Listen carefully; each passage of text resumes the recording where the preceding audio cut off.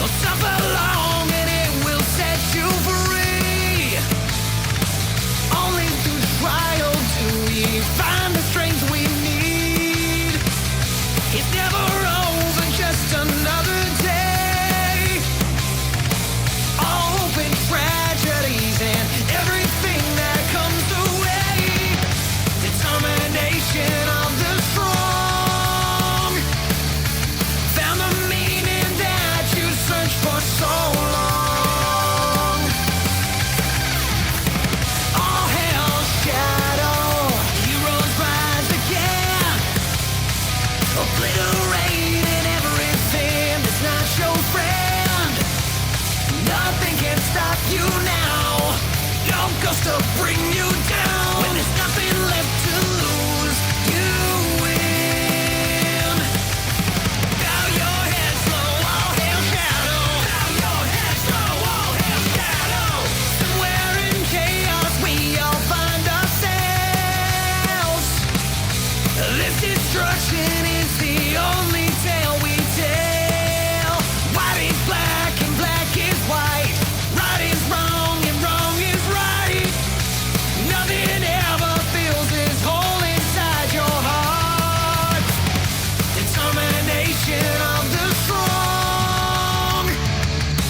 Found the meaning that you searched for so long. All hell's shadow, heroes rise again. Obliterating everything that's not your friend. Nothing can stop you now. No ghost to bring you down. When there's nothing left to lose, you win.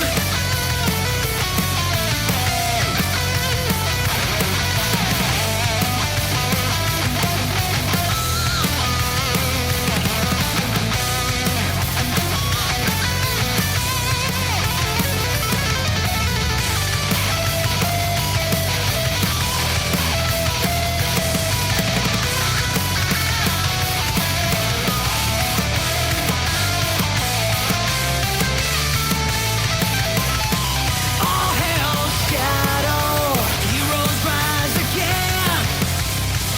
Obliterating everything that's not your friend.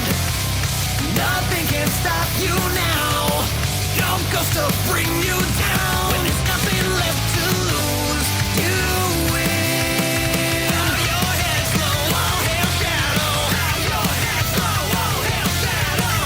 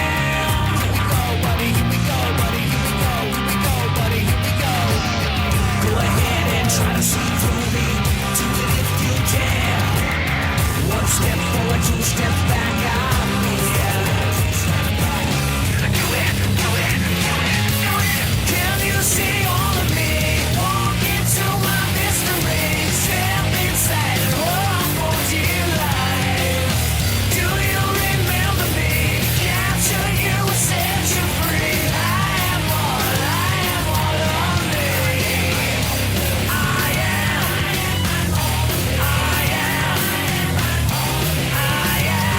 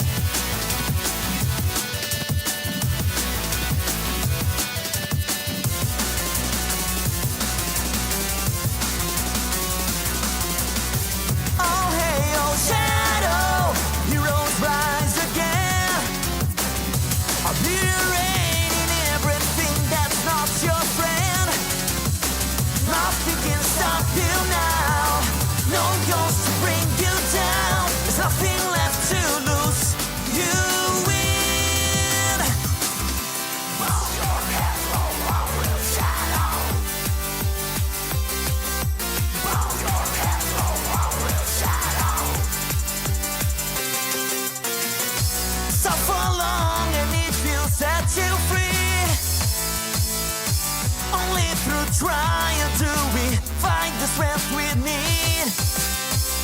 It's never over, just another day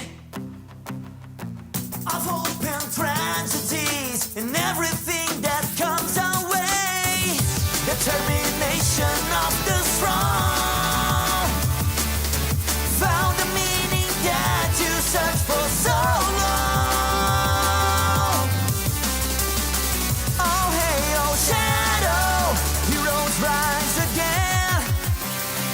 Obliterating everything that's not your friend. Nothing can stop you now. No ghost to bring you down. There's nothing left to lose. You win. Bow your head, oh, will shadow.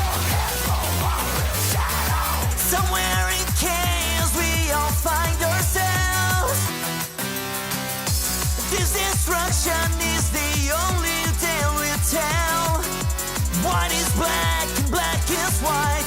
Right is wrong and wrong is right. Nothing ever feels this hole inside your heart. Determination of the strong found the meaning that you searched for so long. Oh hey, oh shadow, heroes rise again. Obliterating everything that's not your friend. Nothing can stop you now. No ghost to bring you down. There's nothing left to lose. You win.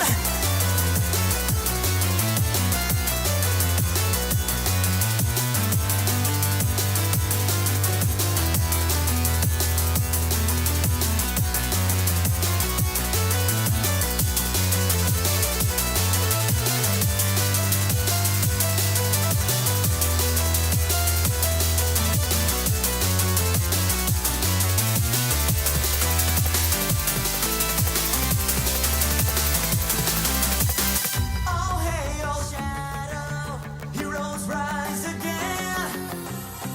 Obliterating everything that's not your friend. Nothing can stop you now. No ghost to bring you down. There's nothing left to lose. You win. Roll your head, roll on with shadow. Roll your head, roll on with shadow.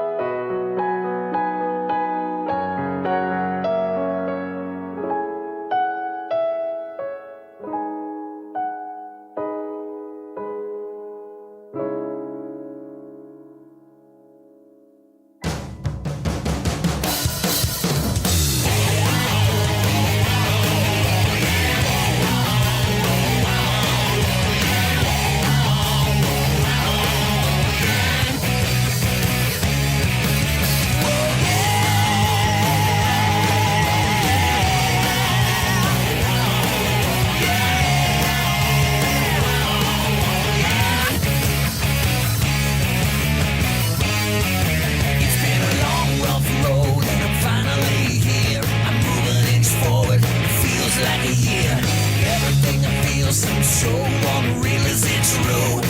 Is it true? I take one step forward and two steps back. Got 100,000 pounds sitting on my back. Up, down, all around, don't know quite what to do to get through. But I'm on my way, on my way, on my way, on my way. Here I am, made it to the end of you. Never had a chance while I'm around.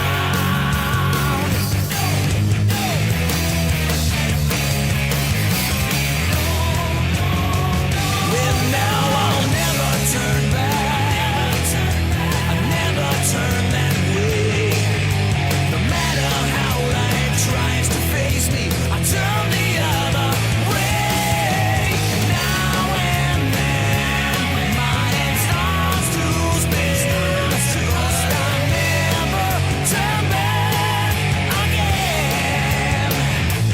From this moment on, I am moving on, and I'll never turn back.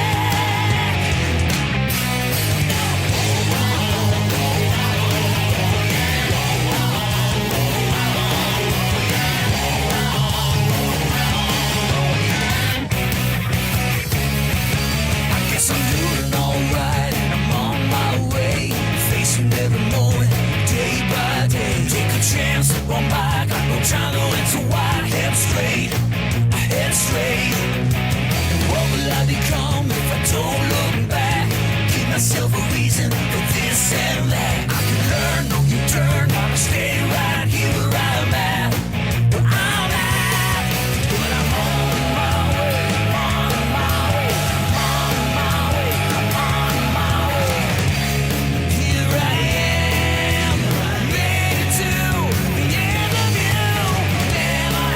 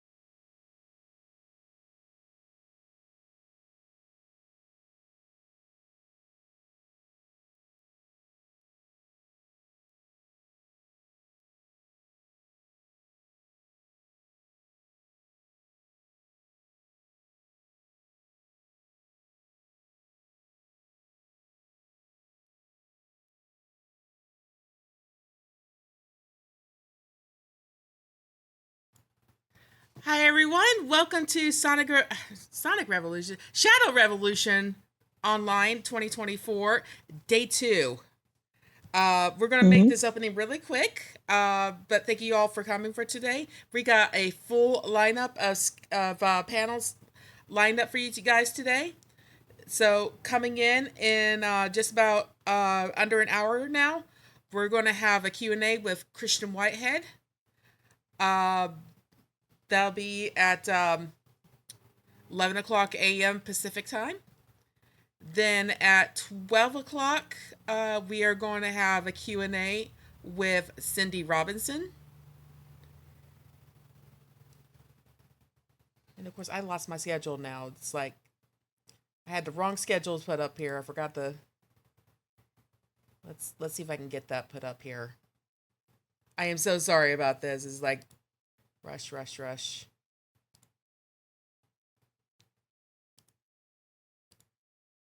There we go. There's the Saturday schedule. So yeah, then at 1 p.m.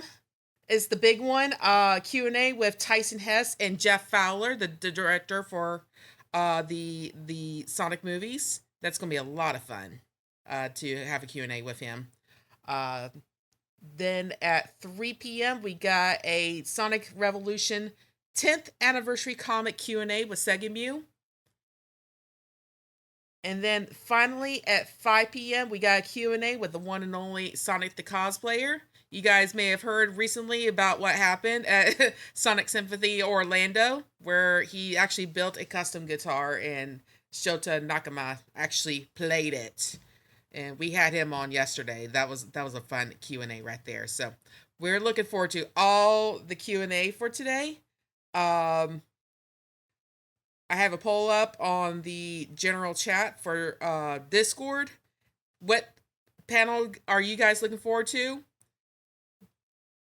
You can answer that. And in the meantime, just stick with us because in under an hour now, we're going to have that Q&A with Christian Whitehead, who worked on Sonic Mania.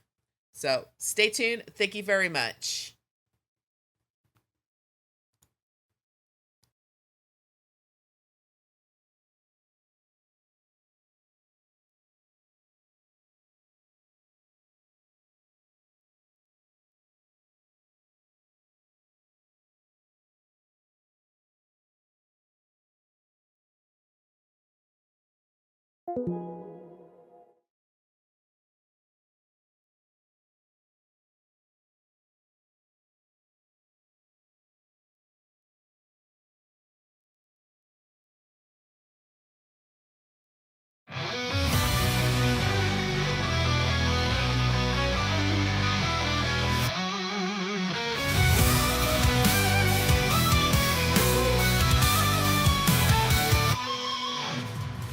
I see no hear no evil, like writings on the wall. Unleashed a million faces, and one by one they fall. Black-hearted evil, brave-hearted hero. I am all, I am all, I am I.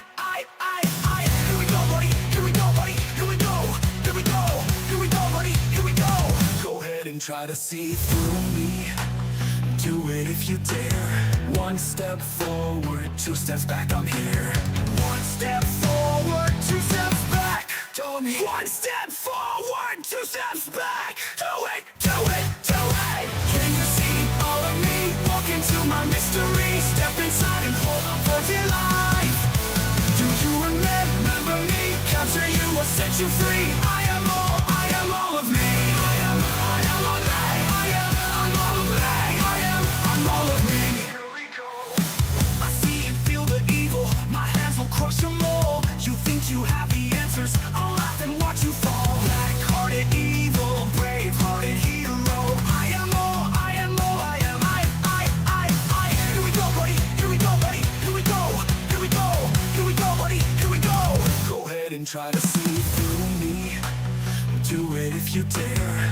One step forward, two steps back, I'm here. One step forward, two steps back. Do me. One step forward, two steps back. Do it, do it, do it. Can you see all of me? Walk into my mystery. Step inside and hold on for dear life. Do you remember me? Capture you or set you free. I am all of me.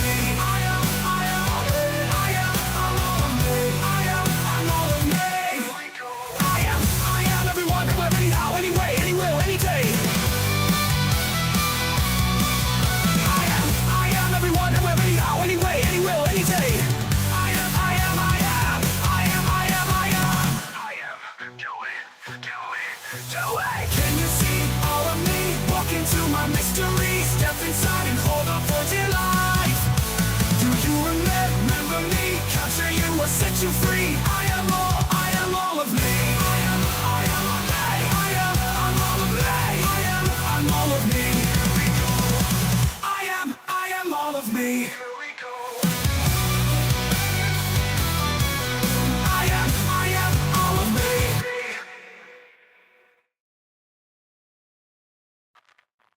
I'm hanging on to the other side. I won't give up until the end of me.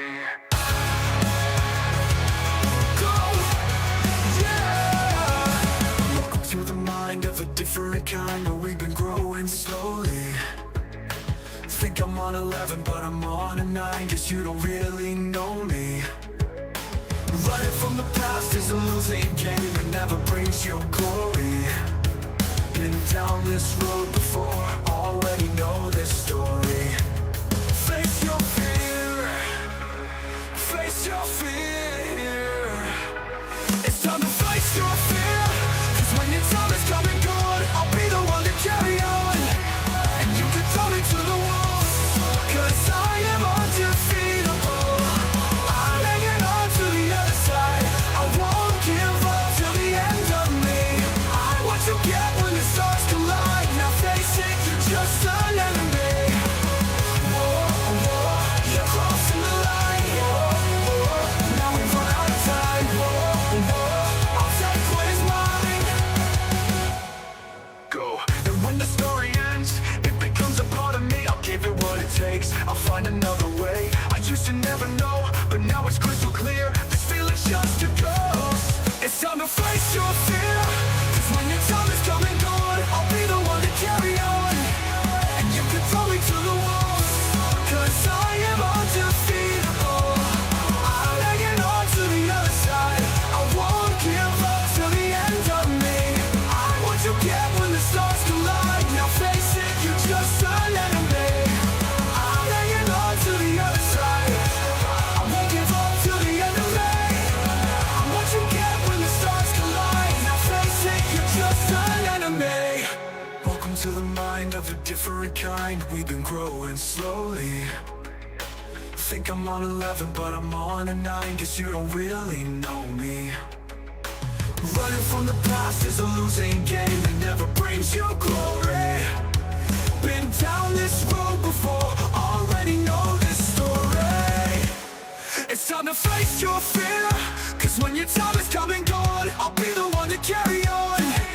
And you can throw me to the walls, 'cause I am undefeatable. I'm hanging on to the other side. I won't give up till the end of me.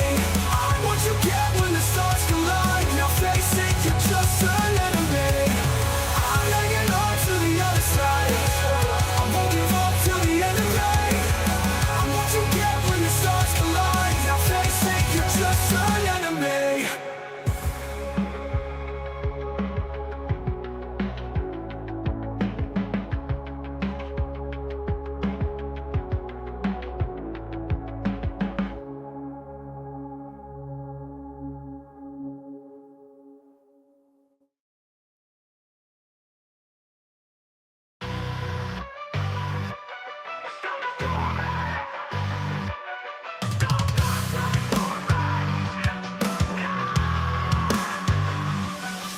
I don't care what you're thinking as you turn to me, 'cause what I have in my 2 hands is enough to set me free.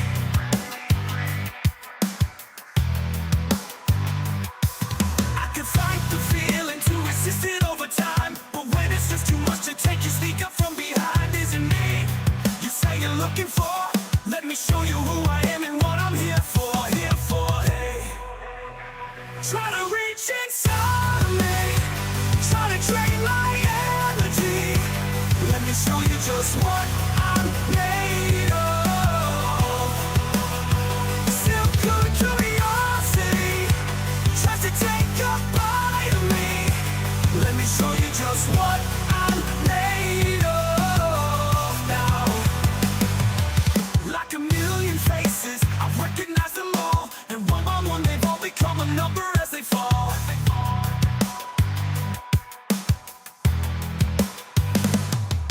In the face of reason, I can't take no more. One by one they've all become a black mark on the floor.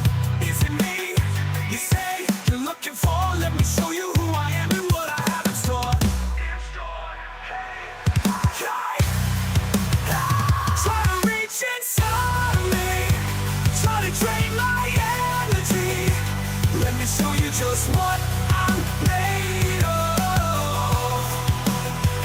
Simple curiosity tries to take a bite of me. Let me show you just what I'm made of now. You can take another lifelong try. You can take another try. Hi.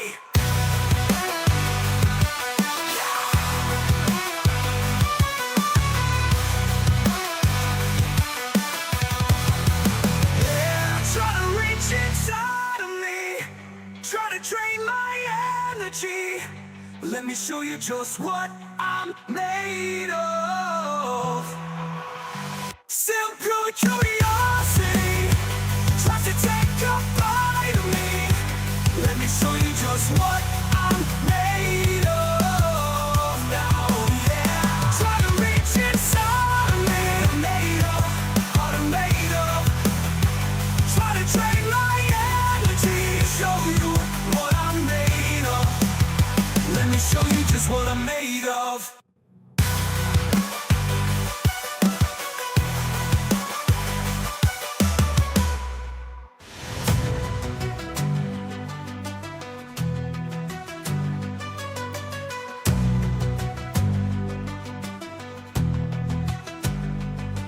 You can take another lifelong try. You can take another try. Hey! Hey! Yeah! You can take another lifelong try. You can take another try. Hey, pretend I'm over black night. Oh, you can take another lifelong try. You can take another try. You can take another lifelong try. You can take another try. Hi. Hi. Hi. Yeah. Yeah. Yeah.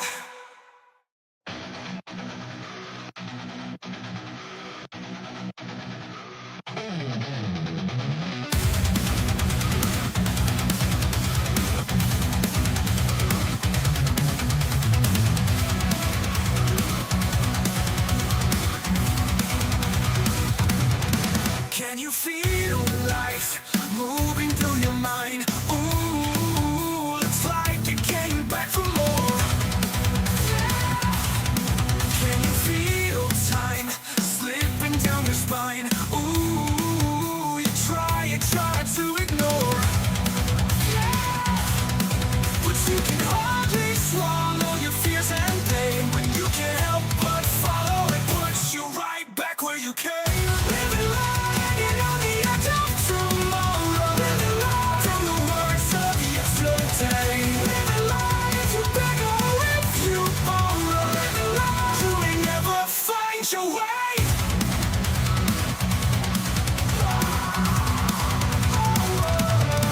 Can you feel life tangle you up inside? Yeah, now you're face down on the floor.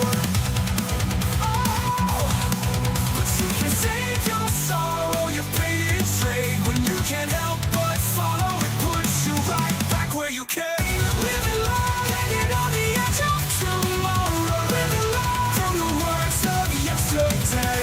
Living life if you beg or if you borrow. Living life you may never find your way.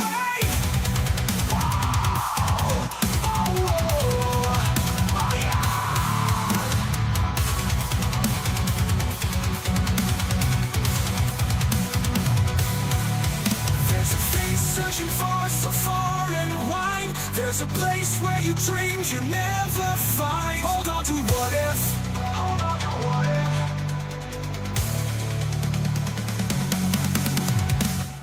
Living life hanging on the edge of tomorrow. Living life from the words of yesterday. Living life if you beg or if you borrow. Living life you may never find your way. Living life hanging on the edge of tomorrow. Living life from the words of yesterday. Living life if you beg or if you borrow. Living life you may never find your way.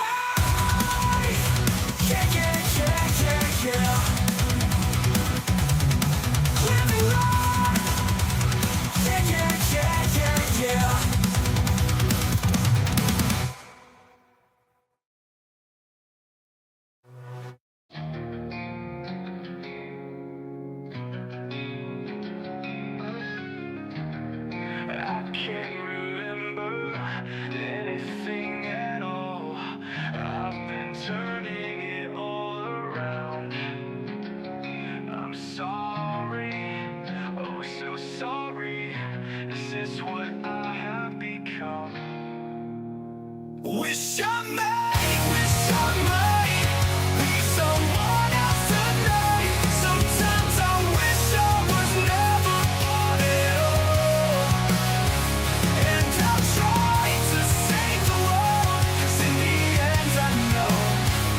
chosen one. I'm the chosen one. I can't remember what I used to be. Something's turning me upside down. You made me, and I love you, but I can't change the things I've done. I'm the chosen one.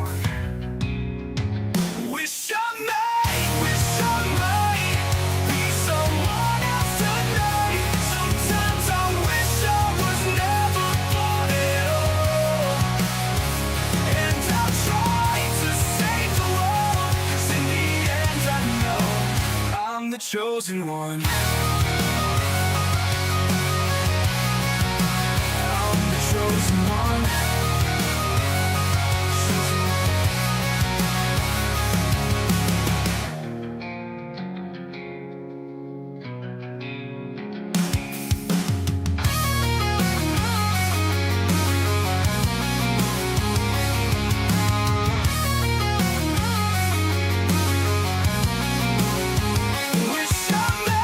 Wish I might be someone else tonight. Sometimes I wish I was never born at all. And I'll try to save the world, 'cause in the end I know I'm the chosen one. The chosen one. The chosen one. I'm the chosen one.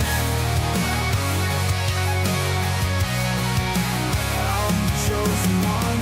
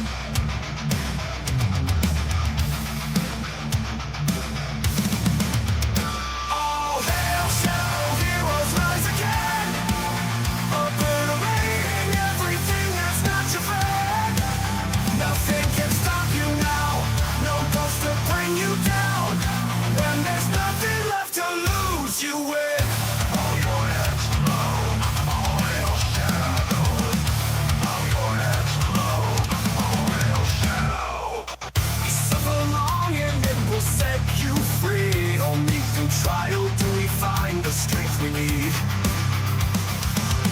It's never over, just another day. All hope and tragedies and everything that comes our way. Determination of the strong found the meaning that you searched for so long. All hail shadow heroes rise again, obliterating everything that's not your friend. Nothing can stop you now, no ghost to bring you down. When there's nothing left to lose, you win. All your heads low, all hail shadow. All your heads low, all hail shadow. Somewhere in chaos we all find ourselves. This destruction is the only tale we tell. White is black and black is white. Right is wrong and wrong is right. Nothing ever fills this hole inside your heart. Determination of the strong found the meaning that you searched for so long. All hail shadow heroes rise again, obliterating everything that's not your friend. Nothing can stop you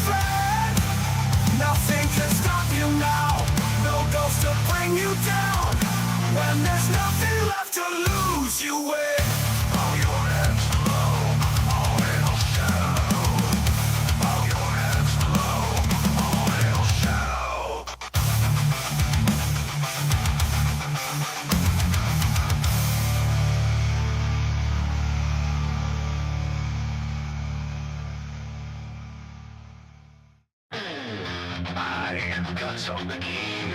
Open your heart, not until we're through. Open your in the mix and the tricks from the kicks. Stalkers out here making a mix. So relax and wait for the fire to ignite. Just open your heart, it's gonna be alright. Sing it.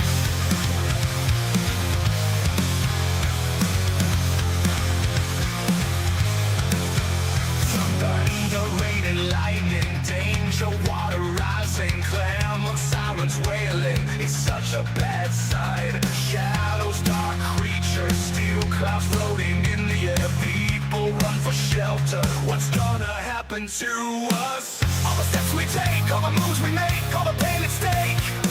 I see the chaos for everyone. Who are we? What can we do? You and I are the same in the way that we have our own styles that we won't change. Yours is filled with people and mine's not. There is no way I can lose.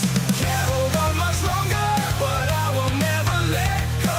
No, it's a one-way track. Tell me now how long this will last. I'm not gonna think this way. No, will I count on others? Close my eyes and feel lumber. See what I gotta do. Open your heart, it's gonna be alright. Ancient cities blazing, shadows keep attacking. Little children crying, confusion, hopeless anger. I don't know what it can be, but you drive me crazy. All your cunning tricks make me sick. You won't have it your own way. Can't hold on much longer, but I will never let go. No, it's a one-way track. Tell me now how long this will last. I'm not gonna think this way. No, will I count on others? Close my eyes and feel lumber. See what I gotta do. Open your heart and you will see.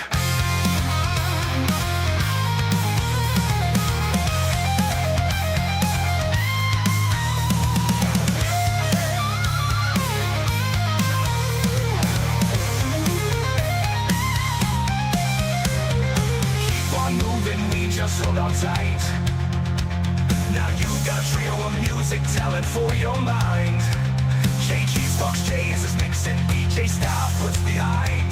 We'll be pounding through the town at the speed of sound, breaking down all barriers and stepping on a new ground. It's what we know, it's what we do, come you'll see.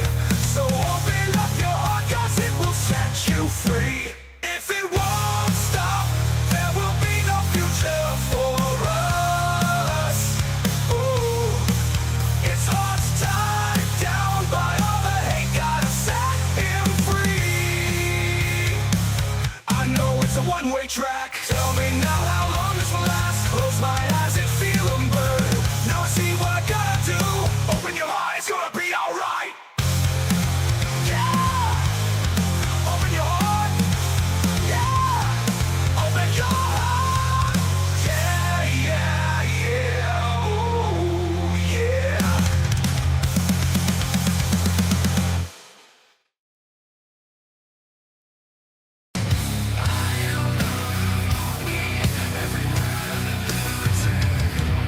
You never really understood me. You always put me down like a dog that's beaten over and over. One day I'm gonna take you down. This is who I am, not a shadow of who I wanna be. Try to understand that this is what you made me, and you're not ever gonna change me. You underestimate my sorrow, all the wreckage of my life. I've tried so many times to tell you, the silence deafened both of us.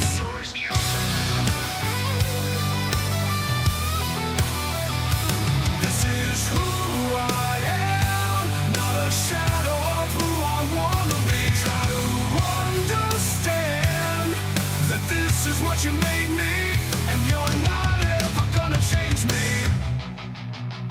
You have made me. You can't change me. You don't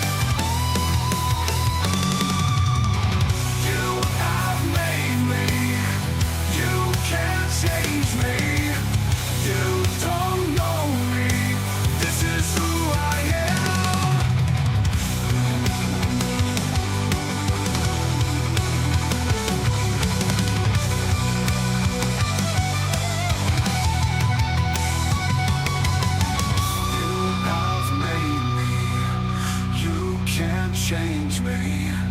You don't know me. This is who I am. You have made me. You can't change me. You don't know me. This is who I am.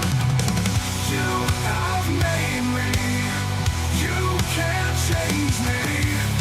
You don't know me. This is who I am.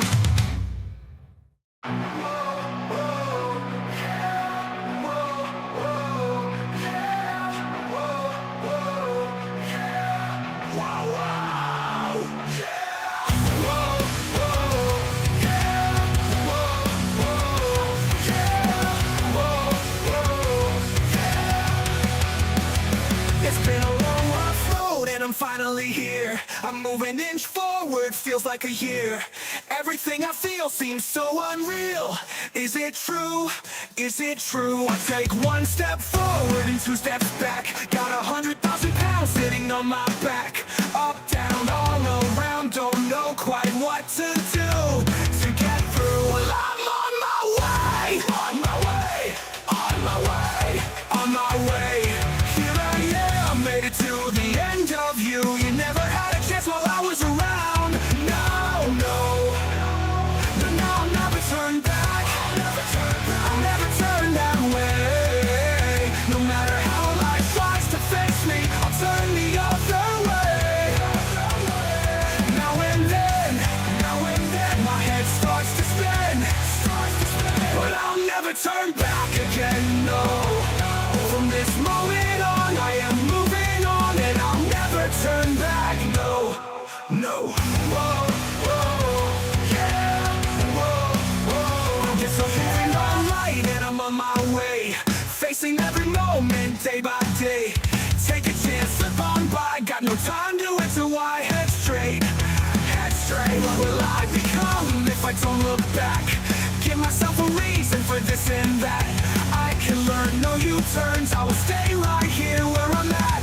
Where I'm at, but I'm on my way. On my way. On my way. On my way. Here I am, made it to the end of you. You never had a chance while I was around. No, no. Well, now I'll never turn back. I'll never turn that way. No matter how life tries to face me, I'll turn the other way.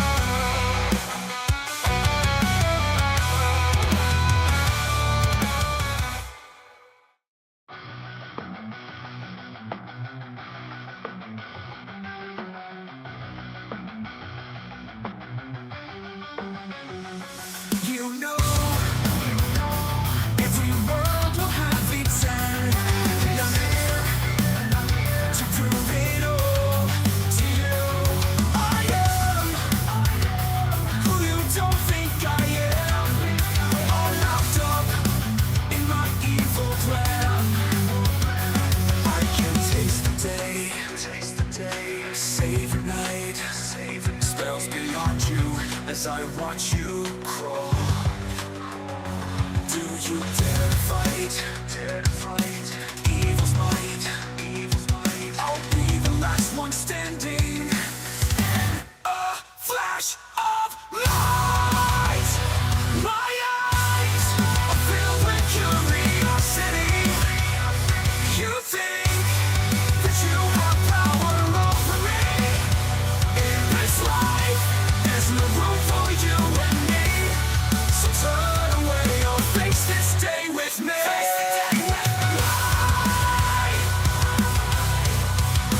Where's the time?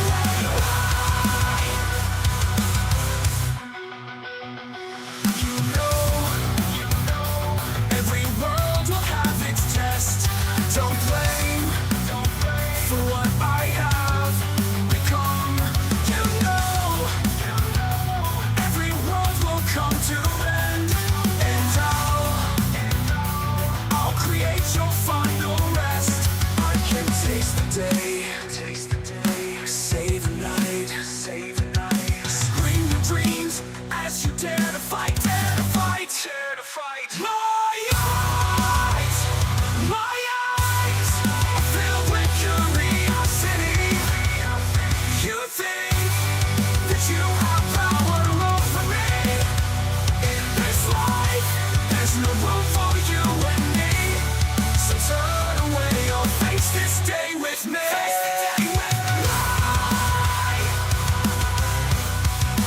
Where's the time?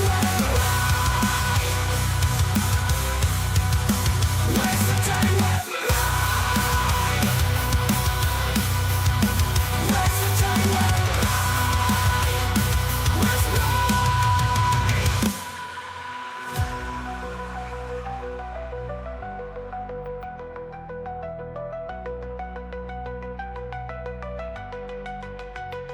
I can taste the day, save the night, scream your dreams as you dare to fight, dare to fight.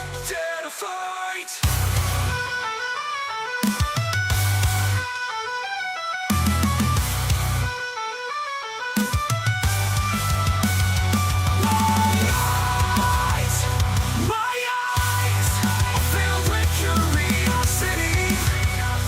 You think that you have power over me? In this life, there's no room for you and me. So turn away or face this day with me.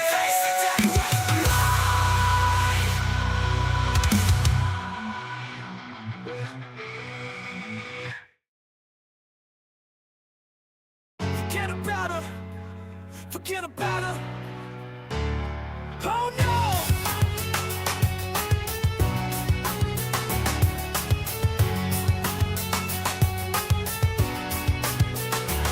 Come like the fuse, he's so rocket and he's ready to go. Cause now the countdown has started and he's ready to blow. He's got the dope sounds pumping in his stereo.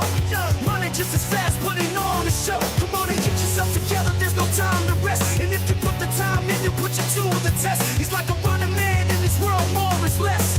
And if you wanna test the best, bring your best. You can't stop now, lock and load. Don't stop now, come on and rock and roll. In this world, gotta make your own way. In this world, life is just a game you play. When you think without an edge, you'll find it will be there all the time. So watch your step, now watch your step, don't fall. Running it back again with what you expect. Coming at you with 10 out of 10, got a real rough neck. Slide something slippery, straps on his shoes, cause he's the best there ever was. Haven't you heard the news? Go on and psych yourself up, cause it's time to play. Bounce through the beats and the rhymes, cause they're here to stay. The one and only marathon man, living the day. Moving up, coming fast, and they'll blow you away. You can't stop now, lock and load. Don't stop now, come on and rock and roll. In this world, gotta make your own name. In this world, life is just a game you play. When you think without an edge, you'll find it will be there all the time. So watch your step, now watch your step, don't fall. It's a galactic continental champ running things. Hyperactive instrumental ready pulling strings. He's just the one who understands will swing. So he's breaking down doors, never following. Because the pressures of this world, they can take the toll. The only way to break free is to break the mold. You can't stop now, lock and load. Don't stop now, come on and rock and roll. In this world, gotta make your own way. In this world, life is just a game you play. When you leave without an edge, you'll find it won't be there all the time. So watch your step, now watch your step, don't fall. In this world, gotta make your own way. In this world, life is just a game you play. When you leave without an edge, you'll find it won't be there all the time. So watch your step, now watch your step, don't fall.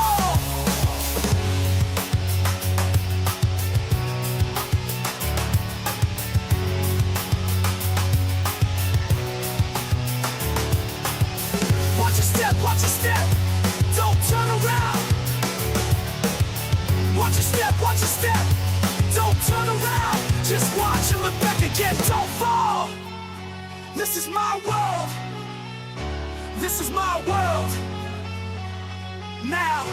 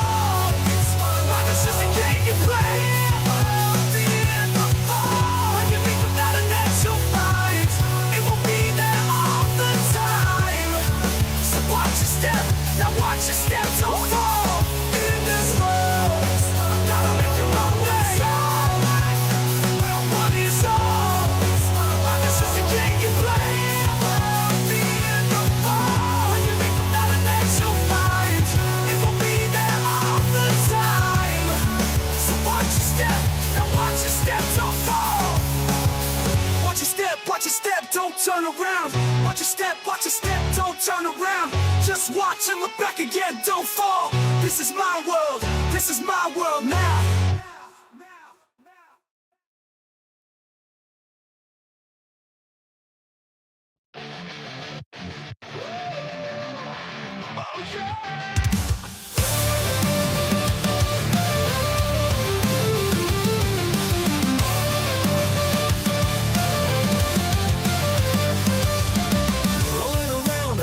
Sound, got places to go, gotta follow my rainbow. Can't stick around, have to keep moving on. Guess what lies ahead? Only one way to find out. Must keep on moving ahead, no time for guessing. Follow my plan instead. Trusting in what you can't see. Take my lead, I'll set you free. Follow me, set me free. Trust me, we will escape from the city. I'll make it through. Follow me. Set me free. Trust me, we will escape from the city. I'll make it through. Prove it to you. Follow me. Oh yeah. Danger is lurking around every turn. Trust your feelings, you got to live and learn. I know it's some luck that I'll make it through. Got no other options, only one thing to do.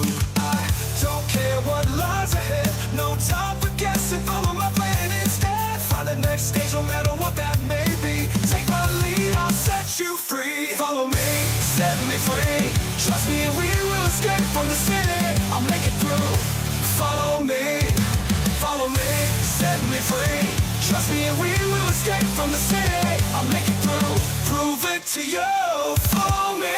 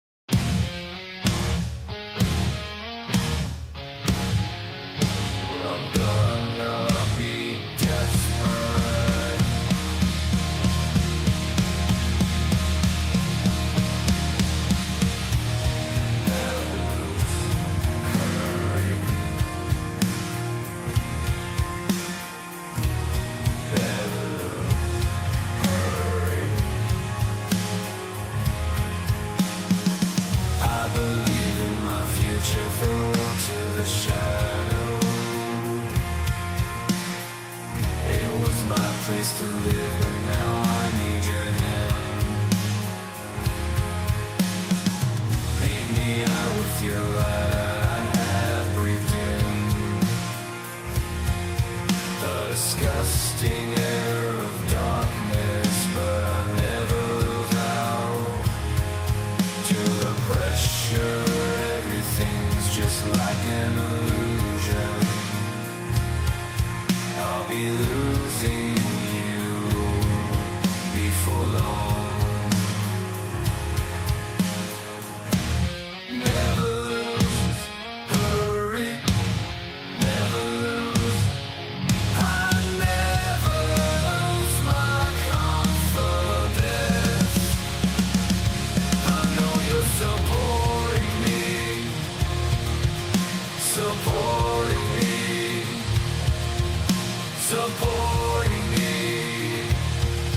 I'll be losing you before long.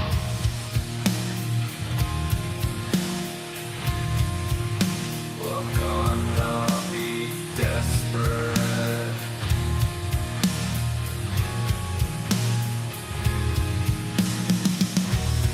Never lose, hurry. Never lose.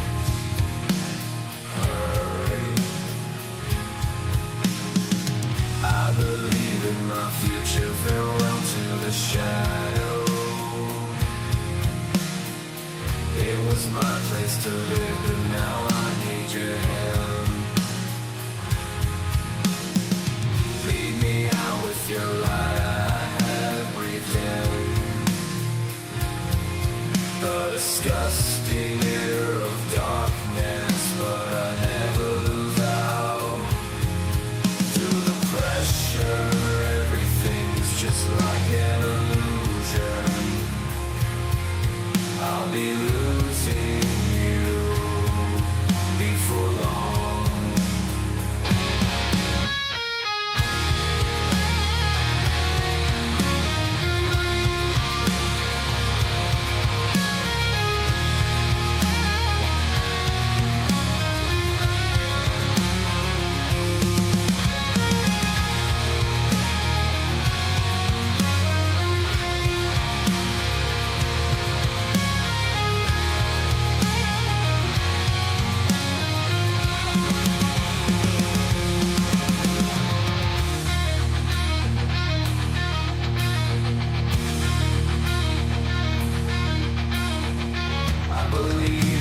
Future, farewell to the shadow. It was my place to live, but now I need your hand. Lead me out with your light I have breathed in. The disgusting air of darkness,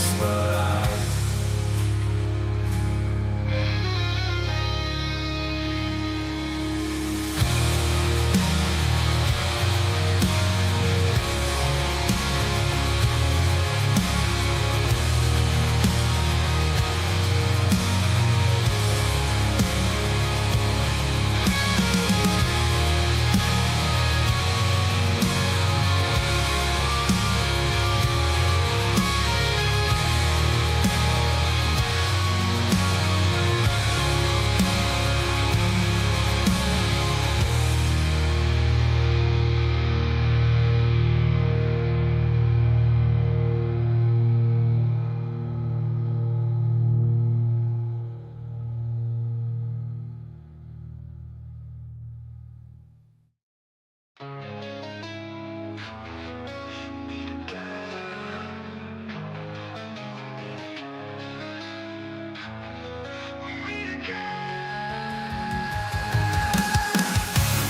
up, waking up.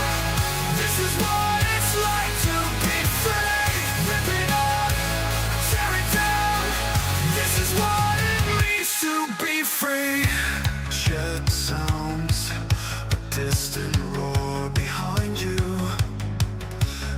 as you try to clear your head.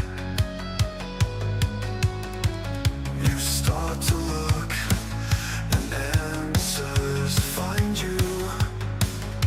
The real purpose lies ahead. Waking up, breaking out. This is what it's like to be free. Rip it up, tear it down. This is what it means to be free. Waking up, breaking out. This is what it's like to be free. Rip it up, tear it down. This is what it means to be free. One step to calm the storm inside you. Unlock the secrets in your head. Not another day, no more confusion. No more living like the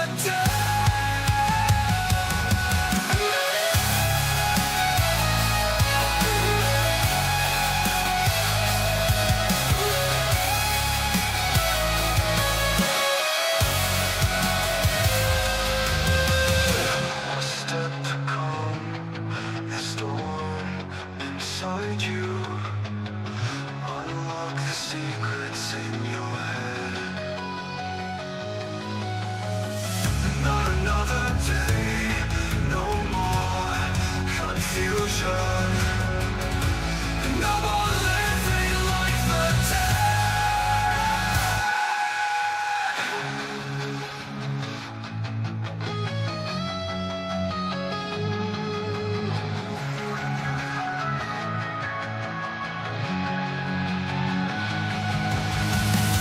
It seems it's just out of sight.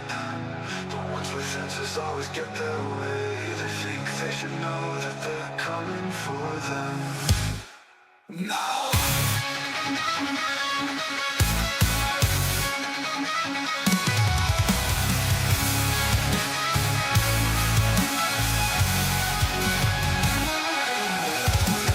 Waking up, waking up. Rip it up, tear it down. Please to be free. Waking up, breaking out.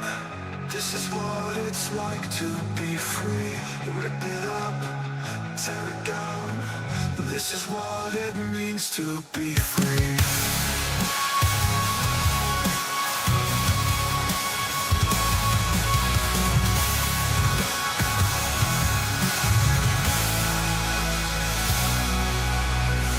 Waking up, breaking out. This is what it's like to be free.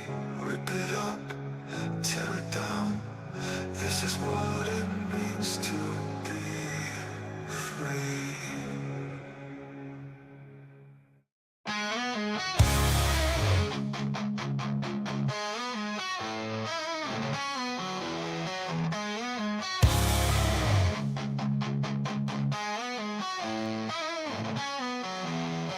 Don't wanna feel like, don't wanna think like, don't wanna live like someone else. Wanna feel like, just wanna think like, just wanna be like everyone else. Couldn't walk away from something broken. Try to find a way to make it good again.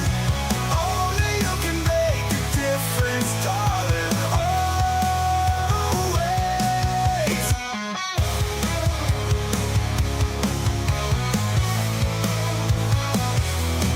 Don't wanna seem like, don't wanna dream like, don't wanna act like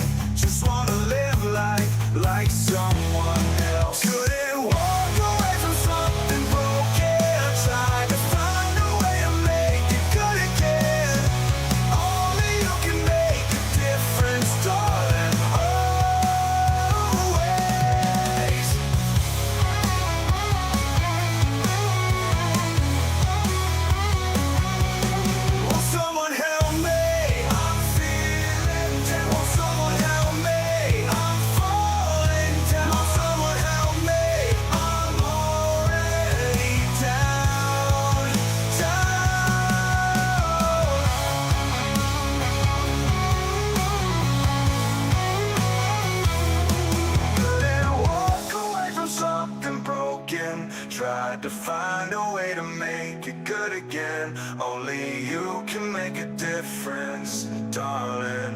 Always. Couldn't walk away from something broken. Trying to find a way to make it good again. Only you can make a difference, darling. Always.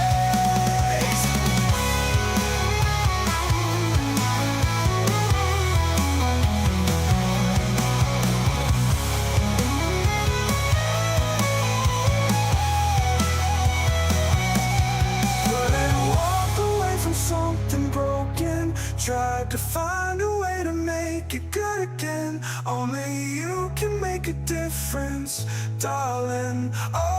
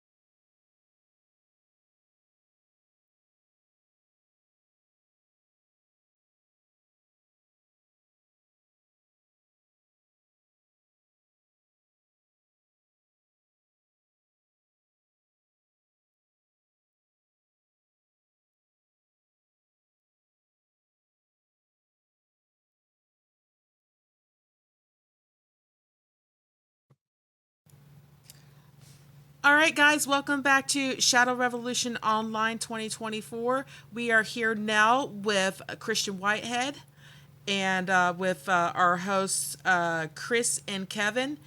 Guys, I'm going to take this over to you. All right. Hello, everyone. Hey everyone, how's it going?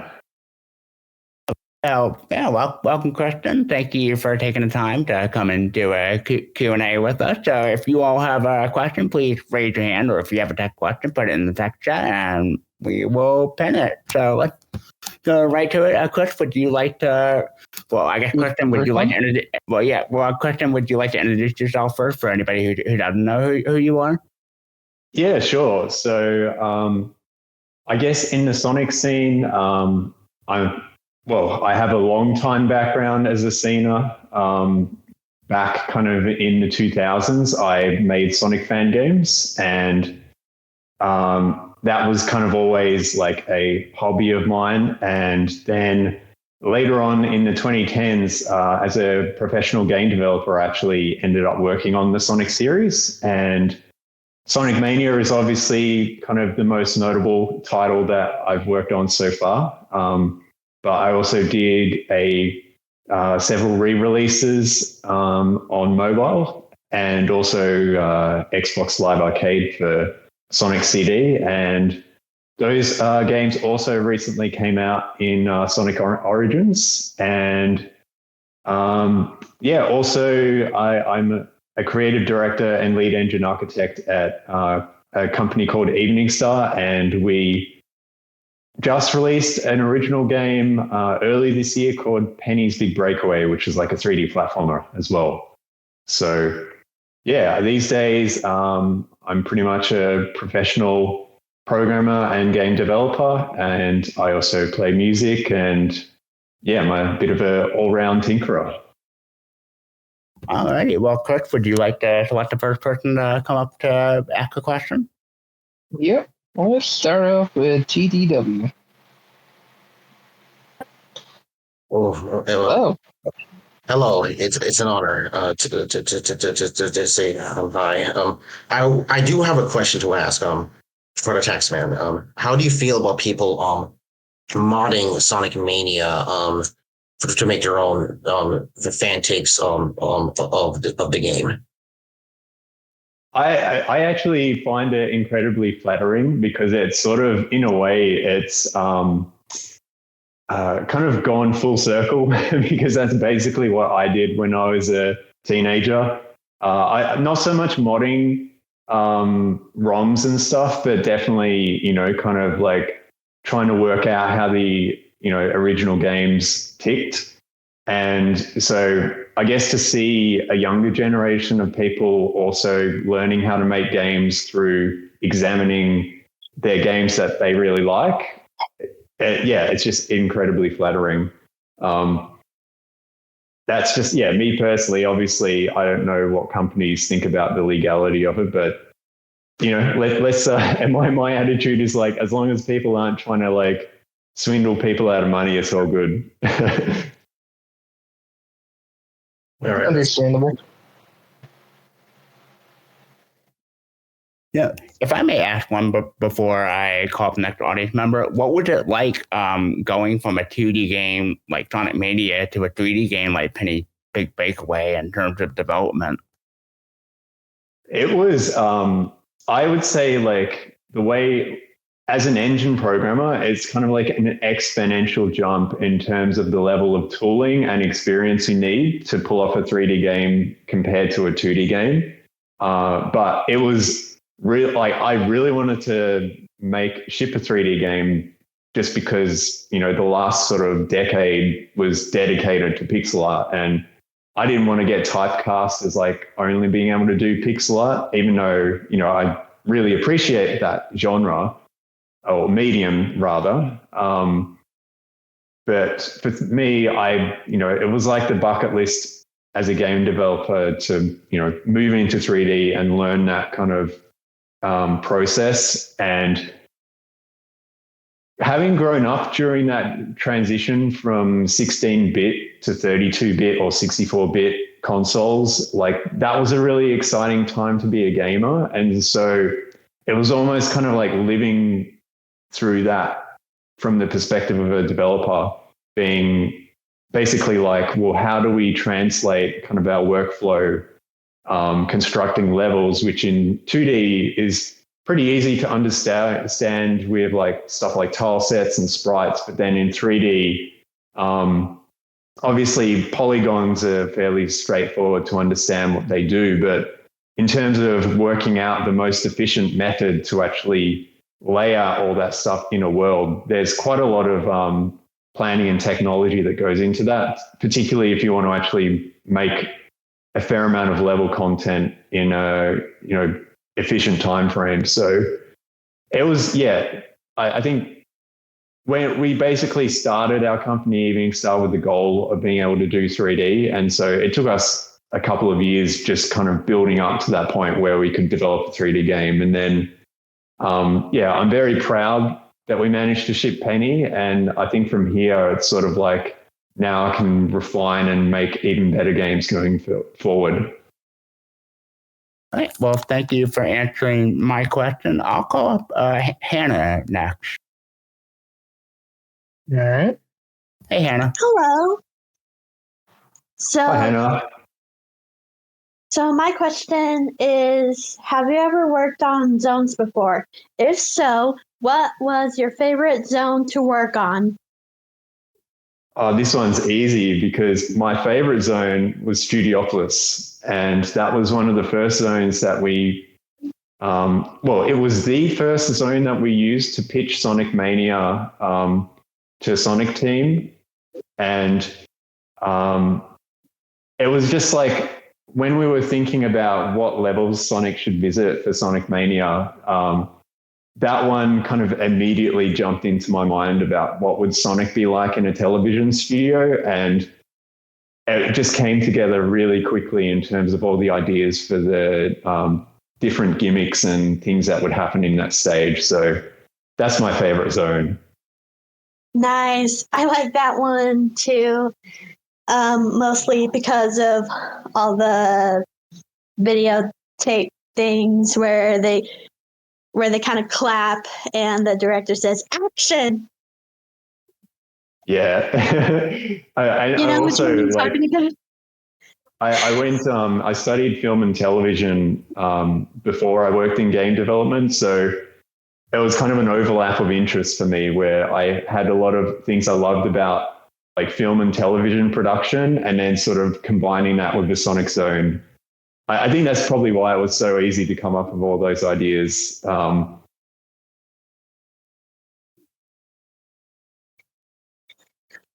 Nice. Thank you for your question, Hannah. No problem. All righty. Why don't you select the next person? And before we do that, I do have a question. What inspired you to come up with Sonic Mania? I think the answer to this is probably nothing. Like, it's nothing crazy, but there's like several things that kind of came together. Like, I kind of describe Sonic Mania as somewhat lightning in a bottle in how it happened, just because like with my previous work with Sega of America, there was always kind of this like, there was always someone on the team that was like, oh, we should make an original 2D Sonic game together. But the opportunity just never seemed to come up, like either timing with the games that they were putting out. And it was basically like the end of 2015, the social media manager, Aaron, basically came to me and he was like, we're looking to do something for Sonic's anniversary. And obviously Sonic Team had Sonic Forces, which at the time I knew nothing about, but they're like, can we do something a bit different?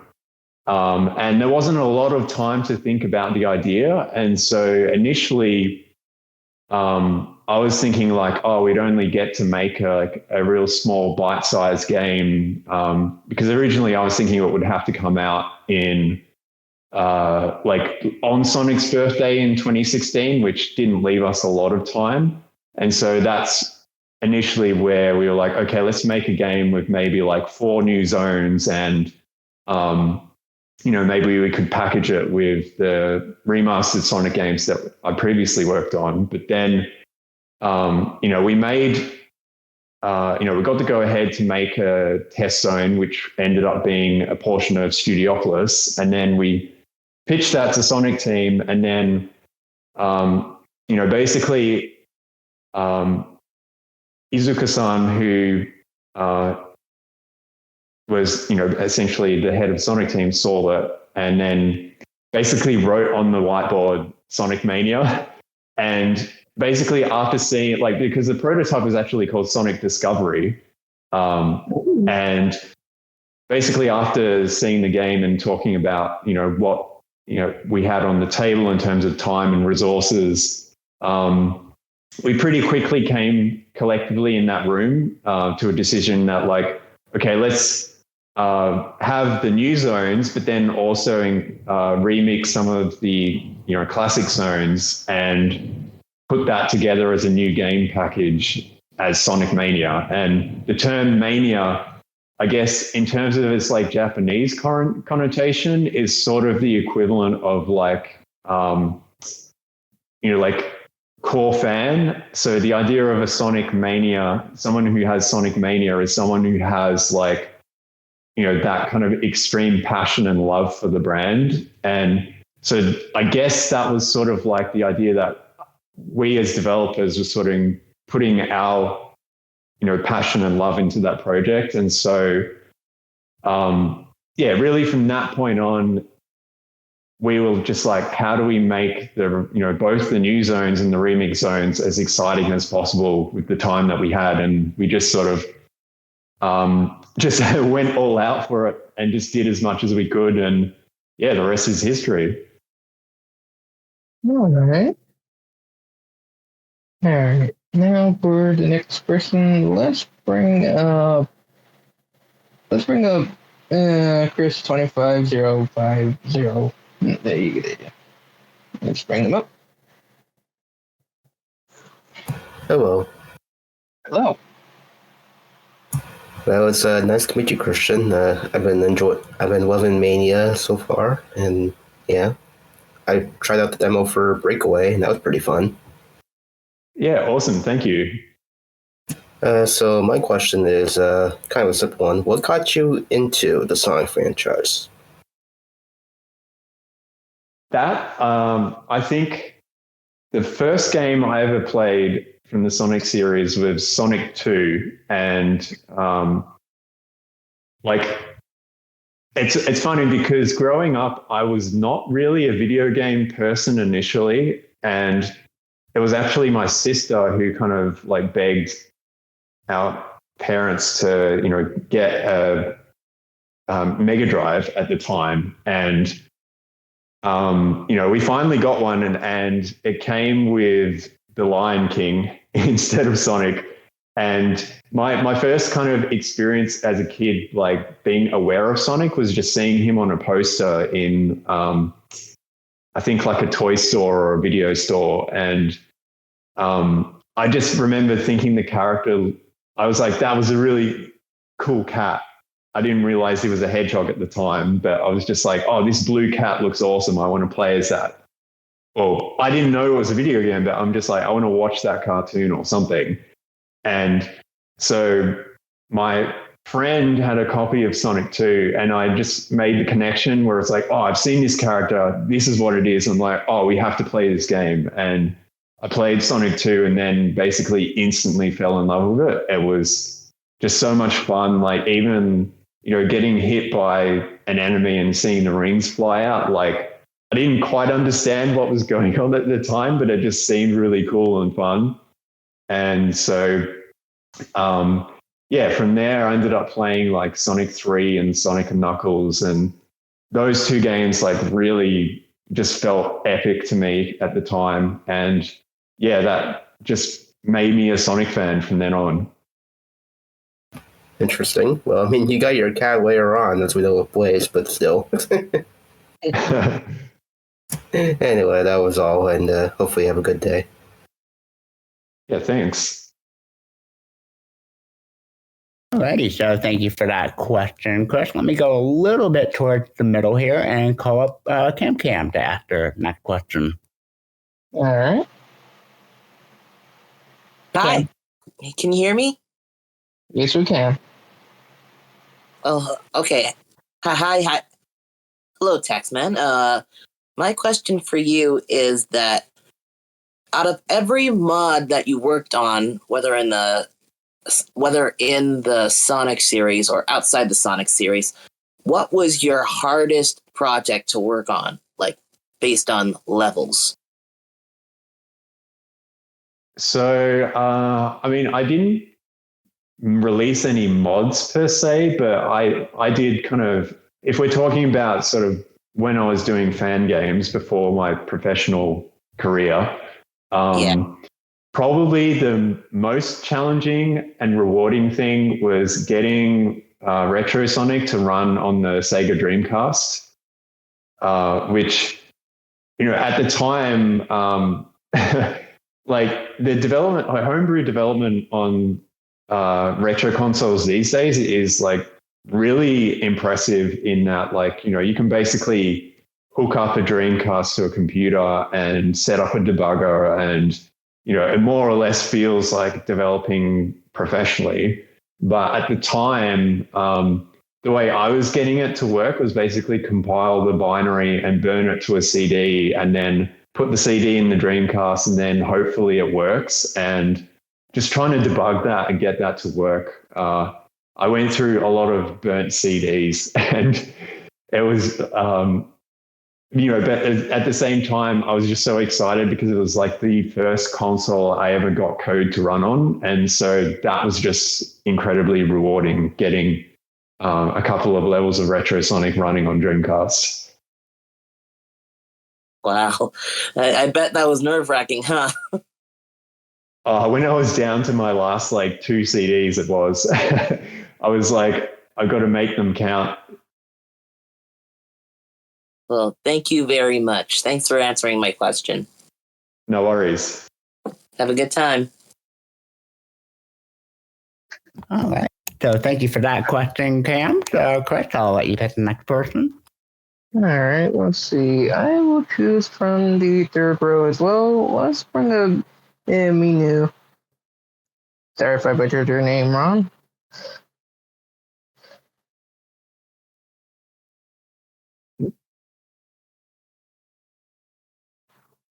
Minu?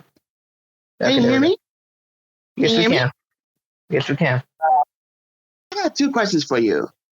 Only one at a time. Okay, one question.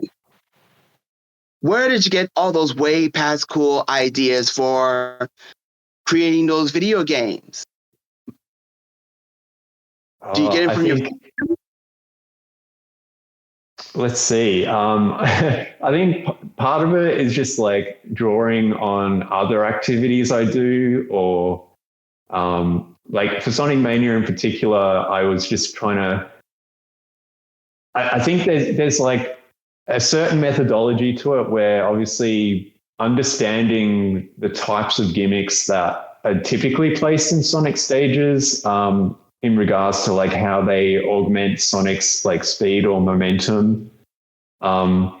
Definitely like things that kind of like change the direction or modulate the speed, like that kind of creates a sense of excitement. And so I guess like in the case of Studiopolis, a good example would be we had like the film reel that you would run on it, and it would basically expand outwards. And I was sort of, the way we came up with that gimmick was basically, in terms of gimmicks that had precedence in Sonic, there was like the wheels in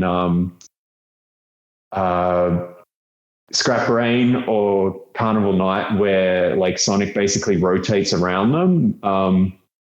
And then, so I was like, instead of having that fixed in place and Sonic going around it, what if we kind of reverse the relationship and have Sonic kind of lock into place and then have it start unfurling? And that's basically kind of the way I would go about it with Sonic stuff, is just like think of the kind of motion mechanic you want, and then what is a real life object that kind of plays off that well, and then is there something surprising you can do with the animation that to also sell the enjoyment of the effect? Even down to like really bread and butter things like platforms, like in Studiopolis, we had the moving platforms on a conveyor, but then we turned the conveyor into like a film strip, and then that was like projecting a kind of vaudevillian animation of Dr. Eggman kind of dancing on the screen.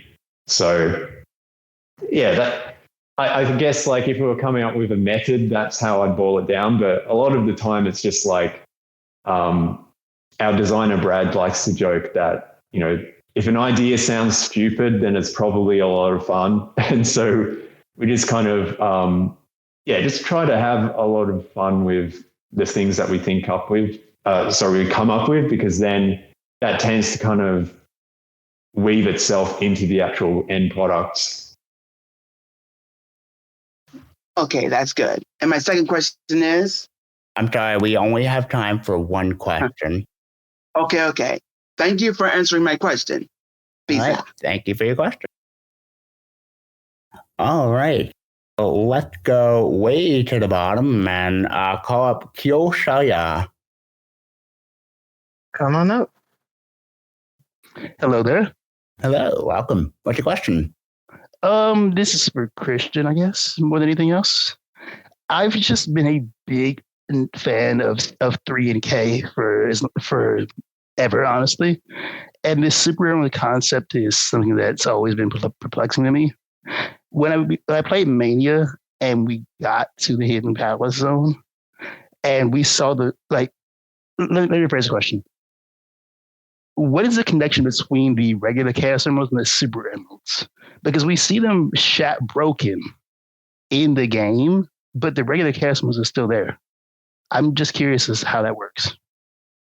Oh yeah. So I guess like if we, now that the game's out and it's kind of like set in stone, basically my kind of explanation for that is because the hypersonic and stuff, at least at this point, is considered a one-time special event in Sonic 3 and Knuckles. And okay. I guess the story for that is that, you know, the emeralds themselves kind of like powered up when they returned to the the Master Emerald, because obviously with Sonic Adventure, like they kind of established the law that they're kind of like the servers of the Master Emerald.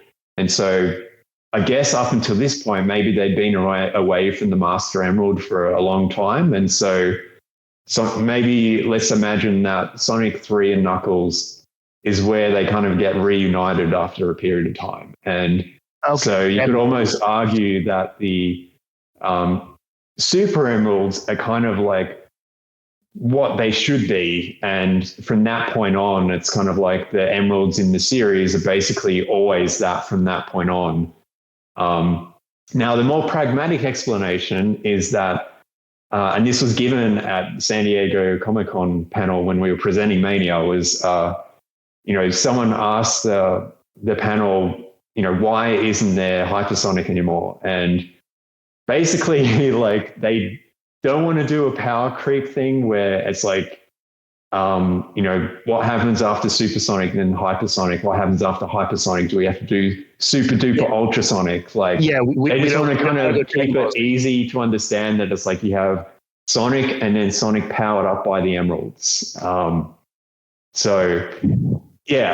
that kind of explained, it's like, I guess the stone, they're kind of like relics of that event in Sonic 3 and Knuckles in Mania, where it's like they're like stones, like replicas of what, when the emeralds took their place there and the importance of it in that storyline.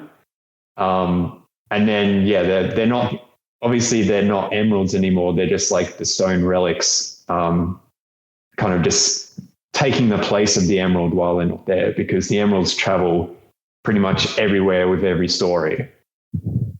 Okay, then. Well, that answers that question. That my theory is confirmed then. I tried, man. I like the Sonic lore is very deep, and I'm definitely not the official authority on it, but that's just my understanding from our development of Sonic Mania. I think Radar geeking out down there in the audience. But yeah, Chris, would you like to select the next person? Yeah, let's get Radar up here.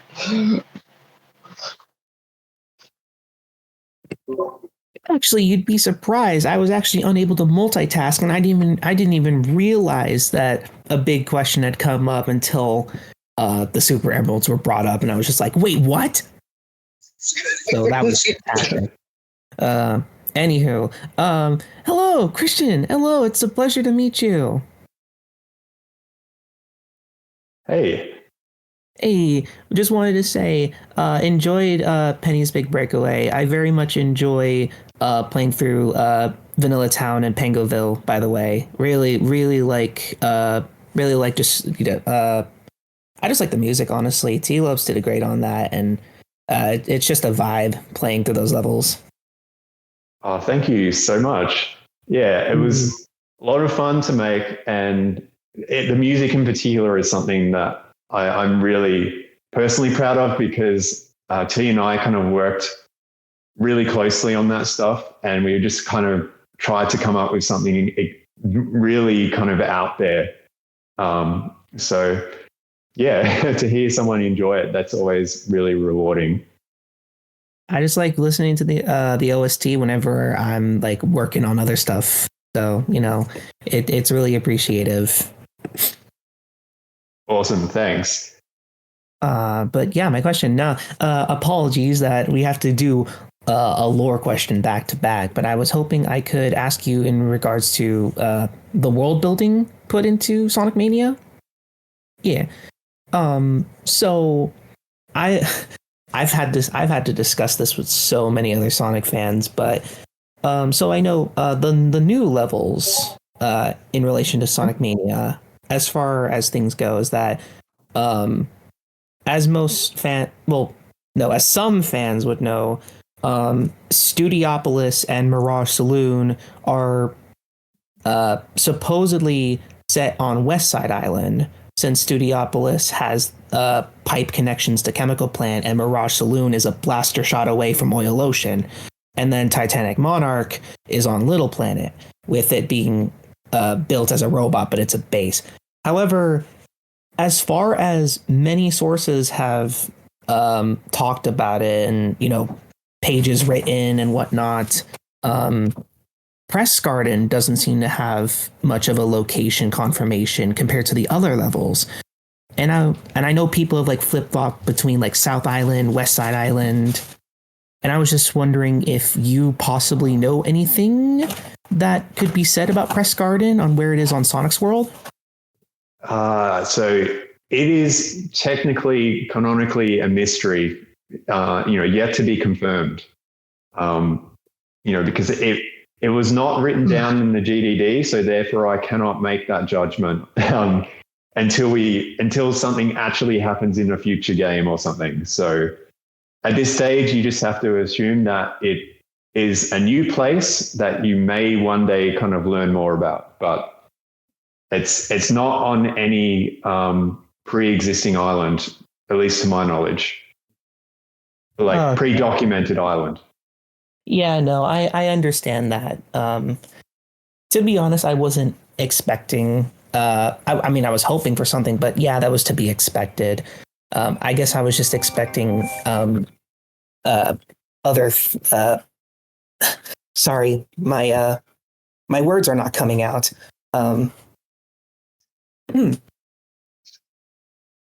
Yeah, you know what? That was just to be expected. I guess I was just assuming off of the fact that all the other levels seem to have connections to the islands. I thought Press Garden would have had one too, but either way, thank you so much for answering nonetheless.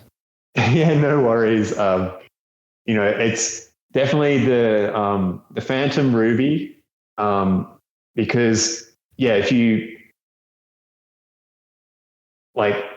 It definitely jumbled up the location of, very I think part of it is, it literally allowed us to do anything with the order of stuff. Because initially when we were planning, once we had the premise for Sonic Mania where it's like the new zones and the old zones, I actually did try and kind of put a lot of effort into trying to order these things, and does it need to fit chronologically? Does it need to fit location wise? And then it ended up being sort of the flow of the gameplay was the most important thing. And then once we were kind of told that we needed to include an element from Sonic Forces, which was the Phantom Ruby, then that kind of pretty much, like, full disclosure, I think probably like our team would, like, Press Garden Zone itself is like such an interesting thing, just in terms of that zone kind of very organically came together from all of us on the team, where initially we were kind of thinking like we wanted to make a level based on a printing press, but then we were also told that they wanted Sonic Mania needed a snow level. And so that's how we kind of had to end up combining those two concepts together. But then we were also, some of the other members on our team were inspired by the Meiji Restoration era from Japan. And so, yeah, there was just a lot of unique elements that kind of went into that zone. And then by the time we finished it, I guess any kind of notion of what island it would have fit on in terms of like South Island or West Side Island or Angel Island, I think by that stage we just like didn't really think, didn't think it would fit naturally on any of them. And then because the story wasn't really centered around a new island, we weren't going to like sort of come up with one just off the top of our hat and just like have it as a, because no one would even really know in Sonic Mania that they're playing through the storyline. So yeah, that's my kind of like pragmatic explanation for why it is the way it is. And then, yeah, hopefully in the future, maybe the place where it is located, we can learn more about it. Honestly, just a little bit more introspective on how that, how the development of it, I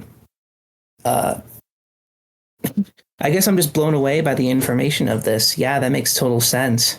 I hope we can find. I'm hoping that the Sega and Sonic Team will be able to find a spot for Press Garden.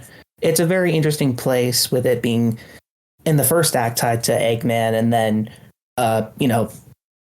Sonic and friends freeing it from just the hold of the Eggman Empire, and it goes back to being like this beautiful nature scene. And yeah, no, thank you so much. I really appreciate that. That's more than what I could have asked for. Yeah, no problem. Have a good day.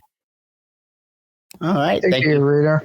Yep. Thank you for that question, Radar. So we have a tech question from Supersonic 2073. Says, how did you get to Sega, and where did you get the idea to name Sonic Mania? So the first, like, how did I get to Sega? Yeah. That was, well, that kind of goes all the way back to 2009 when, so obviously with Sonic Mania, we didn't just contact them out of the blue. It took several games to kind of build up my reputation to the point where something like that could happen. And so the first game I worked with Sega on was the re-release of Sonic CD on mobile, which came out in 2011. And basically, to get that job,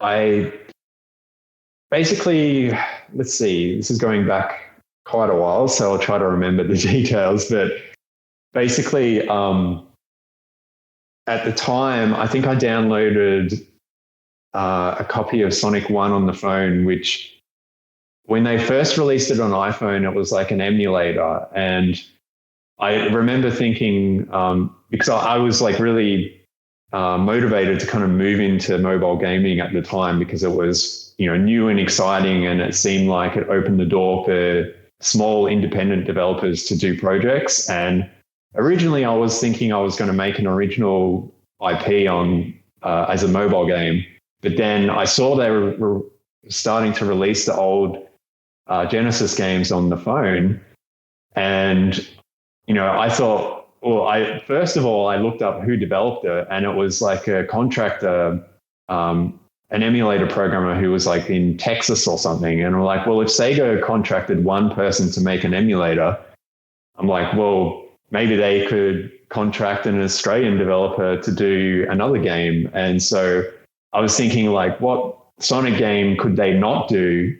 Because obviously they had an emulator for Genesis, and I was thinking, well, Sonic CD is the perfect example for a phone, because not only is it something like the Mega CD, which they didn't have an emulator for, but we could also take advantage of the video playback to play the anime cutscenes that Sonic CD has, and the CD quality music, and then also like I felt, like the retro engine that I developed was able to run at 60 frames a second on the iPhone and Android at the time. And so I was like, well, that's better performance than the emulator. So with all that kind of out of the way, I made a pitch video and contacted one of the representatives at Sega, and they didn't really kind of give me the time of day at the time, just because, they probably get a lot of unsolicited pitches and stuff. And I was just happy. I happened to be fortunate in the very week that I,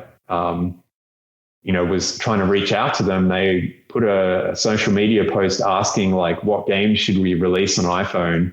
And so I, put my pitch video up on YouTube, and it got like a whole lot of attention from the mobile gaming outlets at the time. And it pretty much like turned the eye of Sauron right onto me. And so I didn't know if I was going to be sued or like given a CMD or something. But thankfully they, the very kind of evening of putting that video up, they like sent an email and like, hey, would you like to talk with one of our producers? And it took a lot of time to kind of, for them to verify that like I legitimately developed all this stuff, and then it was my own engine and everything. And once I kind of went through all the legal processes and stuff, then yeah, I got the contract to do Sonic CD, and then worked hard to put that out. And then that was a success. And then they basically came back and asked if I could update Sonic 1 and 2. And then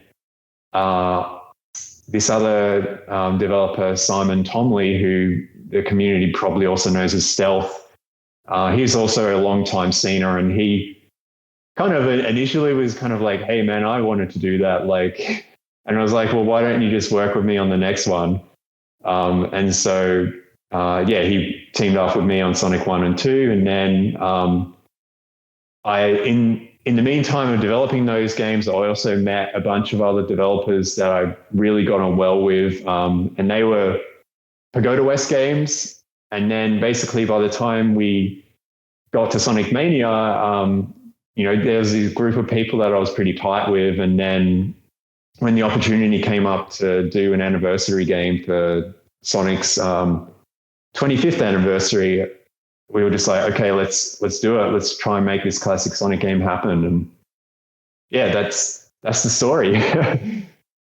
Alrighty, so thank you for that question there. So, Chris, I'll let you pick the next person. All right. Let's see. Let's bring up Ava.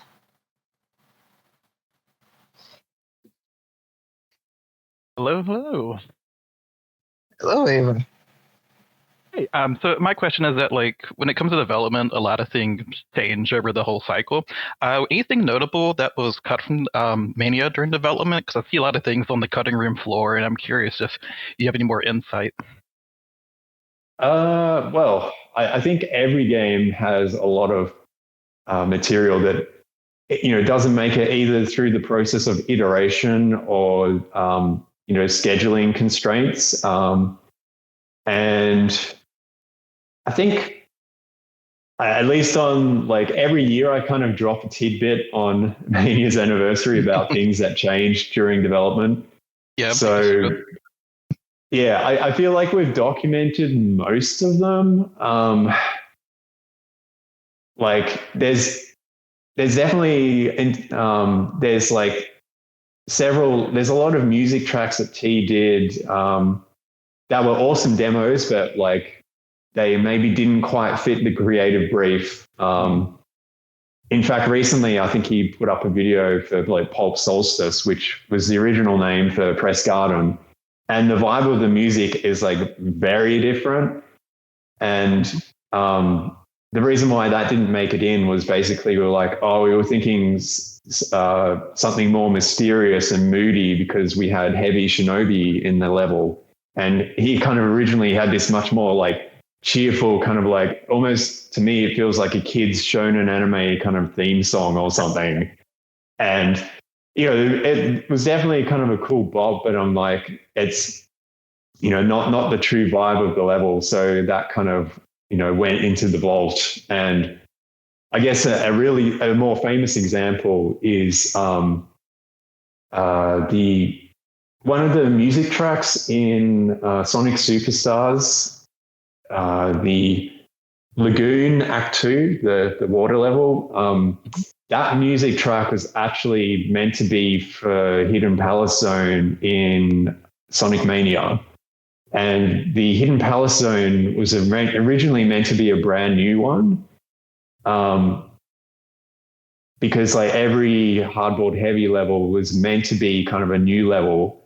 But then basically when we were scoping out the development timeline, we're just like, this level is not going to fit in, because at least if we have to make, all the new art and all the kind of full level gimmicks and everything. So we kind of had to modify that and just go with Sonic 3 and Knuckles, that Hidden Palace. And so it ended up just sort of being the setting of the boss arena for Heavy Rider. But the original plan was to have a more kind of extensive, a different new Hidden Palace, because, don't forget, I also did a take on the Sonic 2's Hidden Palace. And so it was like, well, if we've already got Sonic 2 Hidden Palace and then Sonic 3K Hidden Palace, this is just kind of like, we never really did any kind of major concepting for this, but just off the top of my head, I think we were going to imagine what sort of the caves around Never Lake would be like. Because that sort of, there's the big lakefront and then the chain leading up to Little Planet. And so the original concept for Heavy Rider was that after going through this Hidden Palace section, you would ride up the chain, kind of battling Heavy Rider as you get up to the planet, Little Planet. So yeah, that's probably all I can think off the top of my head, because there was like so many other like little random things that changed, like the special stage, which I made a post this year where the UFO was originally meant to get angry at you when you stole its emerald, and then it would like chase after you. And that was like, initially that seemed really fun, but then we're like, oh, if you have to do that, like after, like we made like an initial test layout of the special stage, and like, this is actually a really challenging just to get the emerald. So we're like, probably don't need a second section to draw it out even more. So that's probably why, a lot of the, it's funny because growing up, like I understand a lot of the mysticism and excitement, kind of learning about stuff about, particularly like Sonic 2 had so much about it that changed, and learning all those kind of tidbits and uncovering it through like magazine articles and prototypes that got dumped and stuff, like that was really exciting growing up. And like my perspective now as a developer, like the developers are like so focused on just shipping the game that like all this content, like you just forget like that it gets tossed aside and it's like sitting on a hard drive somewhere. Yeah, I do testing for this MMO, and there's just all these like different weapons and guns sitting around, and it's like, oh, it's so cool. But when we actually play with them on like the test environment, it's like, these aren't as cool now that I actually get to actually see them. I feel like most of the changes that game developers make are usually for the best. Yeah. Okay. Thank you for answering my question. I don't want to take up too much time.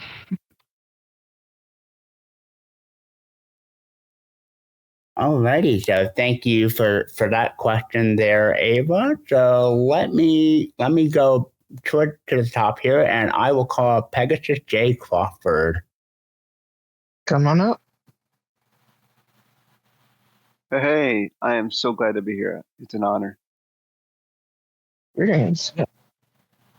All right, first I just want to say your work is absolutely amazing, the Taxman, from Mania and your current games, and just honestly, just the entire story that you've kind of told about how you've come from not even a fan of games to one of the most renowned Sonic Mania or Sonic gaming creators, creating Mania is just, it's a pretty amazing story.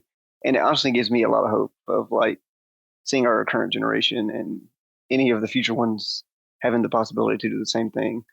And I'm really glad to see that people are honestly still committed to like Sonic and stuff in the way that they're doing it, and just how they continue to mod stuff and say, because like, it's fine as long as they're not making money or whatever, and stuff like that. It's just pretty amazing overall. Mania is amazing. It's literally a beautiful work of art. It's has so many nice. It's just a good homage overall. And about Press Garden before, it is probably one of my favorite levels. It's absolutely beautiful. I'm so glad they included it in it, and the music is honestly just spectacular. I do have a question about another lore question, unfortunately, but and mine's about the Emerald. But so there's the Hidden Palace zone, and then you have Sky Sanctuary zone. I know in Sonic 3 and Knuckles, you get to go to Hidden Palace and you see the the Master Emeralds there, or the Super Emeralds. Is there two different emeralds, or like I'm kind of confused on the difference between?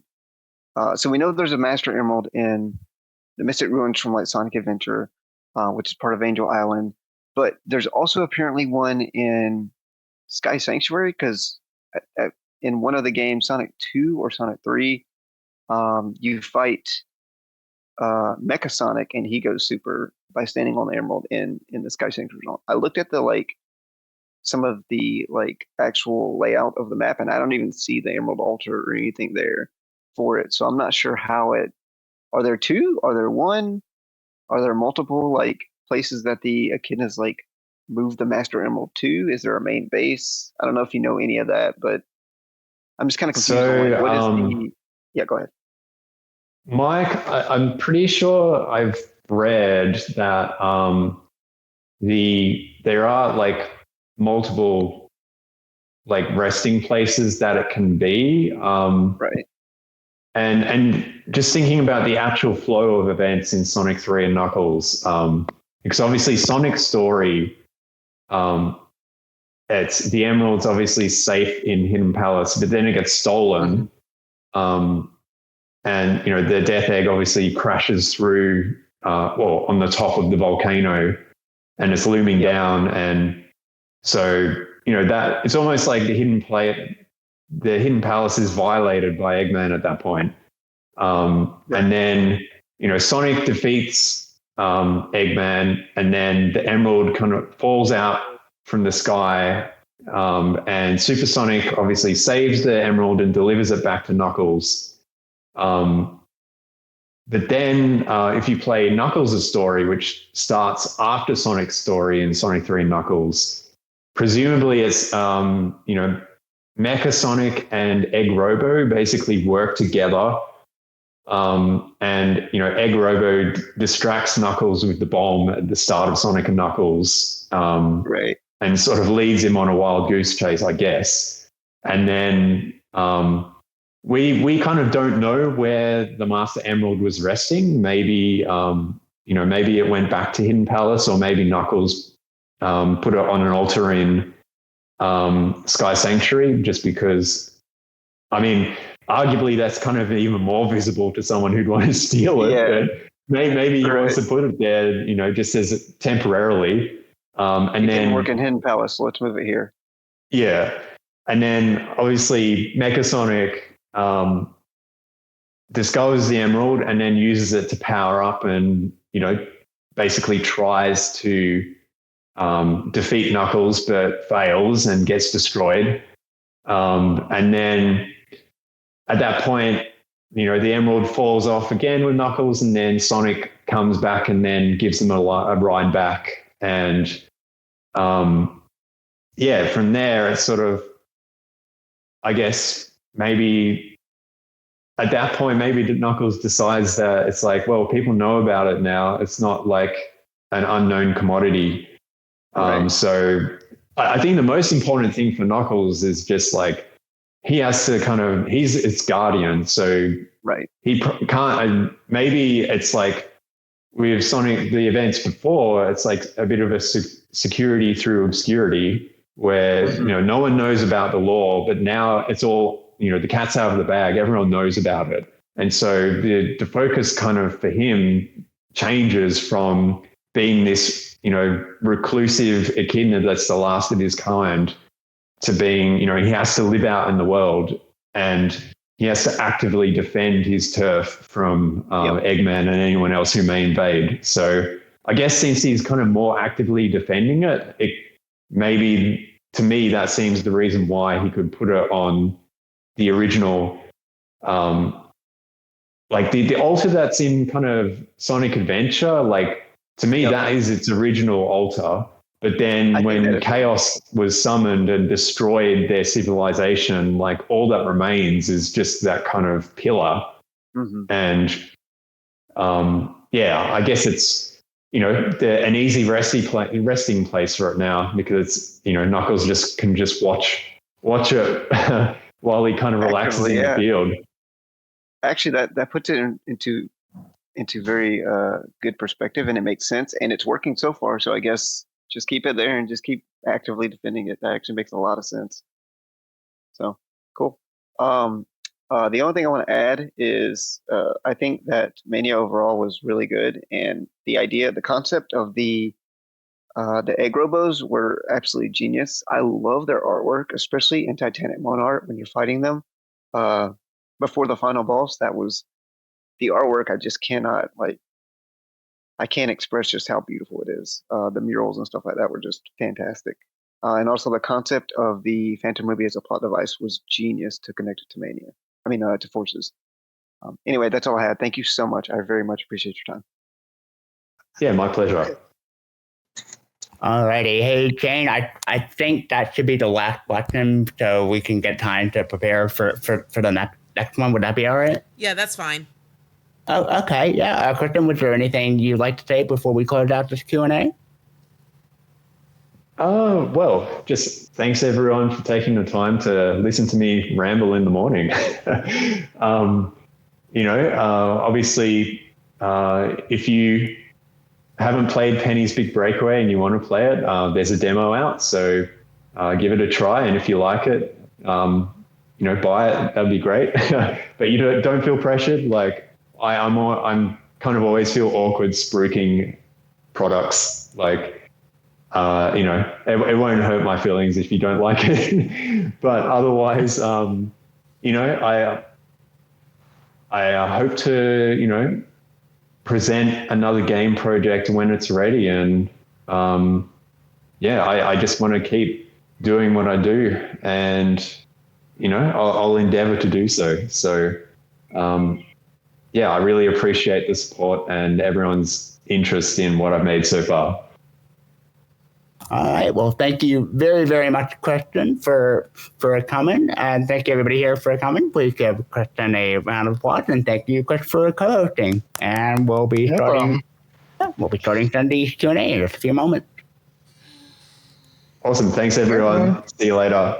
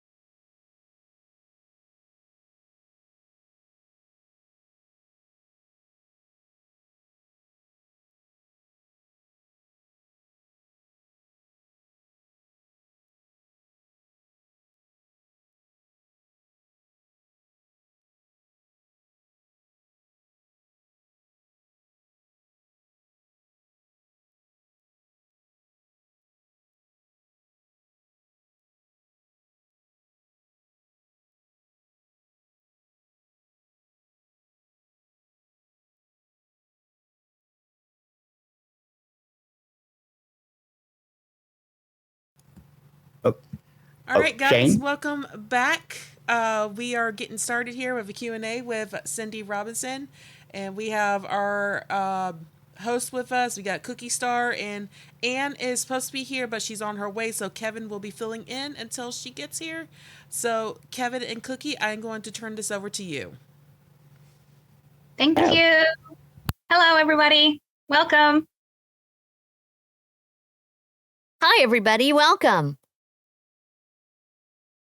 If you all have a question for Cindy, please raise your hand. If you have a text question, please put that in the text question channel, and we will get to you. Kenny, would you like to call the first person? Oh, of course. So let's see. Eeny, miny. Let's go with Sally Acorn. Come right up. Come right up and I shall receive. Hello, everyone. Hi, Sally Acorn. Oh my God. Hi, Cindy. Hi. All right. Before I ask a question, first off, it's in so much. You just cut out for me. Did I cut out or did you? I'm sorry. Repeat, please. It's the beginning of Sonic Free Riders. Uh-huh. And I gotta say, you girl, you're killing it as Amy Rose. Thank you.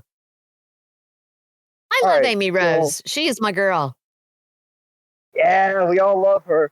Her even her tarot cards as well. Her fortune telling never lies. All right. How's that going over? Is everybody liking tarot cards? I do. Well, it's really good. But awesome. Okay, which question? All right. So my question is since I sorry guys, can you guys hear me? Oh, hi. Yes, we can hear you. All right. So my question is for the Frontiers, how is it like would you become a cyber version of Amy Rose for the main story and the Final Horizon?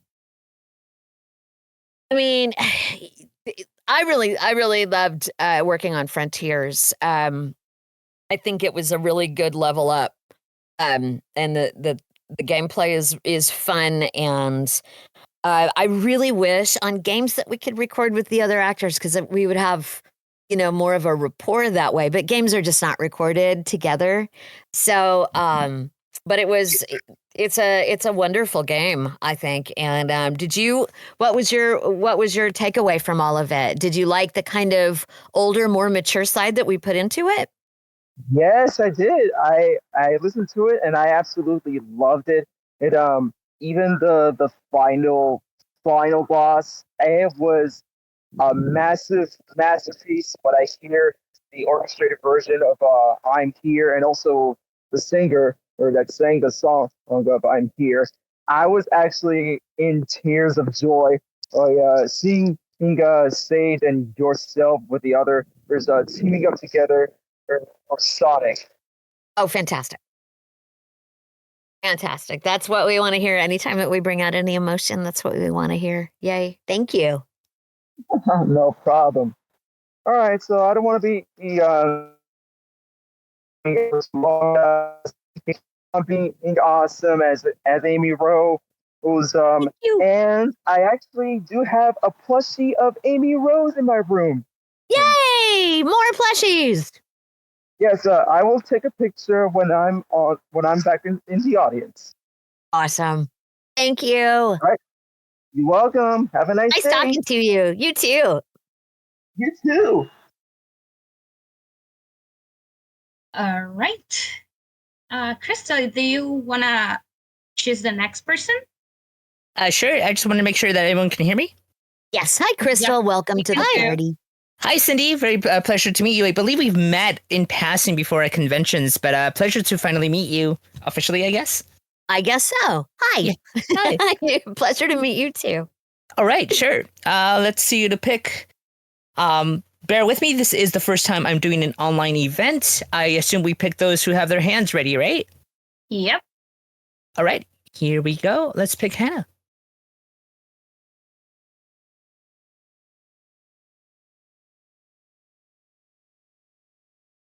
Ooh, who did we pick? Hello. Hannah. Woohoo! Hannah, I love your avatar. Thank you. That's why I chose it. I am a pretty big fan of Amy. So, my question is, what do you think has improved with you and the character that you play? Oh, well, I mean, I've been doing it for over 14 years now, so there's all sorts of evolution that happens as the games develop, as the characters develop. I think, women in general in games and in life, the last 14 years has been a really divine push into women coming into their own and girls coming into their own. One of my favorite things is going to conventions and seeing little girls that come up and they've got their hammer and they've got, they're like, Amy is my favorite.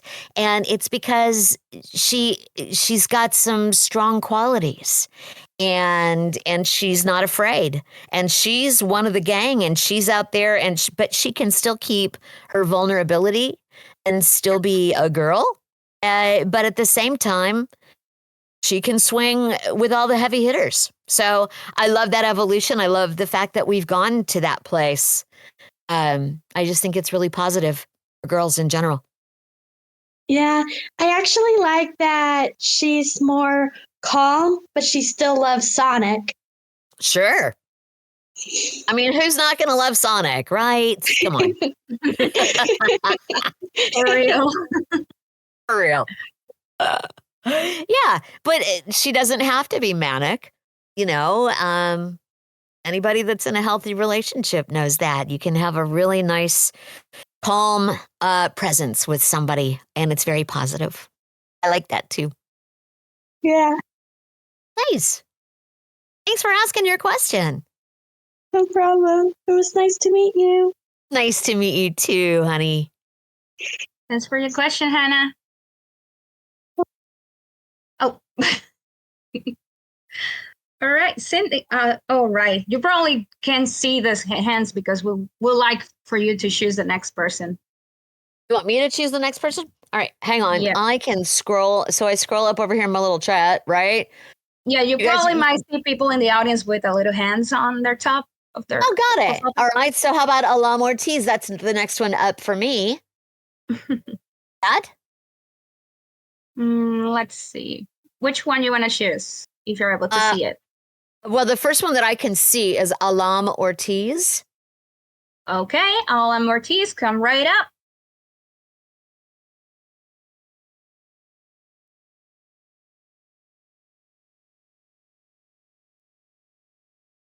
You should be able to see like a green button at the top of your phone. There we go. Hi. I'm here now. Hello, Cindy. Hi. It's nice to meet you too. I am really nervous at this point right now talking to you. That's okay. Yeah, I'm nervous talking to you all too, just to be fair.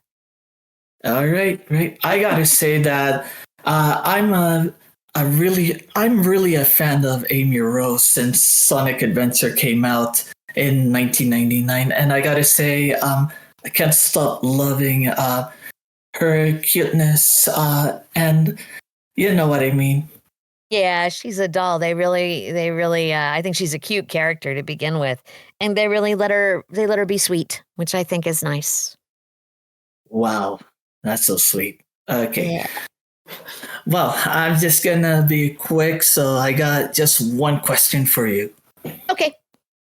So, after the events of Sonic Frontiers, from the Final Horizon, or from the normal story and the Final Horizon, what will Amy would do if she was in a date with Sonic? If she was in a date with Sonic. I have no idea. I knew it. That's what I came up with. She would make him cookies. Oh my god. Ooh. Oh, Now wow. the question is, in what shape? A heart or her face? Definitely. Oh, that's a good question. That's a good question. I think Amy wouldn't be I think she's a little cagier now with him. I think she's a little more coy. So I think it would be her face so that he would never forget it. I agree. Yeah. I agree. That's a good idea. There we go. I like how we all know Amy at this point. You're right. Yeah. I think old Amy would have been all hearts. I think new Amy is, no, you take me for who I am. You tell me what you love about me. I think that would be Amy's jam these days. Yeah. Nice. Yeah. That's so nice. Well, thank you so much for answering that question, Cindy. And Absolutely. Thank you for asking it. You're welcome. I hope we'll see each other someday in a convention, either in New York or Boston. I hope looking forward to that. Awesome. Me too. Thanks, Alum. You're welcome. Have a good day. You too. Thank you, Ella. I knew it. Like, I knew somebody was going to say, like, a Tsunami question. That was predictable. There would be, that was would be no, it wouldn't be a Sonic. It was going to happen eventually, sooner or without later. a Tsunami. It was a fun question nonetheless. It was, definitely. Yeah. So who has dibs on the next one? I think it's my turn, but we do have a few text questions, so I'm going in order. So from Starbits 2077 to Cindy, what has been your favorite part about interacting with the Sonic community over the years? I think their brutal honesty. I think the thing about Sonic fandom is you all have very strong opinions, and you're not afraid to let us know it. And that, it's respectful, but at the same time, it's like, I think you should think about this. If we had any power, we don't. But if we had any power, we would certainly tell people, hey, the fan base really likes this or really doesn't like this. But I just love that the fan base comes up and it gets so it's important to you. And it feels nice to be a part of something that has touched your lives so deeply. So I love the strong opinions. I love that you put so much thought into the games and into being part of the universe. Thank you for that. Thank you. Thanks for your question, Starbits. Yay! So, okay, Crystal, I think it's your turn. Right. Who should we pick today? I mean, right now. We'll go with Mad Buns. I like that name. Mad Buns. Hi, yeah. Mad Buns. And they have Shadow in the picture. There you go. Yes. Hello. Hello. Hi. Nice to meet you. I wanted to ask, I'd like to imagine how amazing it is for you to touch like the hearts of many Sonic fans.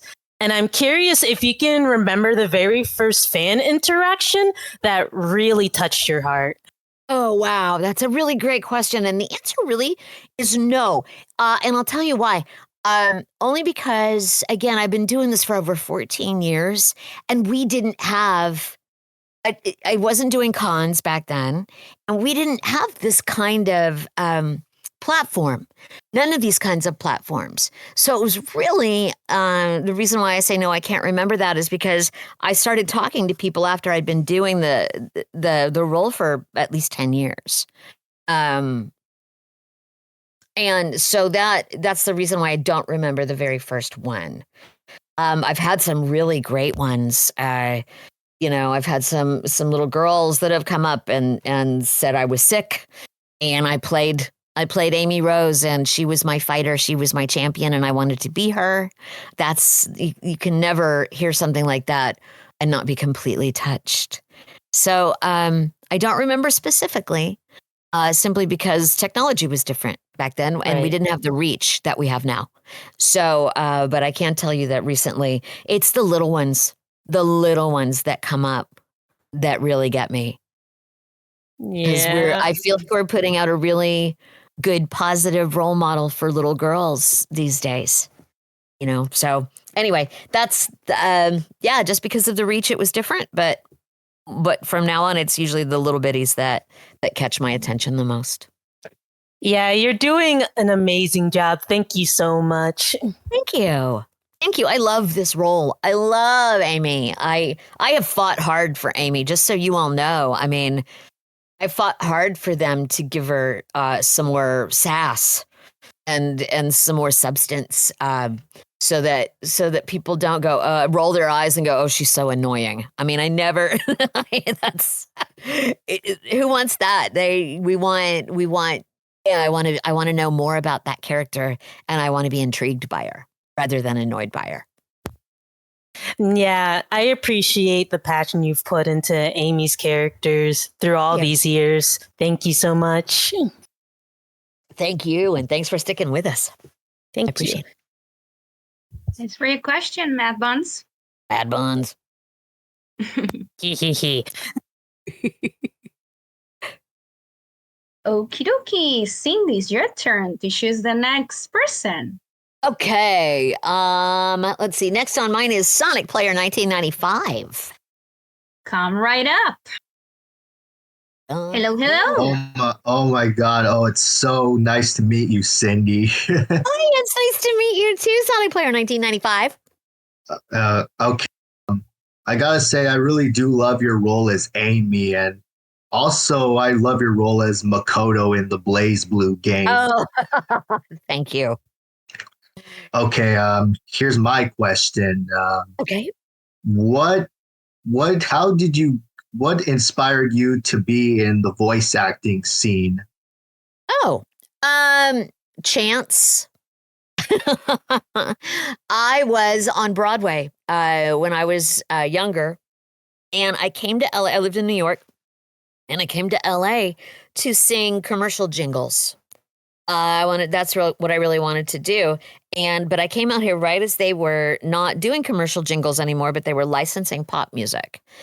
And so there weren't any jobs doing what I really wanted to do. And I ran into a friend of mine who said, "Hey, I'm adapting a script for a dub, and I can't get you the job, but I can get you the audition." And I booked it. And that's kind of how it started. I loved being behind the mic, and then people started calling me. So that's really what it was. It was an accident. It was just a total accident, freak fall into luck of the draw. Oh wow, that's so cool. Yeah. Myself, I really want to be a voice actor myself. So I hope, because you inspire me to at least try it. You know what? Go take lessons. Get in acting classes, because that's where you're going to start. Every bit of voice acting is acting. When people go, "Don't you ever want to do real acting?" And I'm like, seriously? In real, quote unquote, real acting, you can work with your face. You can work with your body. You can work with other things. You have to get all of your emotions across with just your voice. Oh, okay. Yeah. In order to do that, you have to be one monster actor. And a good voice helps. But I've heard people that don't have great voices, but they're still super interesting because they're really good actors.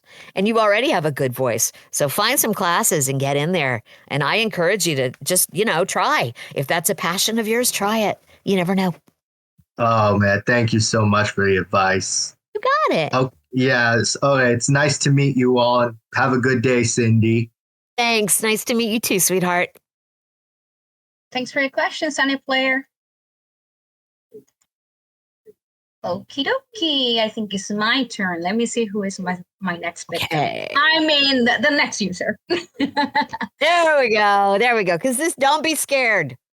Only can he scare you off there. Who could be the next one? Eeny, miny, Rockstar, come right up. Rockstar. Boo. My heart skipped a beat the moment I heard my name. Aren't you a Rockstar? Hi. All right, Miss Sydney Robinson. Hello. It's so nice to meet you. It is so nice to meet you too, Rockstar. Yes. Well, first things first, I just want to say thank you so much for all your years as Amy Rose. It's like the first thing that comes into my mind is as Amy is your voice. Like your voice is actually the first Amy voice I actually ever heard, because because the first ever show I watched was Sonic Boom. So how ironic. Oh, I loved Sonic Boom. But nonetheless, thank you so much for all your years as Amy. You're amazing. Thank you. You're amazing. Thank you. So, for my question for you is, what is your favorite line you ever said as Amy? It could be from any media, any Sonic games, Sonic Boom, whatever you want. It's probably going to be I hammer. I hammer very well. I wait. I actually never heard that line. Like, where is that from? One of the Sonic Boom lines. I don't remember. I can't quote the episodes. I have said so many words as Amy, and I can't even remember lunch, Rockstar. I don't remember what I have for lunch. So that's the one that I have it printed on little bracelets, and I hand it out at conventions and stuff. But that was something that they wrote for me when we were doing Sonic Boom. Okay. Because I will say with those lines, you made Amy one sassy hedgehog. Like, Blue Force 1 has snowmobile mode, and you only mention it now. That's a great one. and that one time where Tails was like, technically, you are asking a question, and then Amy just straight up shot back by saying, technically, zip it. I was like, ouch. Yeah. The writers were in the room with us, and they got to know our personalities. So they would write for us for Sonic Boom. And they even came to me and said, hey, do you have any ideas? And so I wrote the episode, Give Bees a Chance. The whole joke about, Roger, I think he's talking to me. That was my joke. So that was one of my favorite lines in the entire show was that line, but I didn't say it. So the Roger saying he's talking to me was all your idea? And Roger said they worked it out in their, he said, how about if I do it in my real voice? But no, I wrote that dialogue. But then it was supposed to be just funny for us in the room. And Roger said, how about if we let the audience in on it? And that's how that delivery came to be. Thank you so much for thank you so much for that, Sydney, because that was actually one of the funniest fourth wall breaks I've ever experienced in that show. Thank you. That was a nice tidbit. That was a nice story. It's interesting, actually. You guys had that freedom with the writing. They were in there watching us. We recorded that show as a group. It wasn't like the games, but we recorded it. We'd do 2 episodes every 2 weeks. And for 4 hours, and it was some of the hardest I've ever laughed in my entire life with that crowd. I bet. Yep. Honestly, 100%. just thank you so much for all that. But anyway, I think that does it with my question. Thank you so much. And Sydney, please keep it up with Amy because you're number one. Oh, thanks. All right. Take care, everyone. Bye. Bye. Bye. Thank you. All right, Crystal, it's your turn. And I believe we have a few text questions in the Twitch general chat. Oh, she left. Okay. Yeah, and I'm back. Sorry about that. I am trying to see the chat here. I think it's above the. Got it. Yeah, and depends. If you're on a computer, you might have an easy way to see it. No, yeah, I'm on a PC here. I don't know where to see the question. Depends. I've been pinning the questions. Pinning the questions. I am so sorry. Like I said, I'm new to this, so hold on. I'm right there with you. I'm searching around and I don't see them either. Yeah. If you like, I can read some of them for you. There you go. Why don't you? Yeah, please do. Oh, okay. So the next one is from Supersonic 2073. Hello, Cindy. I'm your big fan, and I really love your Amy voice. Amy Rose. Sorry. So for my question is, who is your favorite Amy Rose design? Could it be Boom, Modern, Classic, or Prime? And you're my favorite voice actor. Nice to meet you. Thank you. Nice to meet you too. And it was Boom. Although I'm really digging the Frontiers land that we've kind of landed in there too. So Boom is number 1 and Frontiers would be second. Definitely. Boom is it for me. Yeah, Boom is actually like the coolest version of her. I agree. Yeah. I think it solidified her modern version of Amy. Yeah. Definitely. Yeah, definitely. Yeah. Well, All right, alrighty. what's our next one? Supersonic. All All right. right, Cindy. So it will be your turn to choose the next person. It's my turn. Okay. The next one up on my list is Maito. Okay, come right up. Hello. Yo, I felt my heart skip a beat. It's it's so nice to meet you, Cindy, for the first time. Thank you. Nice to meet you too. I gotta say, you did amazing voicing Amy Rose throughout the years. Thank you. I appreciate that. Okay, so here's my question for you, Cindy. So how did Amy Rose go from being annoying and cheerful around Sonic to being more mature and supportive? They wrote her that way. And we fought super hard in the room during Boom to make her an equal. I mean, I don't have, it wasn't until Boom when we started to know writers and stuff like that. Before, a lot of it was just, it was an anime that somebody had, adapted. And that I had zero input on that sort of stuff. But I think they also realized that,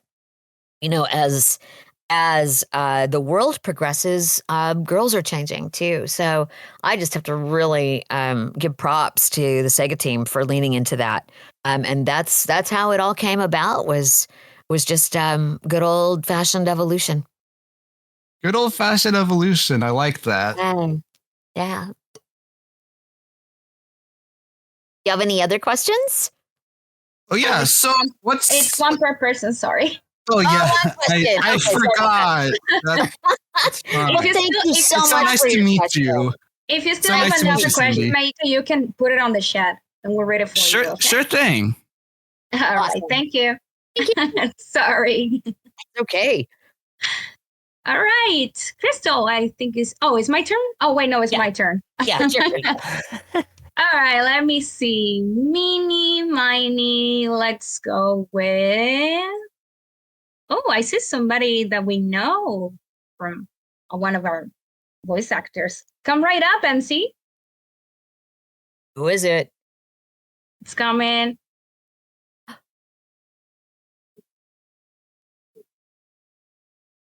Are we having a Discord moment this early? Oh no. There we go. Hi, MC. You're Who are we muted. talking to? Oh, you're muted, MC.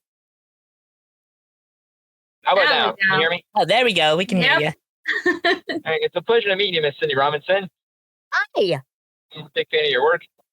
So my question is this.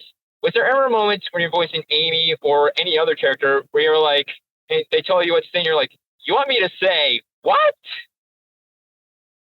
Oh, I mean, yes and no. To be honest, there's a respect level when you're in the booth. I also come from a stage background where you say what you're told to say, and there are decisions that are made where I'm not in the room, and I don't know what everybody else is doing.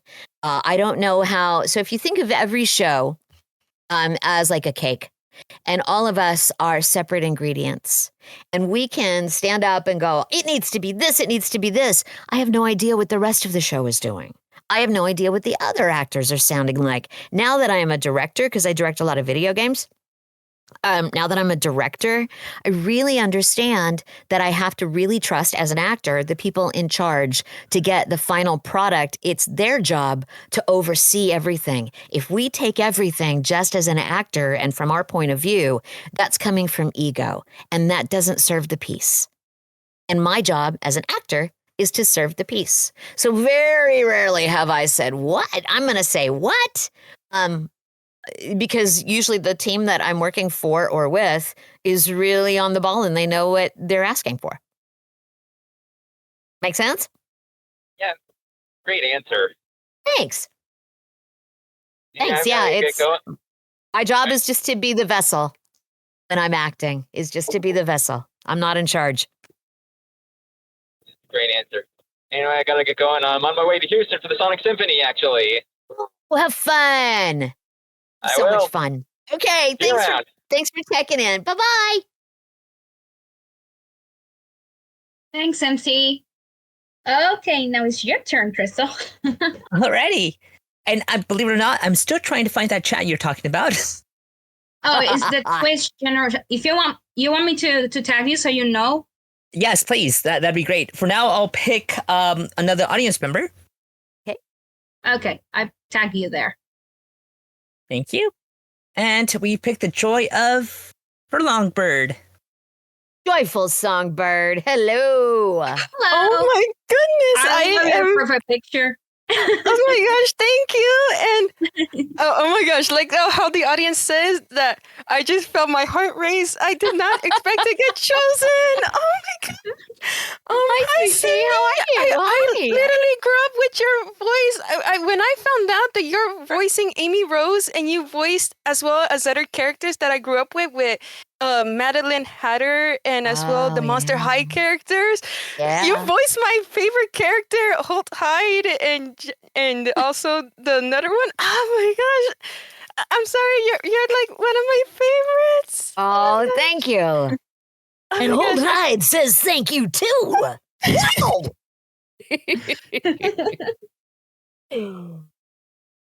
What's your question, sweetheart? Thank you so much for being here. And thank you. I have a question. So when it comes to doing the voice of Amy Rose, so when you do the voices for her, when they give you the video game, when Sega gives you like the script of the video game, do you already know ahead of time of what you're gonna be saying, or do you kind of have to figure out as you go? And if you have to figure out as you go, how do you get your voice lines to match the dialogues if you have to figure out on the spot? Well, hang on, Deco, no. That's my dog. Sorry about that. It's okay. So when you get a game, Deco, there's no picture. So they generally animate the mouths to the picture. Very rarely anyway. Sometimes Deco, hang on, let me close my booth for you guys. All right. Very rarely. I'm in my booth, so just so you know, coming at you from where the magic is made. When you're doing a game, they may have some shots that they can say, okay, it's timed like this. This is how much time you have to say it. This is kind of what's happening. Most of the time, you don't. And most of the time, because there are so many NDAs and all that stuff, they don't send you the script ahead of time because they don't want it out in the world.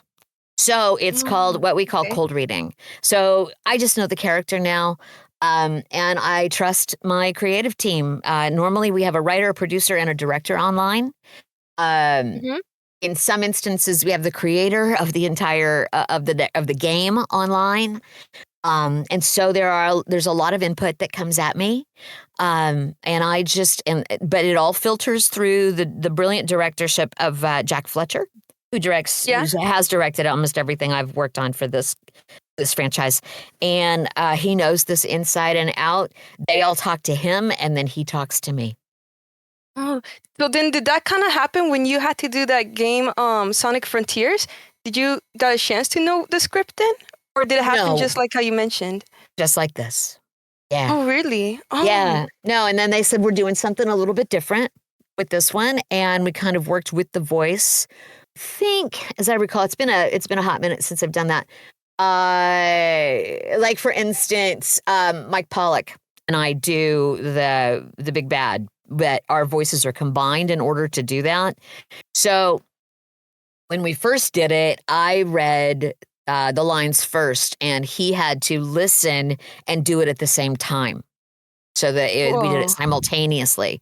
That is a skill that I possess. I can do that. I can hear it back, and because I'm a singer.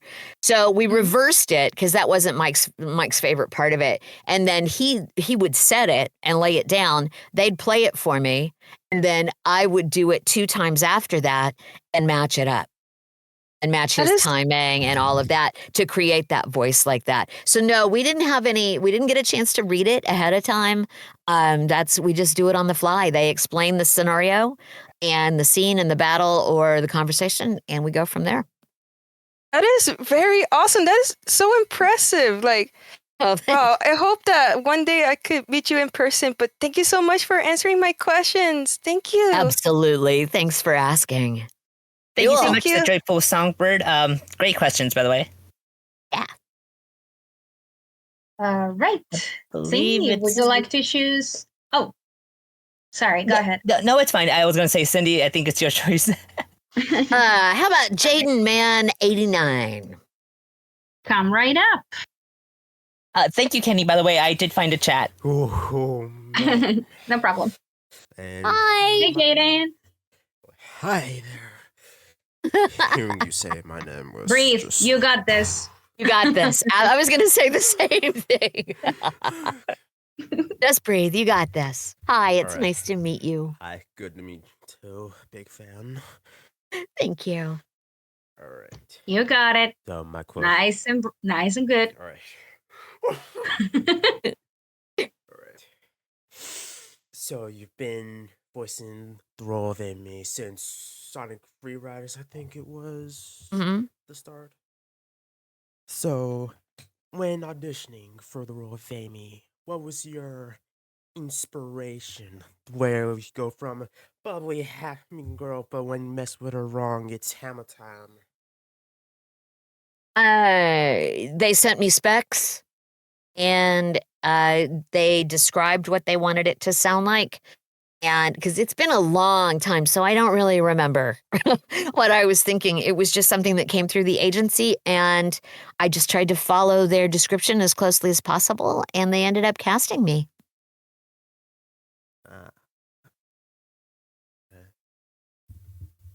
So that was literally as baseline as you get. It was something that came through, and I just read it, and that was that. That's kind of what we do. We just read stuff, and then it's like throwing spaghetti at the wall, and hopefully a piece sticks. You know. And then out of that, more jobs come in. Yes. Yeah. Well, sticky spaghetti is good then, right? Yeah. There we go. Whatever sticks, right? That's the saying. Right goes. on. So does that answer your question, Jaden? Yes, it does. Thank you. Awesome. Well, thank you for being here today. We appreciate it so much. Thank you so much, Jaden. Glad to Thank you so much, Jaden. You too. So long. Awesome. All right. I think it's my turn, and I believe we have more few text questions. Oh my god, we have a lot of them. Okay. Let's see if we can knock a couple out. Oh no, I do have them compiled in the pins, so I'm Gucci. All right, so this is from our friend Sonic Boom. She's asking, here's my question for Cindy. What some advice can you give to the people who would like to pursue a career in voice work? Thank you so much for giving your all. You're inspiring so many people around you. Well, first of all, thank you so much. You inspire me. Thank you for that. Just what I was saying a minute ago, voice lessons and acting class. So I'm a singer. It really helped me with my range. With being able to do this, I know where to put it, right? Or if we need something down here, it's really helped expand my career by having a rangy voice. And that was from voice lessons. Then acting, because what is the second part of voice actor? Actor. And just the sound alone won't get you very far. It might get you in the door, but if you don't have control of your ability to orchestrate your emotions, then that'll stop you. And we don't want you to be stopped. We want you to continue on. So make sure that you have access to all of those emotions and can convey them just with a voice without using any other tools. All right. Thanks for your questions, Sonic Boom. Right on. Right. Crystal, is your turn. Cool. I do have another question that's pinned up there with the general chat. And this is from Speedy Green Fox. Question for Cindy. Have you ever met previous Amy voice actors before, like Lisa Ortiz or Jennifer Dulag? Did you feel like you had to live up to the role? Oh, well, I have met Lisa Ortiz. Yes. Yeah, she's fantastic. Who wouldn't think they have to live up to her? Absolutely. And she's delightful, and we hit it off immediately. And it makes me laugh when people put any kind of a competition between us because there's none. There's none at all.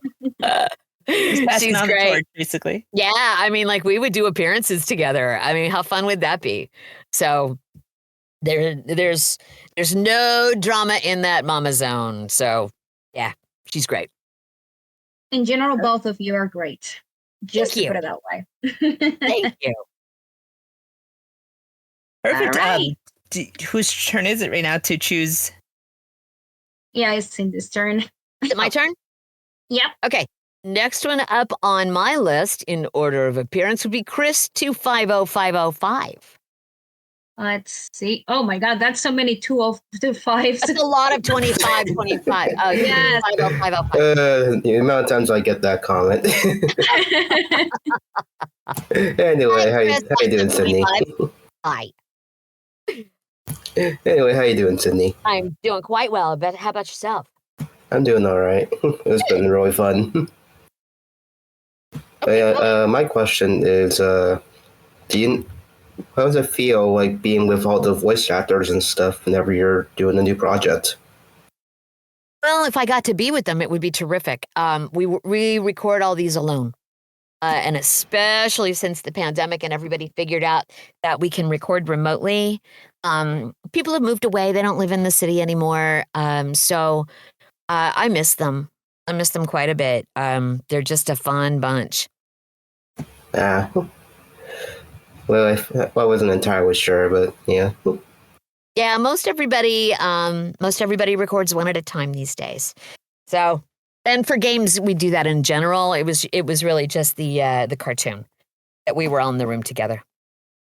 I see then. All right. Well, hopefully you're having a fun time, and yeah. I am. Okay. Well, thank you for your question. Yep, no problem. Later. Okay, later. Thank you. I think he likes 25 a lot. I think so too. Alrighty, I think it's my turn. Let me see who's next on the list. Ooh, I'm seeing a friend of ours. Come on up, Kelp. Hi, boss. Oh, dang. Wasn't expecting this. Hi, boss. Oh, hi, boss.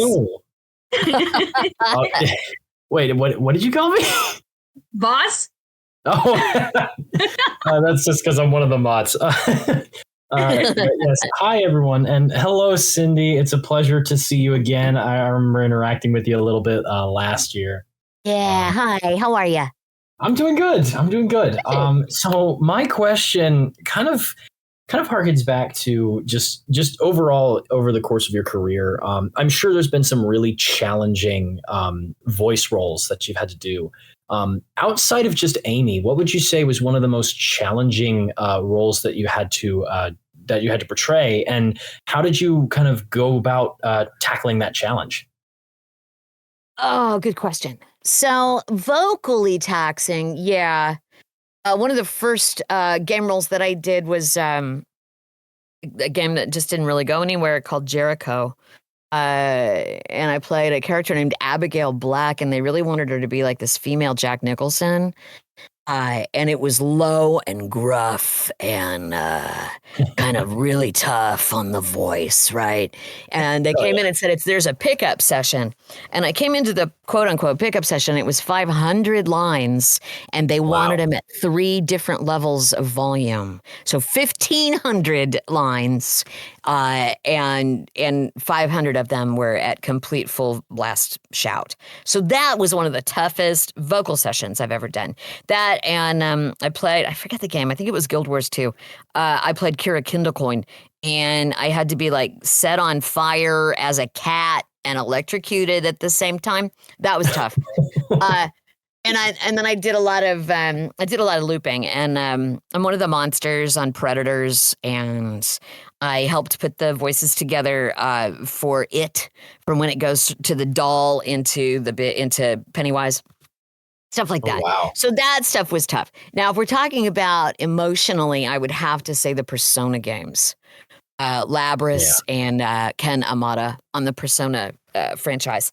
Those games were written so emotionally charged. And it really kind of coincided that I was on both recording sessions, twice during those recording sessions. I had, like, my dog died on one of them, so I was a wreck. And then the second one, we had a family member that had a horrible car accident. And so I was going through that. And that was helpful because, again, those games are really emotionally charged. But they were tough to get through, and there were more than a couple of tears and a couple of breaks that we had to take. I can just say that you did a phenomenal job, and it shows through your work. Absolutely. I mean, you're one of the inspirations for me with my voice acting and everything I do here for Revo as well. It's just, I look at you guys, the official cast, and I'm just like, man, it just to even be in the same breath as them is fantastic. Oh, thank you so much. And anybody, if you're going to come on and ask me, what do you love about doing the role? Things like that I just heard. I love stuff like that. To be told something like that means so much. Thank you. I appreciate it. No problem. Thanks for coming on. Seriously. Absolutely. Absolutely. Thanks for having me. Thanks for your question, Kel. All right. Whose turn is Cindy? I think Is it my turn again? Yep. Okay. And let me see. Lady Wind Skunk is up next on my list. Come right up. Hello. Hello. Hi. Hi, Cindy. Hi. I'm sorry, I'm really nervous. That's okay. Take a deep breath. You got this. Thank you. Earlier, you're talking about your favorite Amy Rose lines, and I think the two of them that always float around inside of my head the most are the one from Sonic Boom where Tails asks her, where can I find a woman? And she goes, I am a woman. I think that was really funny. And that's my Amy. I'm sorry. That's okay. Not really good. It's a fantastic Amy. Thank you. And the other one is from Frontiers, the one where she says, I'm not sure what happened, but I know I saw love that transcended time, and I believe in that power. And I think that is such an emotional scene and a very emotional bit of dialogue. I think you really nailed it with that. Thank you. Would you repeat that line to me one more time? The Frontier one? Yeah. I'm not sure what happened, but I know what I saw. A love that transcended time. I believe in that power. Love that transcended time. I believe in that power. Thank you for that. I'm making a note because I love that too. I don't remember anything, and thanks for pointing that out. My question is for you, when you're doing Amy, I understand that there might be like a baseline Amy that you start off with. I don't know what your process is, but because you voice a lot of different Amys, and I suppose what I'm asking is, when you do a more classic style Amy, maybe the voice needs to be a little bit more higher pitch or nasally, and when you do a little bit more older Amy, maybe the voice needs to be a little bit deeper and softer. I was like, do you think about anything like that when doing Amy? Yeah, we have a shorthand now too, and it's like, which Amy are we doing? Are we doing Frontiers? And then I know, and you're exactly right. It's just a placement, a voice placement. So I know kind of where it needs to be. I know the energy level. I know the more Frontiers Amy is a little more confident. She's a little more laid back, and she's a little more introspective. Boom Amy is a little bit more forward. She's not quite as high, but she's a little more streetwise. And then the other one is just kind of this, awestruck teenager. Right. So, yeah, they're definitely different places, but we've named them. We've named them now, and we know which one we're going to do. One of the Amy variations that I hope, it's Archie property, but there's a variation of Amy called Rosie the Rascal, and have you heard of that? Yeah. yeah, I just think that would be a really cool version of Amy for you to voice. But yeah, that's really all. It all just depends on the project and what they ask for. Mhm. But yeah, that's a great idea. Mhm. But yeah, anyway, thank you so much for answering my question. Sure. Thanks for coming on. And for the audience, I'm just a total voice acting nerd. I just wanted to say Cindy's also done voices in Fallout and Bioshock. I'm sorry. I know it's weird that I know that, but I really love those games. Thank you. I do too. Mhm. Thank you. Bye-bye. Thanks for your question. Oh, I didn't knew that, honestly. About That's a really fun fact. Bioshock. Yeah. I'm also the voice of the Purge, which people don't know. A lot of the Sonic fandom doesn't know. I really need to see more stuff beyond Sonic. Yeah. Oh my god. All right. Purge So will begin in 15 minutes. Oh, wow. I took that out. That's really awesome. It's funny because scary. we only got 15 minutes. There we go. 9 minutes. 9 minutes. 9 minutes. Sorry. 9 minutes. Okay, 9 here we go. minutes Here we go. left. Let's see who's the next one. Let's see. Meeny, miny. Webby432, come right up.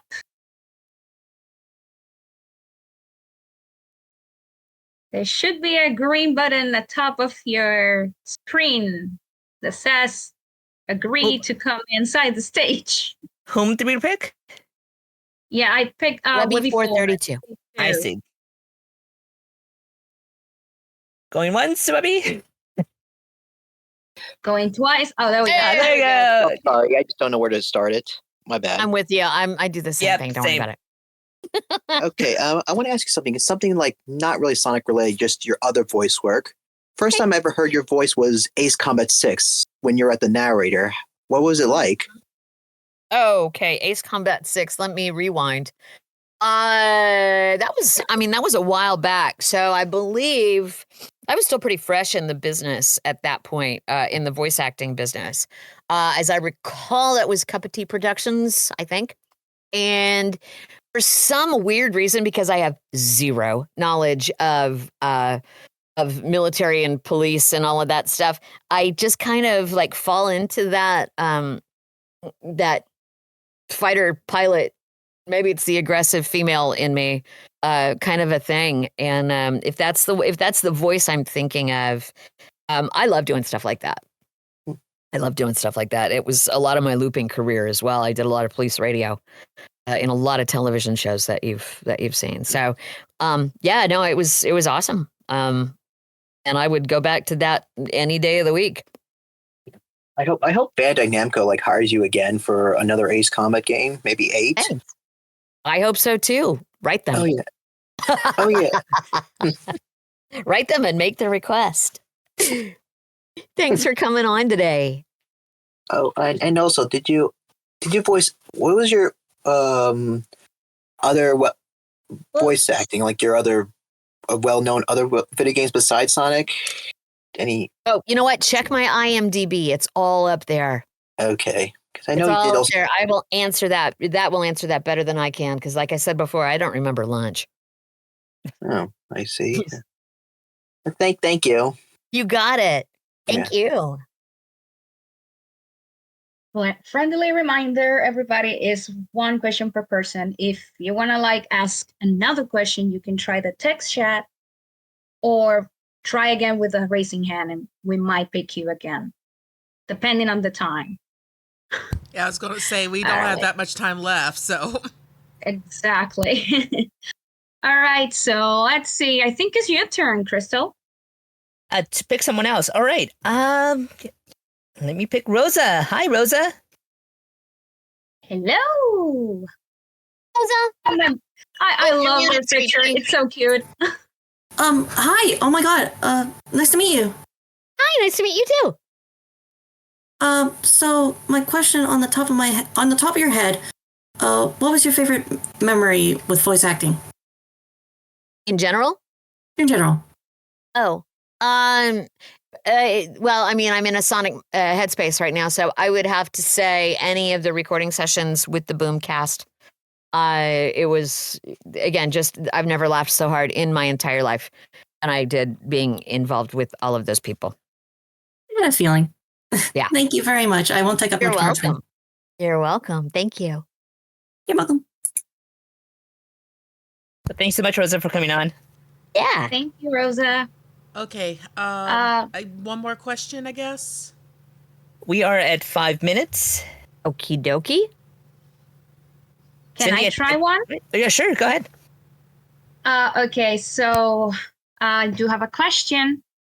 So apart from Sonic or any other Sega games that you might probably had voiced before, have you ever considered like voicing video game characters for other video game franchises in general? Oh yeah, and I do all the time.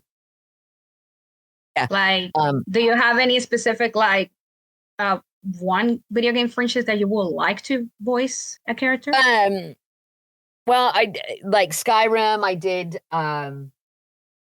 I've done a lot of stuff for that company, and I guess what do I want to?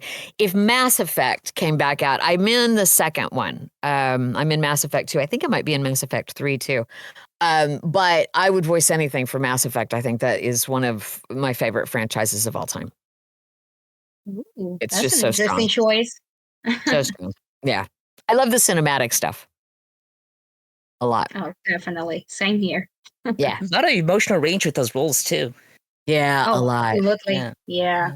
A lot. Well, thanks for answering my question, Cindy. You got it. Do we have time for one more? I mean, we can try one more. Yeah, Okay. sure. Somebody can talk fast. Yeah. Let's do. So who's hang on. gonna be the last? Yeah, one? make it really, really quick because we got to get ready for the next panel. All right, Starbits 2077. Talk fast. Here we go.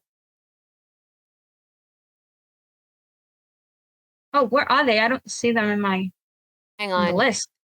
Do I have? I invited them. Yep, there they are. There they Oh, are. okay. Oh my gosh. Hi, can you hear me? Hi Can and you hear me? welcome. Yep, absolutely. Yes. Welcome. Oh my goodness. Oh my god, I feel so lucky to be picked. Hi, nice to meet you, Cindy. Nice to meet you too. Justin. All right, really fast. Do you have any other favorite Sonic characters besides Amy Rose? Yeah, you guys might not like this. I love Tails to begin with. I just the innocence and optimism of Tails is fantastic, and I also loved Styx.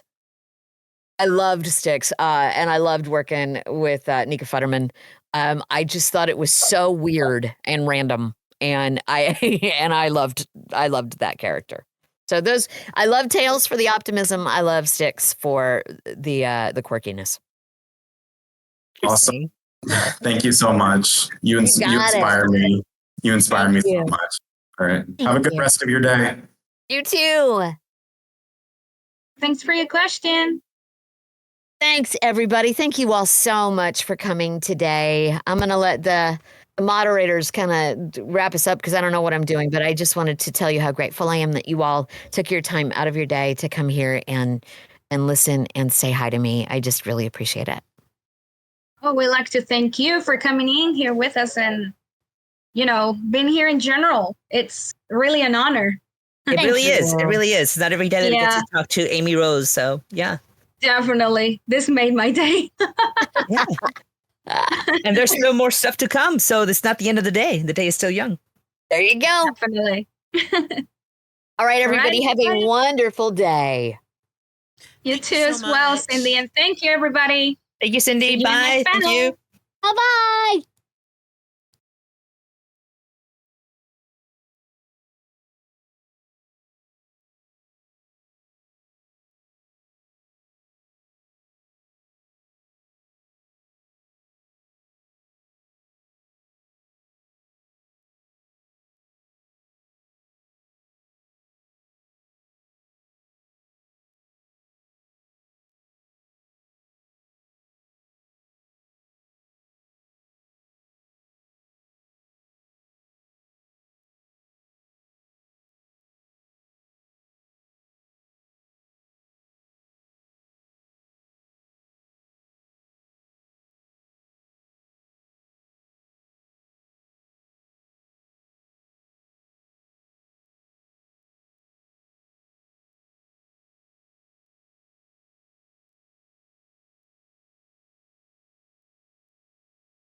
So, is everyone here?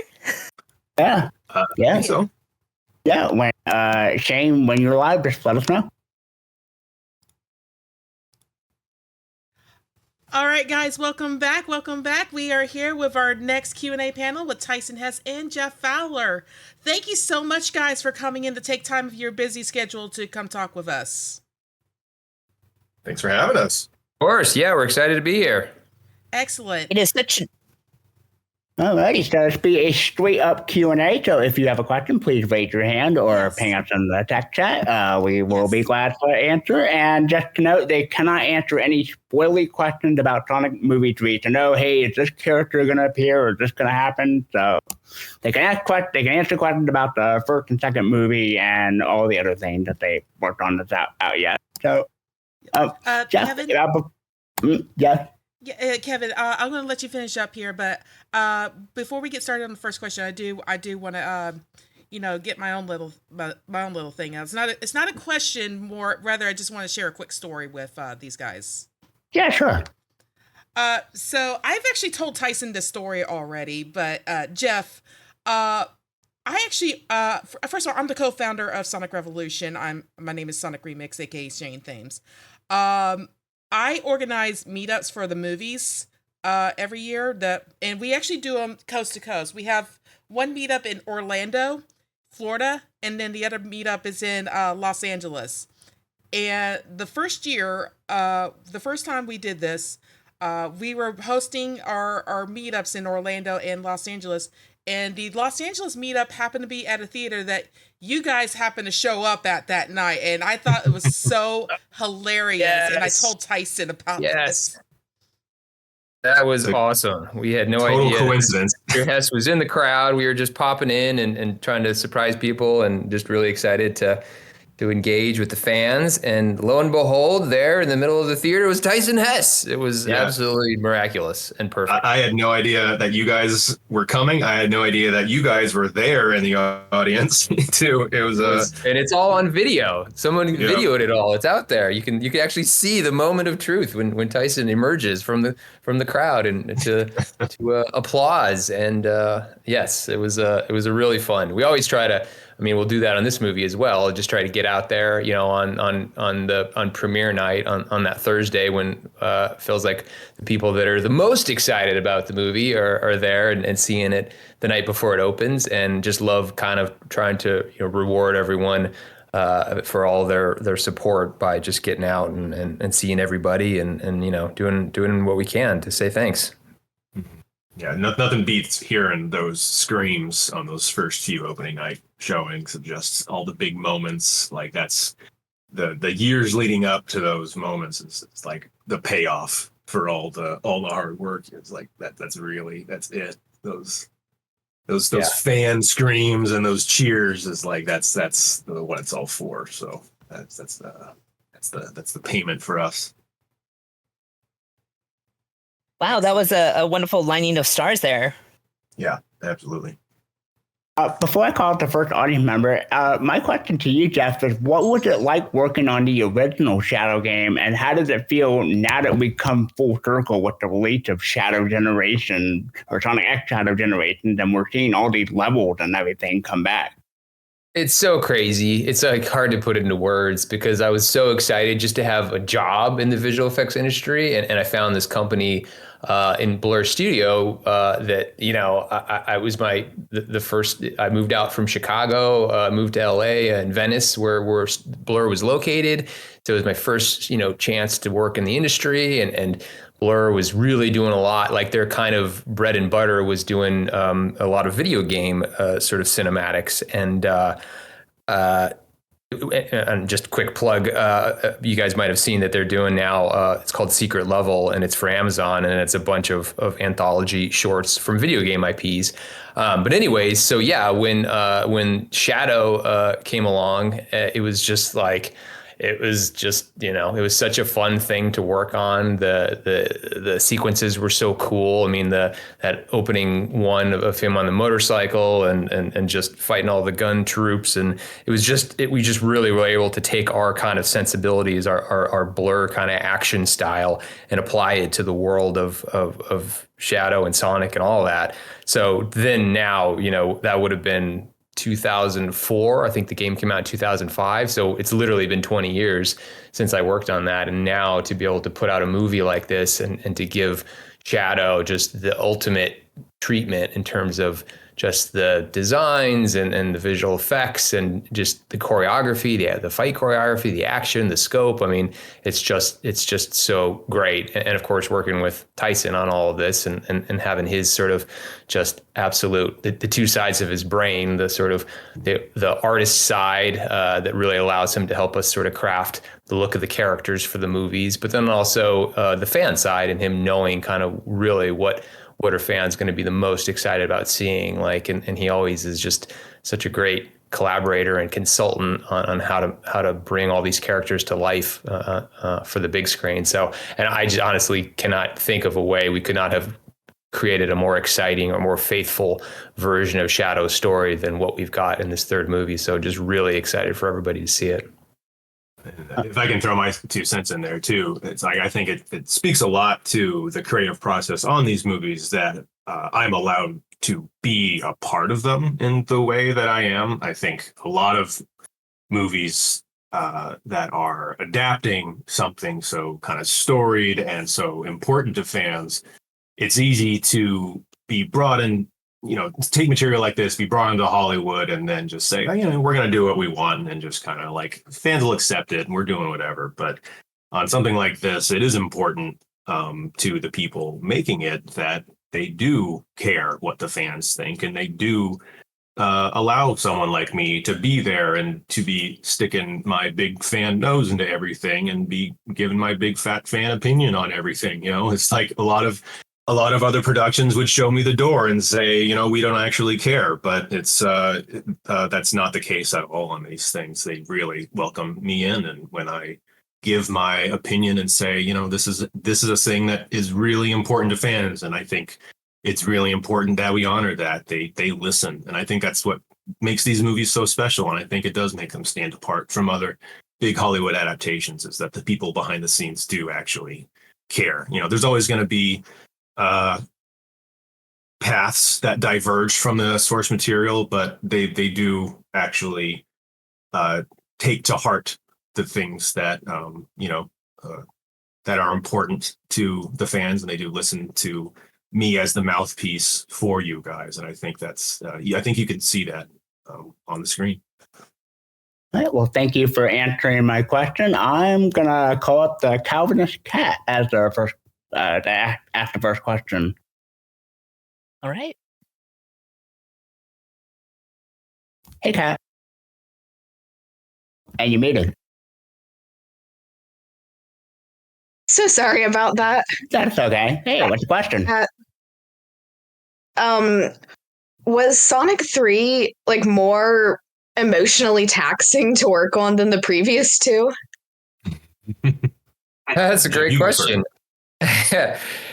I guess I'd say yes, just because obviously the subject matter, I think everyone's very aware of Shadow and Maria and how important that story is. And that was just something we really treated like just sacred ground. Looks like we have some echo.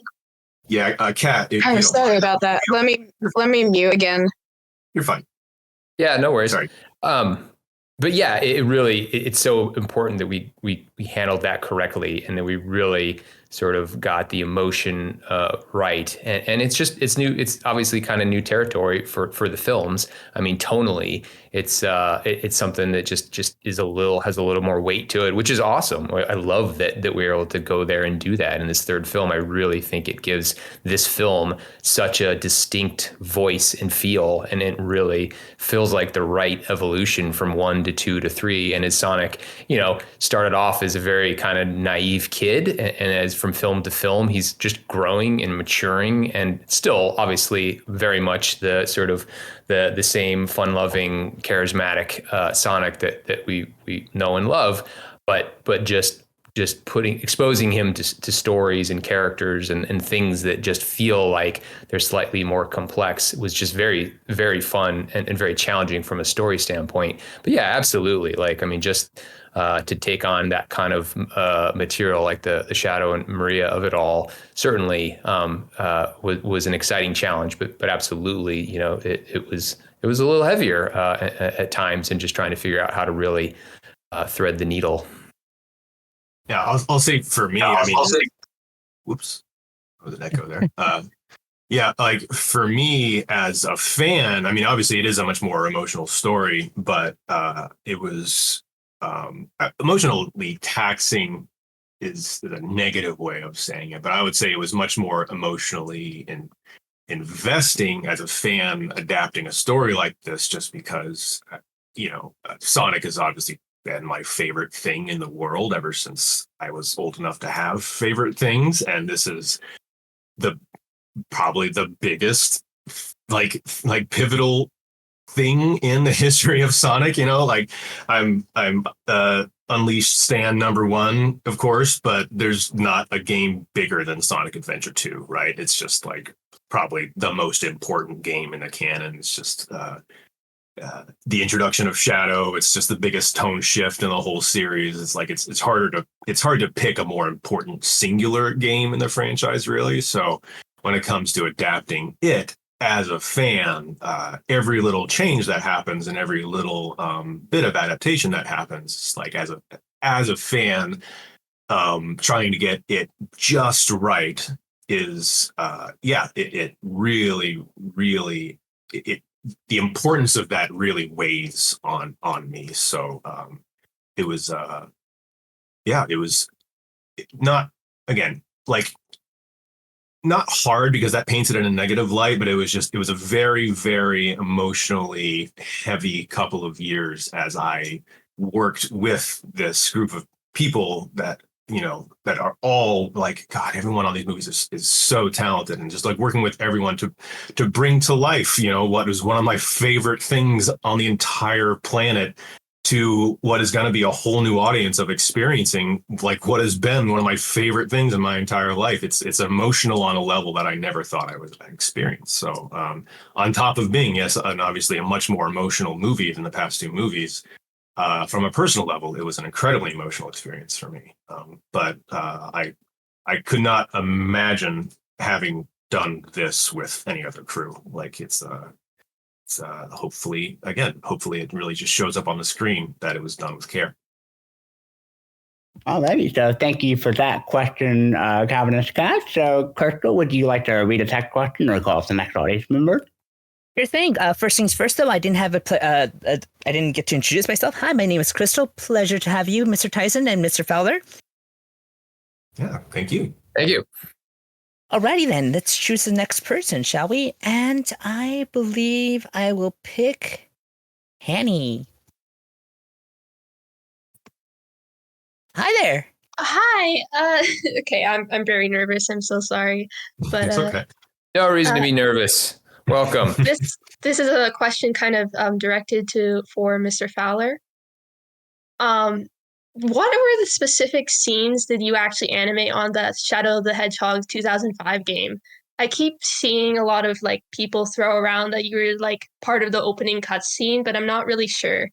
So yeah, it was mainly the cutscene stuff, and back in those days at Blur, we did a little bit of everything, like layout, which is sort of blocking the action and putting the cameras in there before you hand it off to the animators. I was primarily a character animator, but stuff like Shadow on the bike, and then, you know, flipping up into the air and coming down with his little submachine gun, which was very awesome and fun. And then some stuff when Black Doom is like floating next to him and talking, and in some of the later scenes, cinematics where they're a little bit more story driven.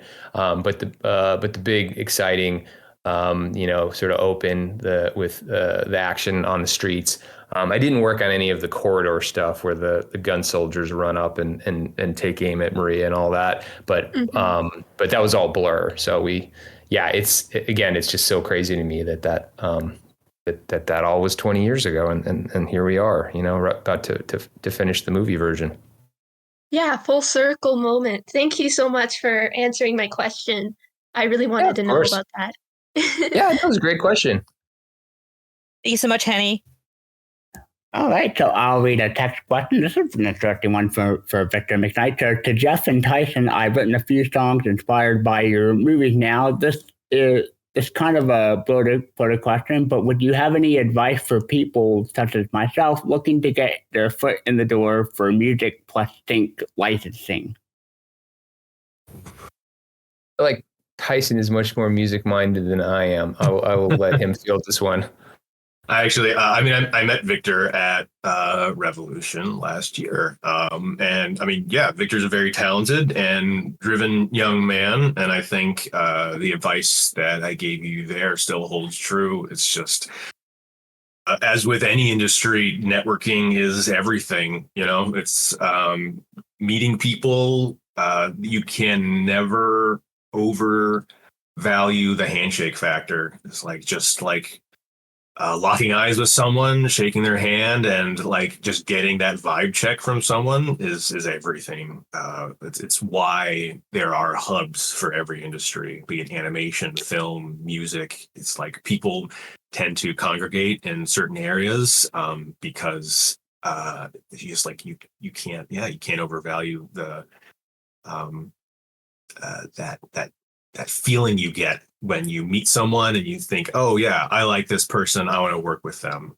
So just meet as many people as you can, show your stuff to as many people as you can. And, it's you may think it's silly, but there's always people on the street handing their CDs out to people. It seems like a scam sometimes, but you'd be surprised how many ears, the value of just getting your music in as many ears as possible, showing your stuff on Twitter. I have absolutely found people by just finding their SoundClouds and being like, you know what, I like that sound. I'm friends with the creator of a show, Invader Zim.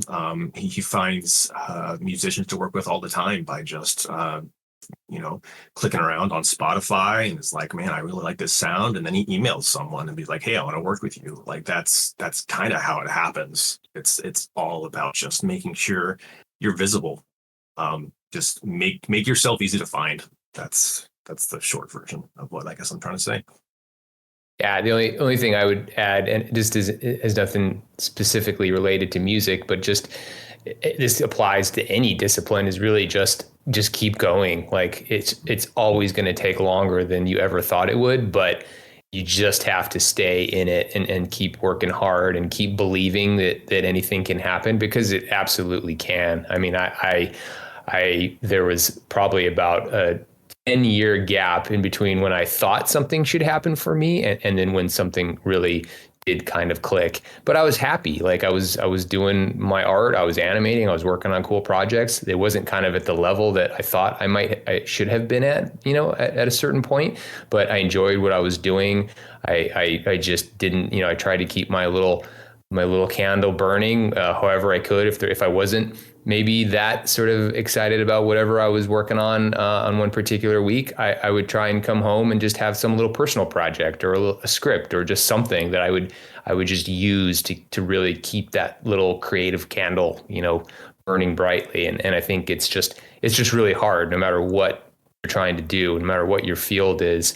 It's a timing thing. I don't want to say there's luck, because that kind of is too dismissive, but it kind of takes a lot of things coming together at the right time. So the best thing you can do is just be ready when that moment comes, and just really feel like you've refined your talent, you've created a portfolio of work you're proud of and excited about, and then when that opportunity comes along, then you can really prove that you deserve that shot. Alrighty, so thank you for that question, Victor. Crystal, I'll let you pick the next person or read the next question. Sure, yeah, I'll read a text question, and this is from Miyato, and excuse me if I mispronounced that. His question is, or their question is, how long did it, and this is for Jeff Fowler, how long did it take you to finish production for the first movie installment of Sonic the Hedgehog back in 2020? I guess it just depends on when you really kind of classify. I mean, I first got involved with the development of the script it was probably July of 2016. I was at Sony at the time, and so we were there for about a little less than a year. We were doing outlines, and then we produced a first draft. But then at that point, at Sony and Sega, we're just not just weren't really ready to move forward together on the film. So Sega decided they wanted to find a new partner. Sony and Sega didn't see eye to eye on the next steps, and so that's how Paramount kind of came into the conversation. And so they were great partners, and we continued working on the draft, and then began filming in summer of 2018. It was like, I actually remember it was my 40th birthday, which was late July of 2018. That's when we started filming, and then that movie came out in February of 2020. So yeah, the cycle of these things is usually about two years. In this case, with Sonic 3, we squeezed in the Knuckles series. So on this one, it ended up being about 2.5 years, but that's because we were working on another thing. So if we can get a movie done in 2 years from script to screen, that feels pretty good. That in a nutshell, though, I'm pretty sure a lot of things happen in between that time. Oh yeah, that all kinds of stuff, but usually good. But sometimes you have actor strikes or writer strikes or pandemics, or it's what keeps it interesting. Pandemics, yeah, normal things. Alrighty then. So who has to pick now? Kevin, or is it? Yep. Well, Pep, I'll go towards the middle. I think it's called The Joyful Songbird. I hope I'm reading that right. Oh, hello again. Hi. Yes, you said it right. Okay, thanks. So, hello. Thank you so much for coming here. I appreciate that you're answering the questions for the fans. Thank you. Sure. Yeah. Welcome. Nice to meet you. So I have a combined question. Is for both Tyson and Fowler, if that's okay. So, I want to ask. So during the movie, the Sonic movie, you kind of had a part, like Tyson helped with the design of Sonic, if that's correct, and Fowler was once in the movie. He directed the movie, and I heard that you had a past in helping with the Shadow the Hedgehog game, if that's correct. So then, yeah. So then, how was it like when you were working onto the movie, like as since that the movie has a big part and is very special to the Sonic fans? How was it like? Was it a bit kind of tricky to make sure that the movie is gonna be good and that the fans were liking it, especially on the Sonic 3 movie since it has Shadow? Was it kind of easy since that you had this kind of knowledge of Shadow when creating the movie, and you guys both had a role in a big part of it together when creating that movie for the Sonic 3? I hope that my question wasn't confusing. Yeah, it makes sense. No, absolutely. I mean, Tyson wears many hats on these films, but certainly the one that I probably value the most is just he's sort of our story supervisor and storyboard supervisor and manages the story team. But it is a great mind for these characters and the stories and how to just plot really compelling adventures and stories and all that. So him and I are kind of like sort of, some of the first ones in after we have a draft of the script that we're all feeling good about. And then it's these things.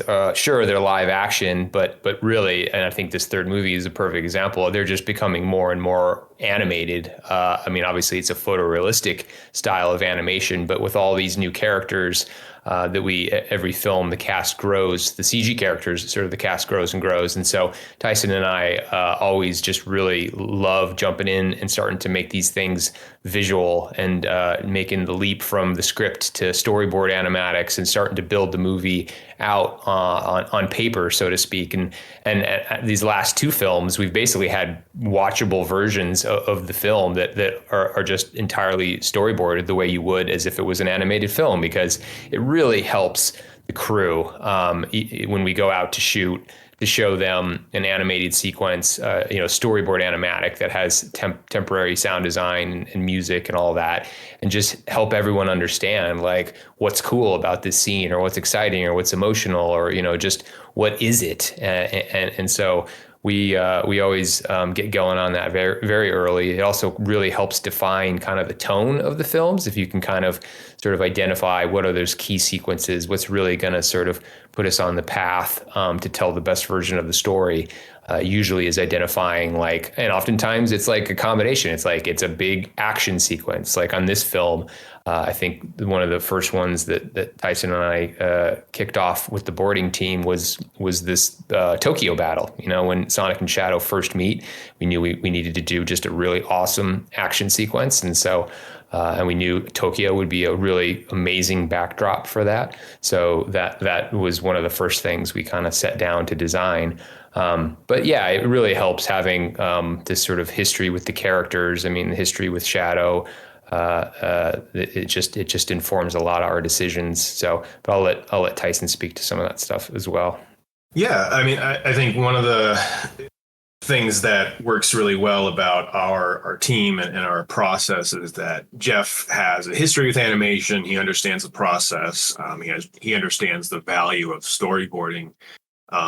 These are live action movies, but they're also animated movies, and there are a lot of live action movies that have very, very little storyboarding. It's very easy to just leap into filming and then kind of figure things out later. But for movie 3, we basically storyboarded the entire thing, and it was really, really helpful. And I think it ended up making movie 3 the tightest one yet, because we were able to figure out so much ahead of time.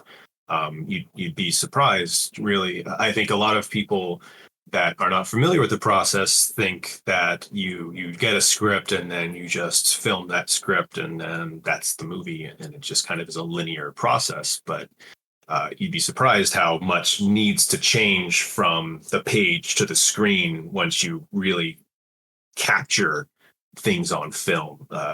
It's just a lot actually needs figuring out once things become visual.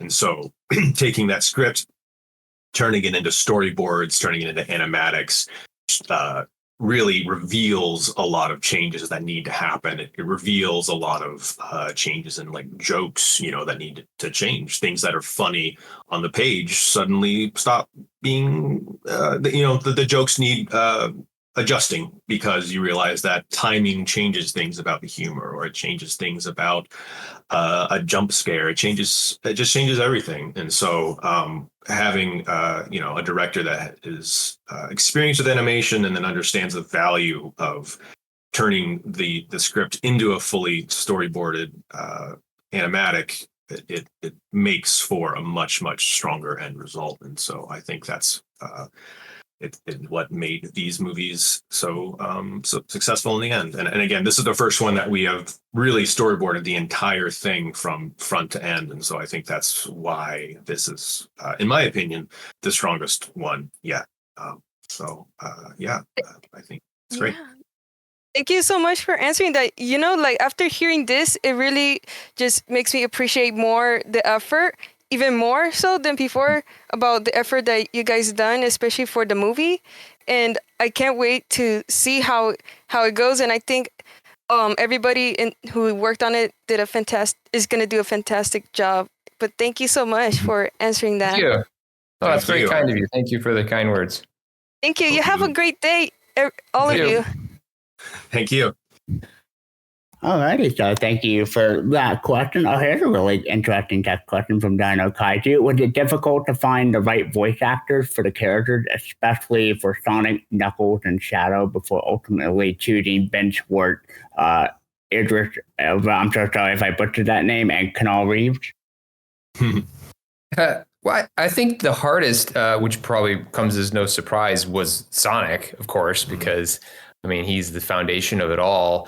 I think it was unique in a sense of like what we were trying to do with the character, with the film, and have him be like have this really fun manic energy, but be funny, you know, and be able to be emotional when we needed emotion, be able to be energetic and kid-like, but most importantly, just be something that we could do really great animation to. I mean, it's like there's lots of great actors, but not all actors have great voices for animation, and so that's really the trick is finding somebody who is a good fit for what we know we need to do when it comes down to, and a lot of that, I feel like I at least my experience as a character animator kind of came into that, because it was like, there was certainly a pretty significant conversation with the studio about casting and who would be right. And but everyone had a different opinion. And so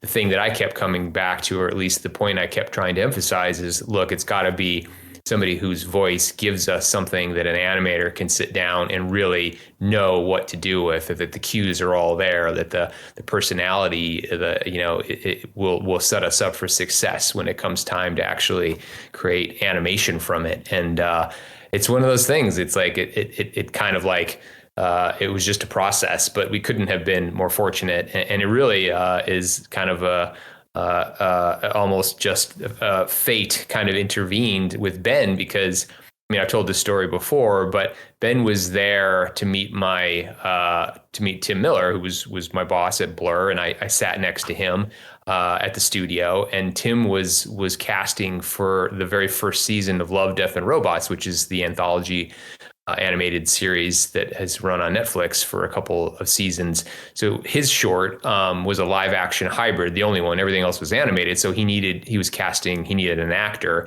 So Ben was coming by to meet Tim, and Tim was in another meeting. So Ben was just kind of hanging out, waiting for Tim to walk up back to his desk.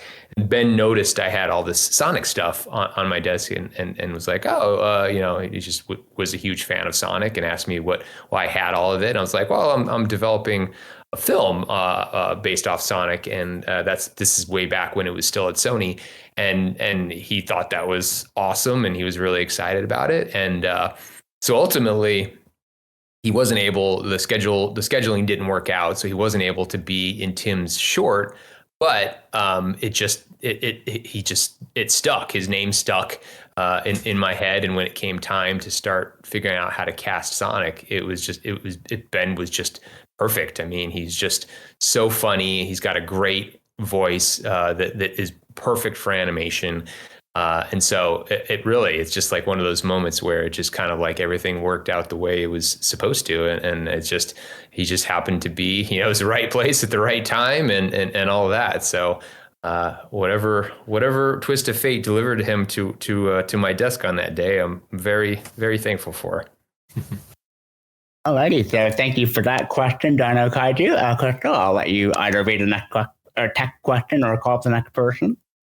Sure thing, I'll bring someone up, and I'm choosing Rockstar75. Once again, my heart skipped a beat when I heard my name being called. Welcome. Anyway, hello, Falton. Nice to meet you. And Tyson, it's nice to see you again, even though you may not recognize me, but I did see you at Sonic Rebel in person this year. I do believe I recognize your voice, even though I can't see your face, but it's good to hear you again. That's surprising. Yeah. And speaking of which, I actually have a question for you, Tyson. Yeah. How was it like redesigning Sonic for the first movie, saving us from the original design that Sega gave us? I mean, it's funny. It's almost a blur in my memory now. It really happened so fast. You'd be surprised. I was called in the day after that first trailer dropped. And I came in and I watched the movie, and then I came back the next day and I met Jeff and the producers and everyone, and we really quickly kind of workshopped some design ideas. And surprisingly, I actually, just because I didn't know that delaying the movie was a possibility, I kind of gave some softball design ideas. I was just thinking like, okay, in an emergency situation, what can we do here? Can we just make the eyes bigger? Maybe like make sure we give him his gloves. Make sure his arms and legs are a little bit more cartoony. Like I was really thinking like, what can we just like, what's the bare minimum we can do just to get him into a little bit more of an appealing territory? And everyone else in the room, Jeff and all the producers was like, no, like we gotta like the term thrown around was move the needle, so like it was on them to really push to go further enough to make sure that everyone was really happy. So with their insistence, I said, okay, well, I'll go as far as we can. With the biggest thing about the redesign, though, was that the movie was already shot. So something that was really important was that everyone had all the live action characters were already looking where they needed to be looking in the plate or what's called the live action footage. So when Tom or James is in the car with Sonic, he's looking in specifically where the original Sonic design was already looking. So whatever we did with the redesign, Sonic's eyes needed to be exactly where old Sonic's eyes were. So that actually informed a lot about what this new design had to be. You kind of had to start with the eyes. So the eyes could only get so much bigger. They had to be in the exact same spot on the head. And then everything else from there kind of had to be designed around that. So it was a little limiting in what we could actually do regarding the design, but it still allowed us to change a significant amount from the design from there. And then with that, I worked with the rest of the VFX team, who are very talented creature designers, and they helped me with translating a very cartoony design into what is a real creature, all the things that we need to be mindful of regarding like how an eyelid needs to deform, which is a very, very important thing with the design, and why we tested some things with a single eyeball and why it couldn't really work out, just because of the eyelids were really the biggest problem there is with the regular cartoon game version of Sonic, his eyelids kind of work like a window blind or a shutter that slides up and down an eyeball, and they kind of need to disappear into his head. And with a real creature, you can't do that, because then the eyelid just needs to disappear behind something, and that doesn't really work with a real creature. So we needed to give him real eyelids, and the only way you can do that is to separate the eyeballs. And there's just a lot of things that I learned on the fly. I had never worked in VFX in my life before, so it was a complete learning experience for me, which I'm extremely grateful for, because I learned a lot about I learned a lot more about painting. I learned a lot more about physiology, a lot more about physics and creature design, a lot more about VFX as an industry. It was like one of the most educational times of my life, and I'm extremely grateful for it. But yeah, it was an incredibly collaborative experience. Is I think the headline there. So. Yeah, but again, it was a blur. It really just happened so fast. So, So it turns out redesigning Sonic wasn't as easy as it looks, huh? Oh, easy isn't even in the conversation. it was hundreds of paintings and paint overs, and again, incredibly collaborative. I had to fly to London, and then I had to fly to Vancouver to work with several different teams. Working with our modeler Alan, who's an incredibly talented guy as well. It was incredible. But again, there was so much riding on the line. I think these movies, and people have said it before, these movies are pretty directly responsible for the renaissance that Sonic is going through right now. They really brought Sonic back into the social consciousness in a way that he needed. You know, people are paying more attention to the games in a way that they weren't for a while. It's given Sega a lot more incentive to give their all into making great games. And I mean, even the YouTube shorts are getting more funding and budgeting to give stuff like Dark Beginnings now, you know, all because of the movies. So there was a lot riding on making sure Sonic looked as good as he needed to, because it's such an important part of him. You know, he's got to look good. So it was a lot of pressure, but I think we did the best we could. Safe to say that all that pressure was worth it, because thanks to you and those people, y'all saved the movie franchise, and we can't thank you enough for that. Well, thank you.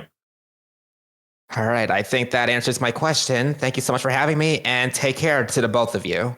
Thank you very much. Thanks.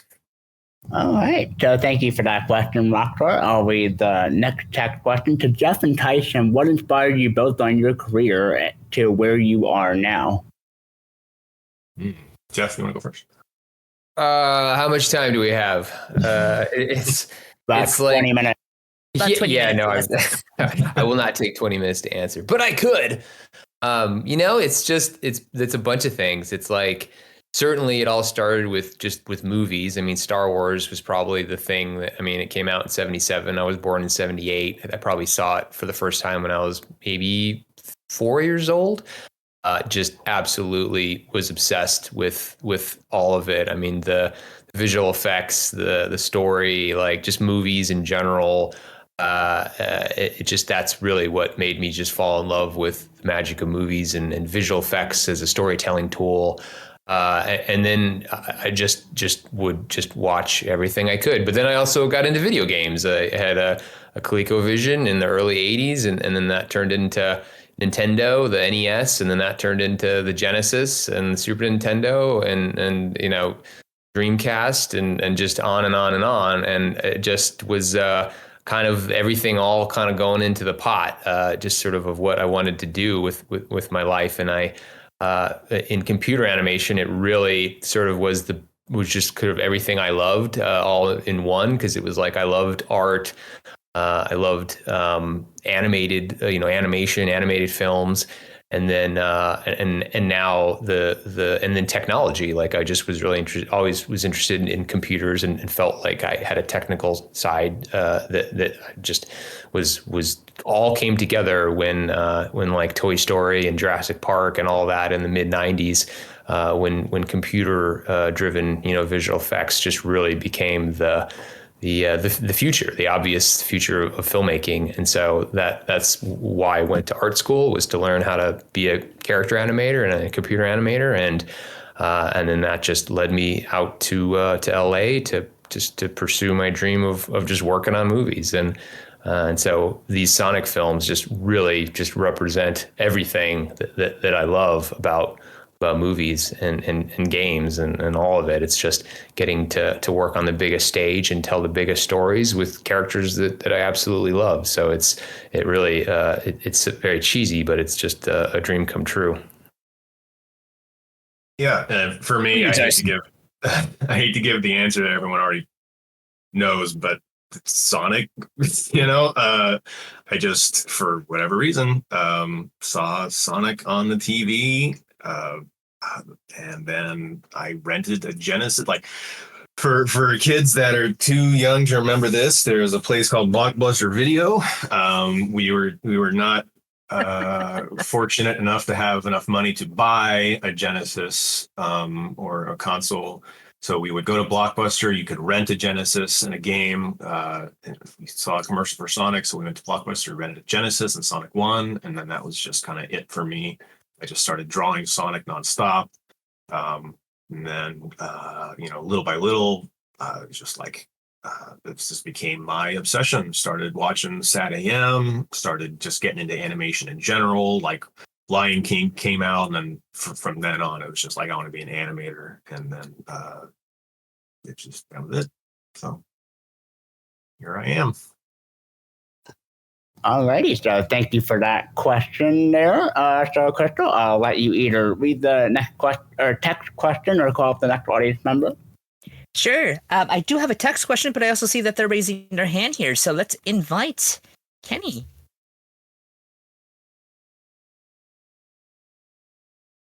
Can you hear me, guys? There we go. Yeah. Yep. Oh, perfect. Hi, Mr. Fuller and Tyson. Nice to see you again in here in Revo. Please call me Jeff. Okay, thank you. If that's okay, I have a question for both of you. So for Tyson, I have one that is, what is something that you made for Sega that has stuck out the most? Huge fan of your work. And oh, sorry, Sure. go ahead. Go ahead and ask your question for Jeff too. Of course. And for you, Jeff, also huge fan of your work and what you did in Shadow the Hedgehog of 2005. So for my question is, what will be the best advice for aspiring new artists and producers like to have a chance in the industry? What would you provide as an advice? Sure. Tyson, you want to answer yours first? It might be pretty quick. I think my favorite thing that I've done with Sega was the extra little Mania Adventures episode. It was the Christmas special with Amy Rose and Metal Sonic. I think Amy is a character that has had a bit of a tumultuous couple of years where she's felt a little not lost, but her place in the cast is a little ill-defined right now, and I think we're all just kind of looking exactly for what she needs to be and who she needs to be in regard to everyone else. And so in that episode, I really wanted to highlight who she is to me as a character and why she's so special. And to me, Amy Rose is, she's not just one of the boys. She's not just a pink Sonic or anything like that. She's just kind of a normal person. She gets wrapped up in these big adventures, and despite everyone else having these superpowers, she rises to the occasion. She helps the people that normally would get left behind, in Sonic Adventure, for example. She's the one that helps the little bird that Sonic says is not really worth his time. In Sonic Adventure 2, she's the one that everyone keeps leaving behind, and then everyone kind of thinks Amy is not really gonna be the key to saving the day. And then of course she is the one that's the key to saving the day. And so for this little special, I was like, she's the one that picks Metal up from the dirt and brings him home, because nobody else would bother. And so that's why I think she's such a special character. And to be able to do that little episode was special for me because I just think Amy is a special little character. I think she's unique amongst the cast, and I'm glad they let me do that with her. So that was my favorite thing I think I've done with Sega. Awesome. Advice. I don't know if you heard my answer from a little earlier, but it'll be a similar kind of response. I mean, I think the thing that just the simplest version is just you just gotta keep working, gotta keep your head up, gotta believe that anything is possible, and just keep going. It's just. I mean, I was very fortunate to have someone in Tim Miller who eventually went on to direct Deadpool, but he hired me and became a very important person in my career. He was a mentor and a friend, and he, when I got to Blur, I was like in my early 20s, and he was like I think probably late 30s, early 40s. So there's about a 20-ish, well, not 20 years. I think probably more like about 12 years between us. But anyways, and we were both kind of trying to get to the same place. We both, really loved movies, loved animation, really were trying to just break into movie making, like into feature films. And which is just a really hard thing to do. And whenever I would start to feel a little bad about just it not having happened yet, for myself, or feeling like somehow I was falling short, I would look at him, and he was never slowing down. He was never, like spending time just feeling sorry for himself, or like he just kept going. And it would really help motivate me to just not, wallow in sort of like, oh, it's never going to happen, or I'm not good enough, or like I would just look at him and think, man, if he's been doing it twice as long as I have, and he's still going for it, and he's still pushing as hard as he is, then I'm gonna go too, and I'm gonna.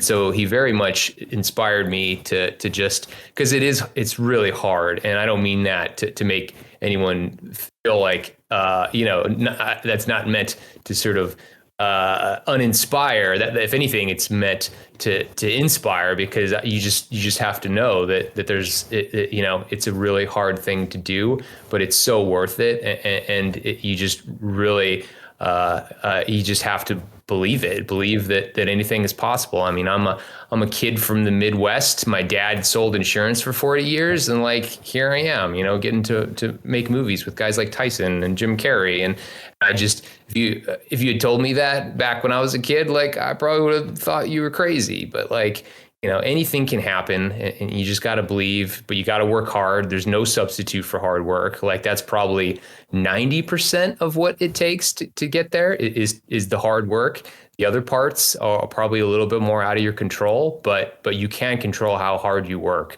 And then just keeping a positive attitude, and just being a good person, be kind, like just help other people when they ask, and don't look at other people as competitors. Just look at places to collaborate and network, as Tyson said earlier, because you just never know.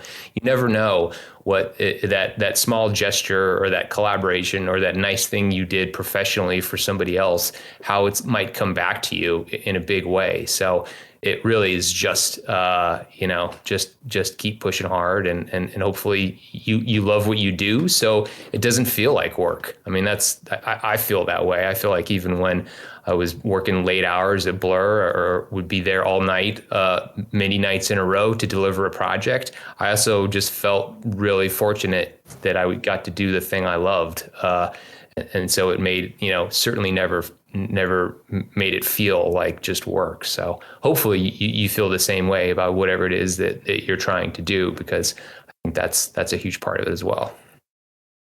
Awesome. Thank you so much for the big advice. Like, wow, I'm taking that to the heart very much. And yeah, that motivates me to do great things in the future. That's great. Well, you can get there. Just keep going. But it's a great question, and I hope it helps. Thank you so much, Jeff and Tyson, for your time and for answering my questions. Thank you. All righty. So I think we have time for one more question. So this is from Mado. Here's my question for Jeff Bowers, since I'm a huge fan of the Sonic movies. How long did it take you to finish production for the first movie installment of Sonic the Hedgehog back in 2020? Kevin, I think I asked that one earlier. Yeah, that was already asked earlier, Kevin. Oh, I'm so sorry. I'll read another one. What is the biggest challenge of making good progress of animating the characters of the Sonic movie franchise? This is from Rainwolf Duck. Of making good progress? What was the question? Yeah, I think it was the great making. What is the making progress making? And okay, here we go.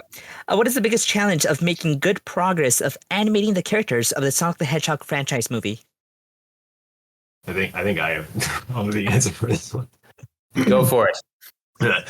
I think, as probably everyone listening knows that has tried to draw Sonic, that Sonic seems like a really simple character, but to draw, but it is really easy to get him wrong. I mean, this is I'm going to say things that everyone's probably going to laugh at, and Jeff, these are all like buzzwords that you're probably very lucky to never have heard, but things like muzzle curve and quill length, these are things that this community has daily arguments about. It seems like really, really small things, but it really, it changes a lot about how appealing this character is.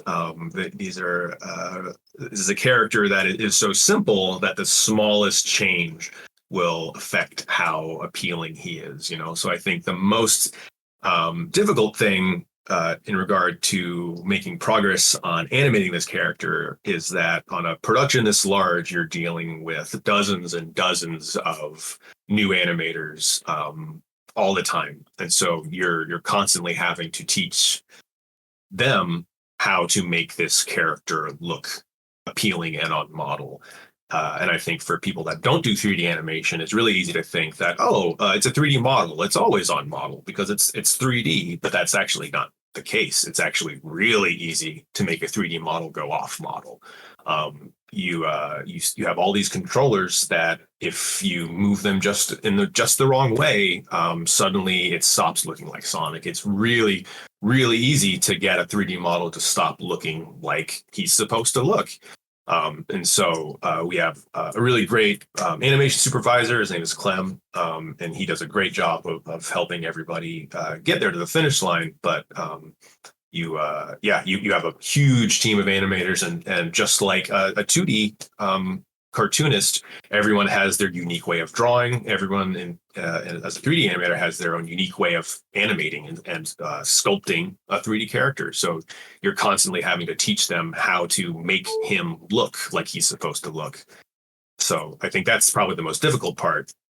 But in my opinion, I think movie 3 has really got the best overall look for all these characters. I think we've really, really nailed it, and I think it's got probably the best character animation from any of them.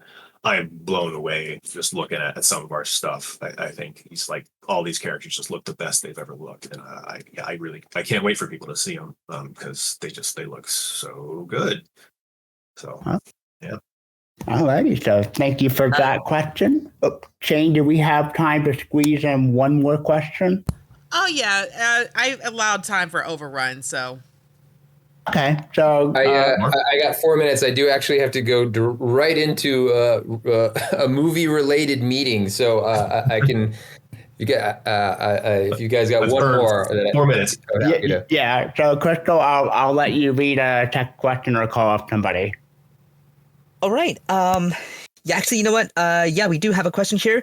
Hello, Mr. Tyler. Huge fan of your work with the Sonic movies. As far for my question, what would be your best advice for aspiring artists and producers to have an opportunity for the industry? Well, real quick, do we have one for Jeff? Is there one on the list for Jeff? That one's the one for Jeff. I think was that not just asked? Kind of just did one like that from Jeff. Yeah, the advice one. I'm so sorry. It looks like yeah. In case, let's see. Well, it's a spoiler one. Sorry. Again, spoiler. Most of the questions here had a spoiler. No, go ahead. Ask it. Maybe I'll just give a really false answer. How did you bring Shadow into the movie? His backstory and his personality, his character, basically into the Sonic movie verse. How about I just say it's so awesome that we got Keanu Reeves to voice the character, and he was so fantastic to work with. I think he thinks the character is awesome. I think he definitely understood what we were going for and was very excited to kind of, do his version of it. But he, like all the cast, just really wants to get it right, really cares. I mean, we would be, he would just give us so many different versions of line readings and just want to keep going. Like it was... it was not just sort of showing up and reading the script into a microphone. Like he really wanted to create a very fan sort of faithful version of the character. He did research, like he really, like in our first meeting, he very clearly had gone and done his homework, which was awesome, and so I just can't say enough wonderful things about Keanu and what he brought to the character and just the experience of making this movie. So I just think people are gonna, really, really love his version of Shadow. It's awesome. All right. Thank you so much for asking. I cannot wait to hear his version. Yeah, I think you'll really love it. I really think like once you hear him in the whole movie, he really brings it. Well, we look forward to it. Is there anything you two would like to say before we close out this Q&A? Thanks for having me. Great questions. I mean, you guys are like, the most important. I mean, the fans are the absolute heart and soul of Sonic and the reason why we get to make these movies. And so thank you for your fandom and your support. And obviously we're so excited for you to see this third film. We've done everything we can to hopefully give you guys the best movie version of these characters and stories that you love. Yeah, and I guess I'll say, again, as a fan, I think movie 3 is just it's the one. It's got it all. It's huge. It's got the most.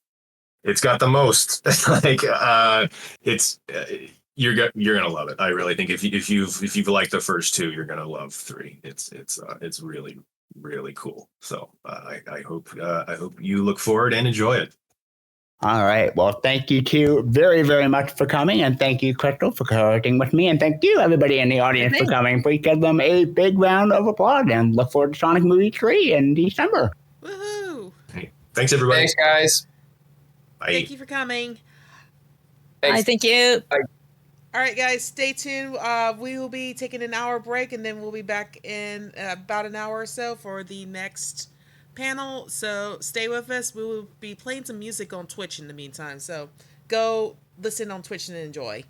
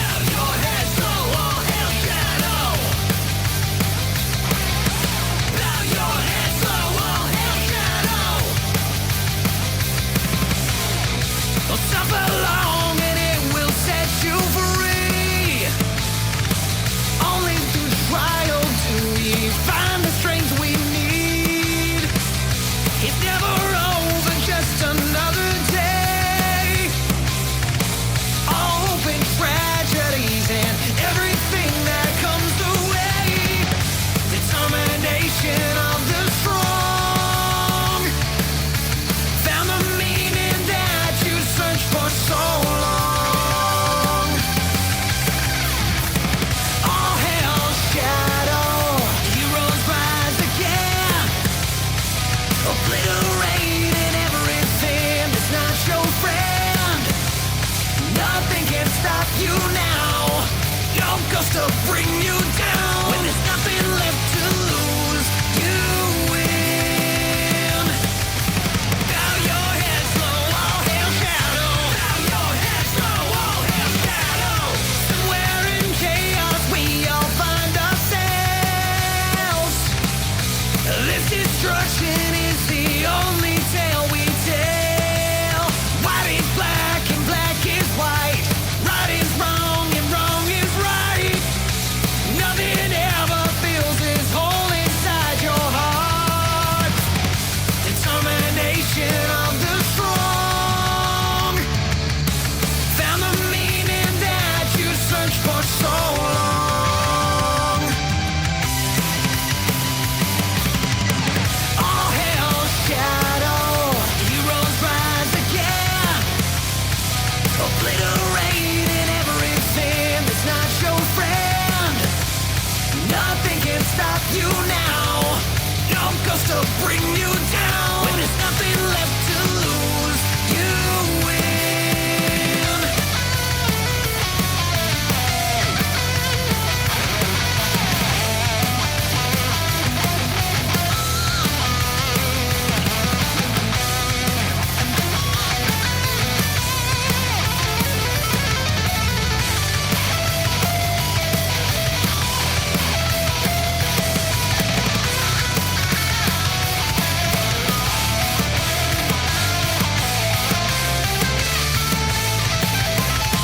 All hail shadow, heroes rise again. Obliterating everything that's not your friend. Nothing can stop you now. Your ghost to bring you down. When there's nothing left to lose, you win. Bow your head slow, all hail shadow. Bow your head slow, all hail shadow.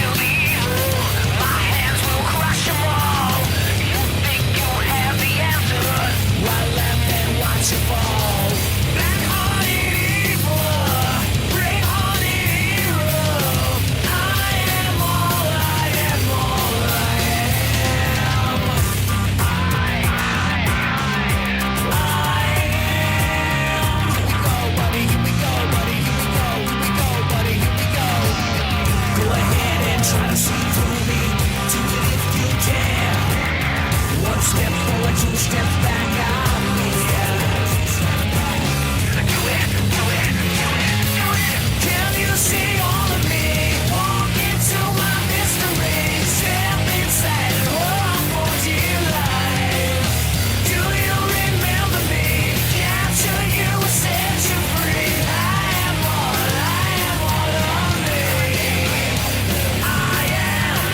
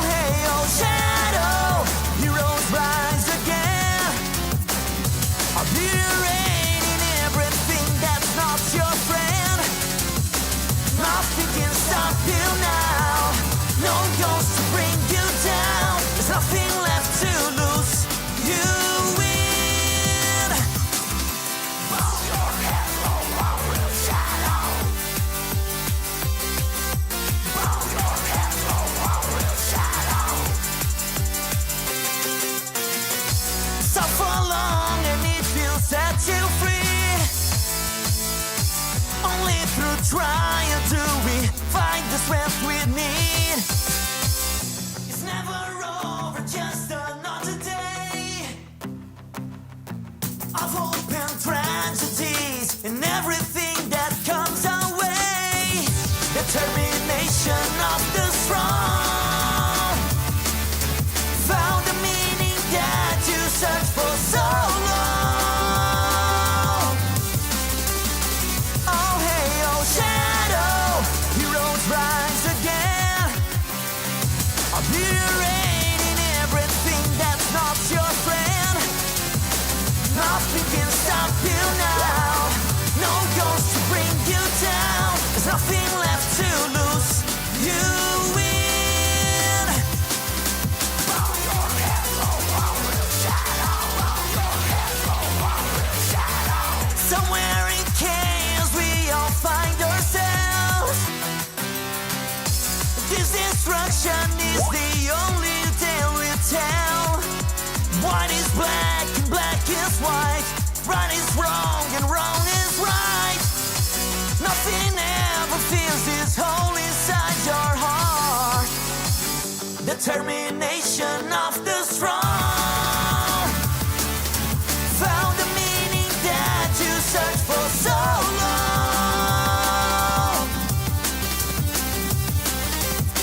Oh hey, oh shadow, heroes rise again. Obliterating everything that's not your friend. Nothing can stop you now. No ghost to bring you down. There's nothing left to lose. You win.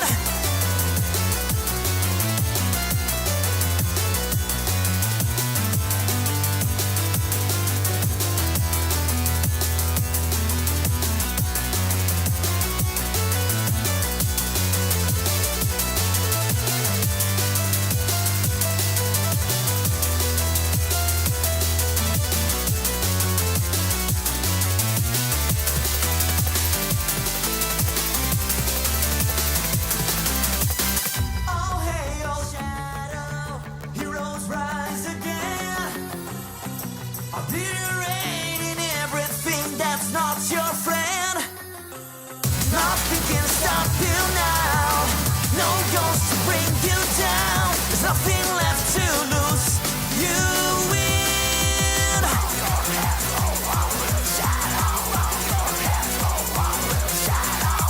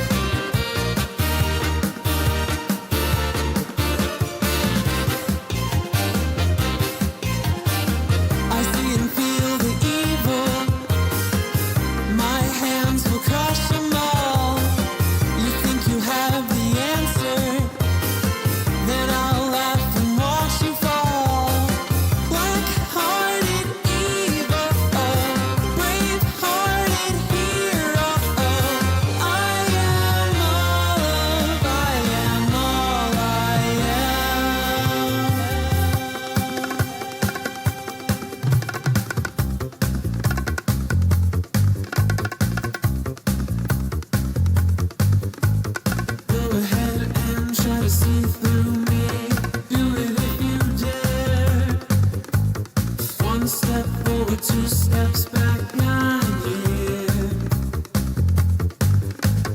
Go ahead and try to see through me. Do it if you dare. One step forward, two steps back, now yeah.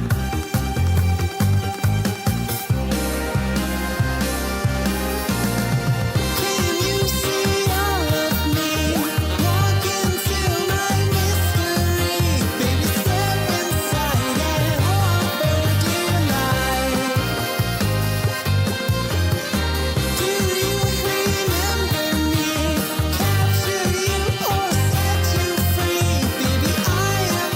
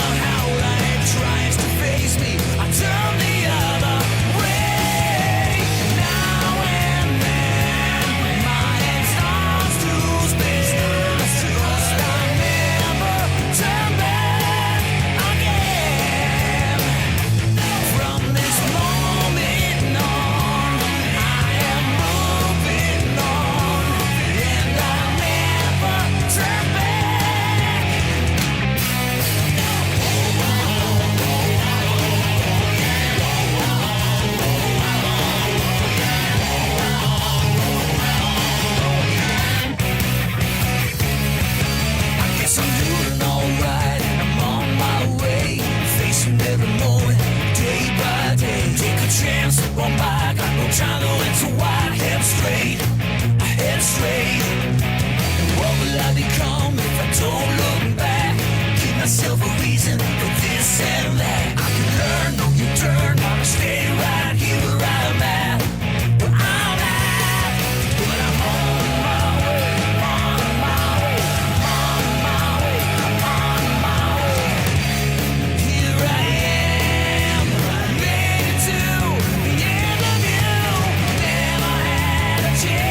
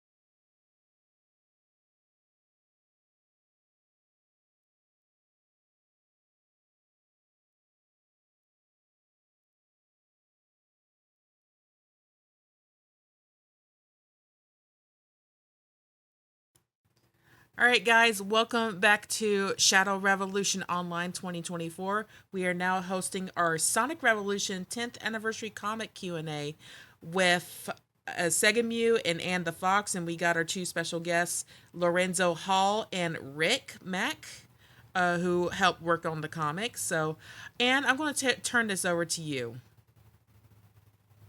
Hello, and thank you for joining us. This is my co-host, Kays. Hello, and nice to be our here. lovely hi, guests. Hello. Hello. So, and as Segemu has so helpfully said in the comments, Ada I also worked on the fan comic. While they are a late addition to this panel, they are a welcomed one.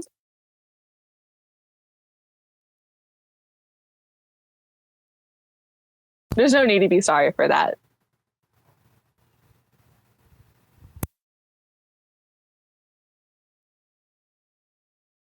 All right, is everyone ready to get started? Sure thing. I know I am.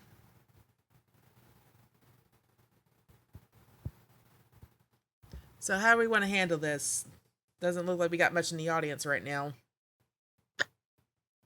Well, that just means they get a better chance of getting picked if they have any question. Oh, yeah.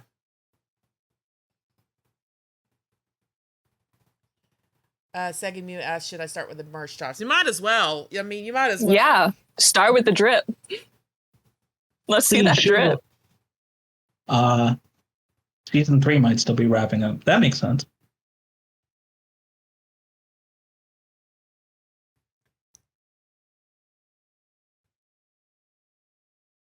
Segemu, I don't know if you're able to at least get on stage and activate like a screen share. Maybe you can share some photos from screen share onto the panel here, so that would make things easier.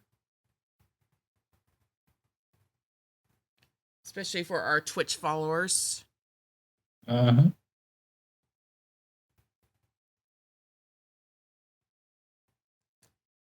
Segemu says, let me see. Your husband. Yeah, Oh, that dear. would be a good idea. Yeah, that's fair.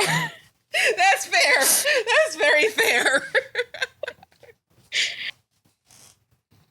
Well, for any of you guys who are in the cross section of those, go to them for your trip merch. Yeah.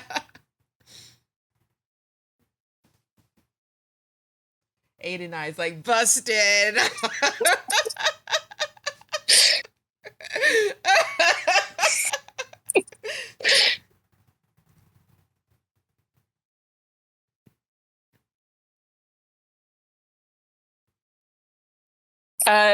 Segemu, just tell us when you're ready so we can get you up on stage. Yeah. There we go. Oh, there we go. Yeah, if you just do a screen share for me, I will enlarge in that so everyone can see.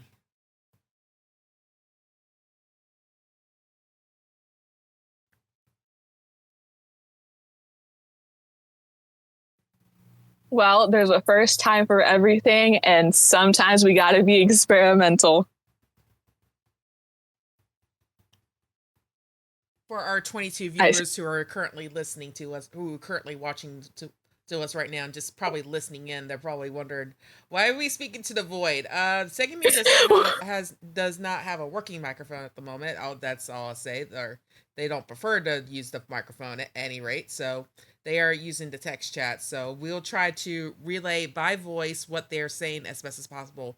But we do have the chat on screen for you there, so you can at least see what they're saying too. So.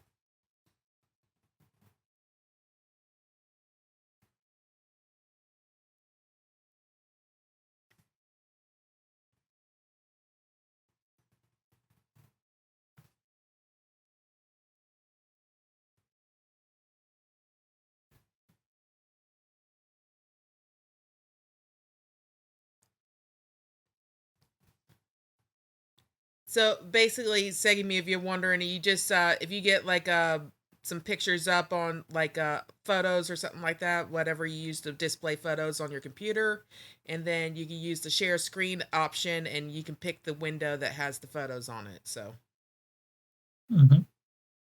Yep. So if they weren't on the same thing as your has-been tabs, it would have been fine. They would have been safe. Oh, just as a general question, everyone here currently on stage has gotten to read it already, correct? Has got the what? The comic. Oh yeah, I know. No. Well, of course I do. Yeah. I'm the co-founder, so I should hope so. Oh, well, thank you. I appreciate, you allowing me to play in the sandbox a little bit. Oh, absolutely. It's like, I trust Segamu, and, Segamu's like, hey, let's hire these people. I'm like, okay, do it. I trust Segamu's judgment, so. Mm-hmm.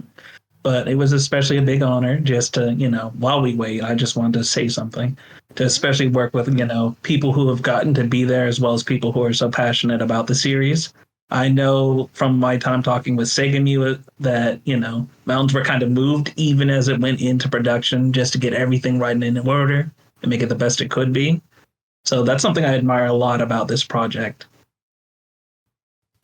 Yeah, we try to be as flexible as possible. We want to be able to work our best with everyone, so. Yeah, and it really showed. I haven't had a chance to get a hold of a physical copy yet, but I'm excited to see how it looks in person. Nor have I, but, I got to see on the back end, and I'm very grateful for that. Okay, here we go. See if we'll... there we go. I will embiggen that on Twitch. All right, we got, wow. We got,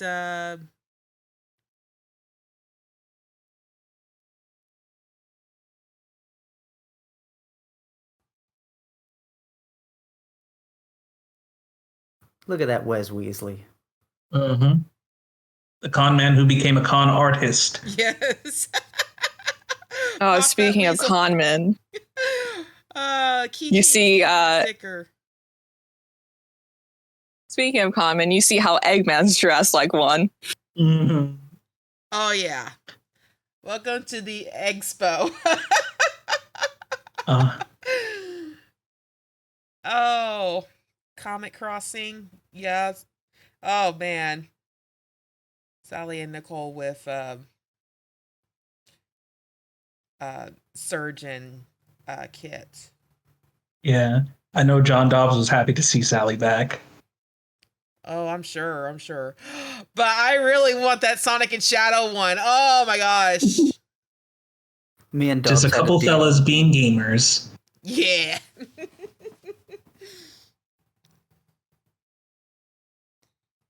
I mean, if you can't tell by my icon, I'm a huge Sonic and Shadow fan, so. Oh, well, I think you're in good company in this revolution. I hear they had a video game come out recently, and I think people like that a lot. I hear. I might have dabbled in it just a little bit yesterday. Wonderful. What was your experience with it, if that's true? I loved it. I loved being able to play it. So it's just like, I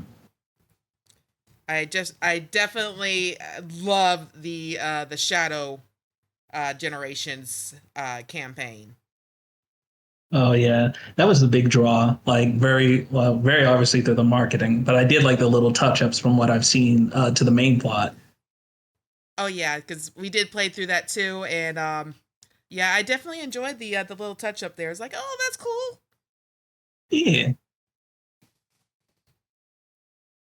I won't say too much more to not spoil it for the newcomers, but it's definitely a good game. Certain people who say Sonic was never good may be eating their words even now. This is probably one of the best games ever. I mean, it got a 9 out of 10 from IGN, and that's like a unicorn. I know, right? Oh, Segamu, I can't wait to talk about the Yardley pages. That was like the biggest honor out of this whole thing for me.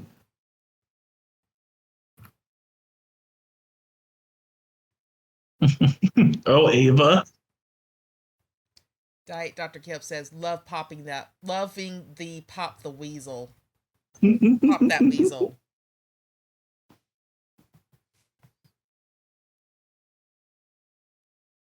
It's like, get him, boys. Get him. Get him.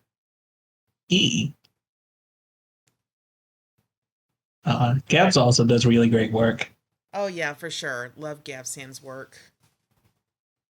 Like, I think it kind of goes without saying, but like, there are a lot of very talented people within the Sonic fan space, and like, you get to see that where it's cohesive and like what you would see in the quote unquote typical style, but even very stylized stuff. Like, if I had to point to someone old who did, not old, but John Gray, he has a very distinctive style, but then you also see that in the fans too. And I think that's like a very beautiful thing. There's just so much room for expression. Yep, I'm pretty old in the Sonic community myself, so. Oh, a fellow for the retirement home, I see. Yeah. Don't worry, I'll be right there with my walking cane. It's like I've been in this fandom since at least I've been online since '98, but I've been a fan since the beginning. So. Before the new millennium, you got to see all of the rough transition to 3D. Oh yeah. Oh yeah.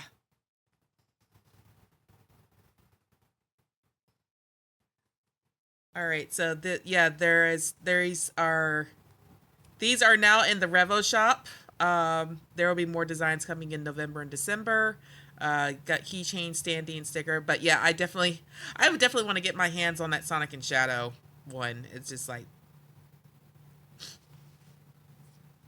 those are some excellent designs. And Tracy Yardley always does great work too. So. Mm-hmm. Now let's see. Ava Arctic actually asked, will there be some available at the expo too?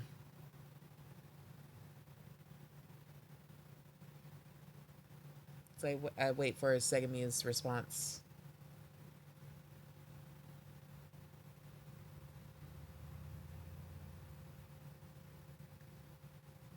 These will not be at expo as the production time is too tight to get them in on time, unfortunately. Okay. That is unfortunate because you guys are some very talented people. But time constraints, curse you, time.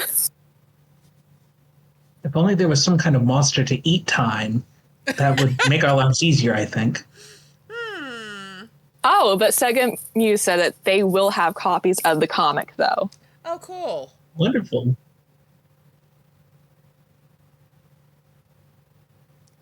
So, anyone out there on Twitch or in the chat room, anyone have any questions regarding the comic, regarding any further merchandise, just, anything related to that stuff in general?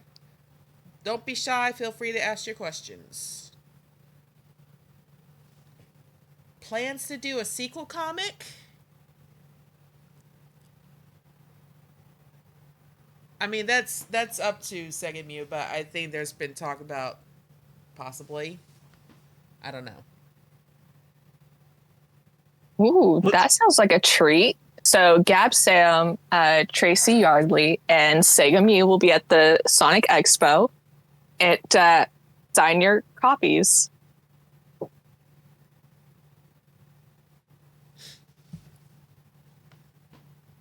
That's great. We do have a question from the audience, from Hannah, her raised hand. Mm-hmm. Okay. Let's call her up. All right. Hello. Hello, Hannah. Hello, Hannah. So, my question is, what do you think is the hardest thing to write in a comic? And don't worry, I don't usually read comics anyway, so I'm okay with spoilers. Okie dokie. Thank you. Let's see. For me, it's just speaking as someone who worked on this, the hardest thing to write is usually getting the paneling just correct because different pages are going to call for different ones. and you have to consider that you can only really capture one thing at a time. Then you also want to consider the intent on that page. So if you want to have an action page, you really need to think about the flow and the spatial elements. But if you want to have an emotional page where the characters are relating to each other, or you give the audience insight, you definitely need to have that time to think about what you're showing, what does this say, when to use words and when to just use expressions. So that's a long way to say the hardest part is knowing the focus and then the execution of that focus. But once you have that, you can make a story that will just sit with someone in a very wonderful way, at least in my opinion. Nice. Also, I can't believe that Sonic Revo has hit 10 years. Like, that's either a decade or they just hit double digits. A little bit of both, I think. But yeah, it is very wonderful. Pretty much. Both is good. 4K no los dos.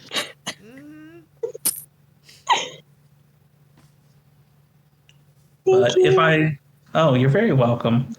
Rick, what is your take on this question?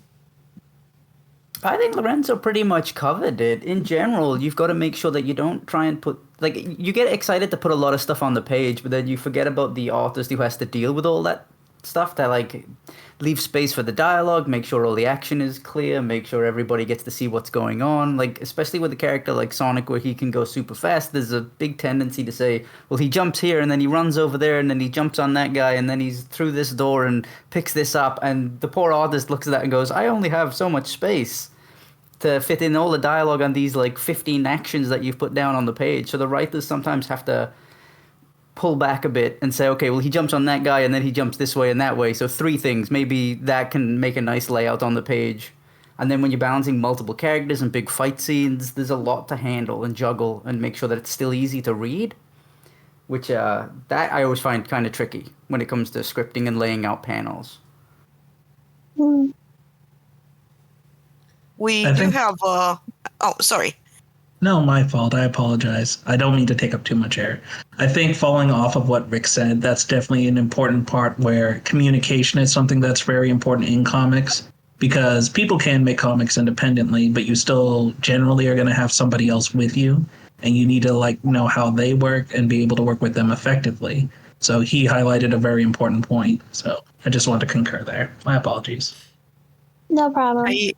I wanted to read the Sega's response. So they say the hardest thing to write in regards to comic book writing is that sometimes you have an idea in mind, but it doesn't translate well into a comic page, which can lead to crunching in too many text and action sequences. Aiden I actually helped me on the last few pages to get the pacing right. And Aiden says it turned out amazing in the end. They're completely unbiased, by the way. Like, no sort of... there's no reason they should love this project that they worked on. There is no war in Boston, say, Aiden claims. None at all. It's not like this is your child.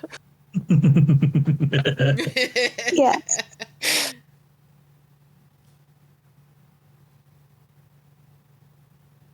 But thank you so much for your question, Hannah. We really No appreciate it. problem. No problem. You know, I think the next comic should have more shadow in it, but that's just my opinion. That's just your More Sonic and unbiased Shadow, opinion. please. More He is Sonic the and Shadow, coolest. please. And while we're on that page, I say more Silver and Blaze. Oh boy. Can I say that I loved Silver and Blaze's outfits in this one? Like, Silver is very obvious for our friends. I totally respect it. But Blaze's Percival was like great. I just love Sonic and the Black Knight. Oh yeah, Blaze, Slade. Yeah. Totally not even dragons, but like. Mm-hmm. Oh, I got the perfect pitch for the next comic.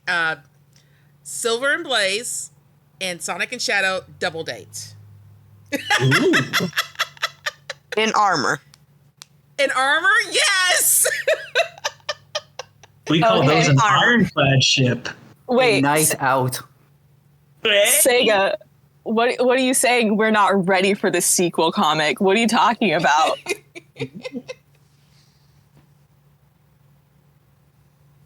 Oh, Ava, you're making me blush with that comment over there.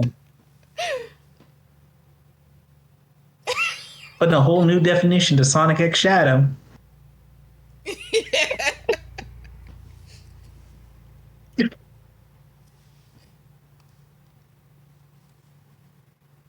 Ava Arctic's like 10 pages of Sonic Shadow making out with 15 pages of Nicole and Simon.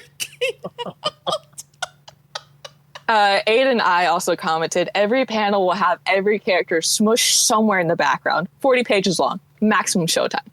50 actions per panel. Bonus page of Silver and Blaze, please. You just described pre-reboot Archie. You know what? Go ahead. Lightning strikes twice sometimes, or 3 times. If we're talking pre-boot Archie, we got to have one of the roboticized characters do a Tears and Rain speech.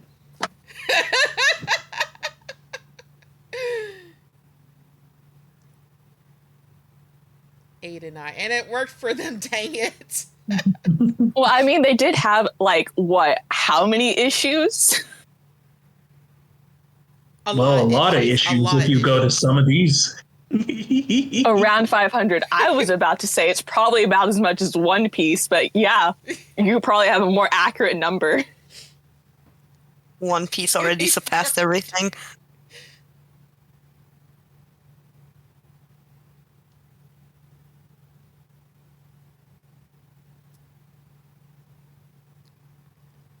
$290 of them, the main line, almost 100 for Universe, then some spin-offs. Yeah, That's it might as well be One Piece. Yeah, that counts as all one. That's One Piece long. Oh yeah, X was like 40 issues long. Ooh, a sneak peek. Shameless plug, but this is your panel.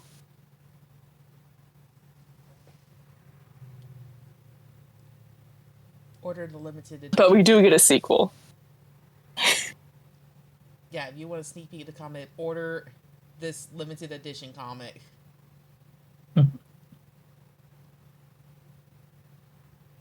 I will plug anything and everything. Yeah, you will. Yeah, I mean, get that bag. Get that bag.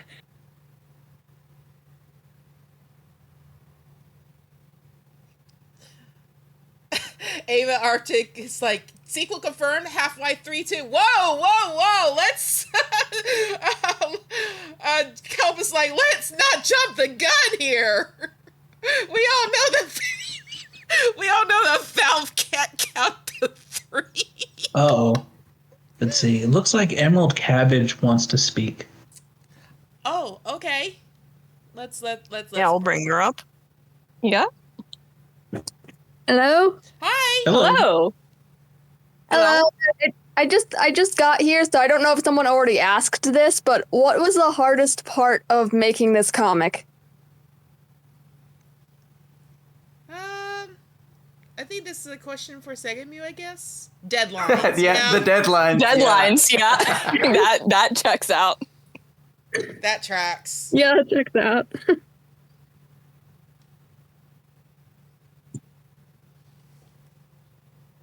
Aiden follows up by saying, yeah, it was really close, lol.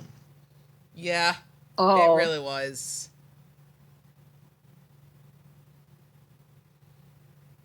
Everyone died right after. You know what? That is understandable. I probably also would have died. Yeah. And anyone else would have died. I'm still dead. Really? You weren't revived after Sonic Revolution 06? Oh, yeah, it never happened. Yeah. Oh, right. Decanonized.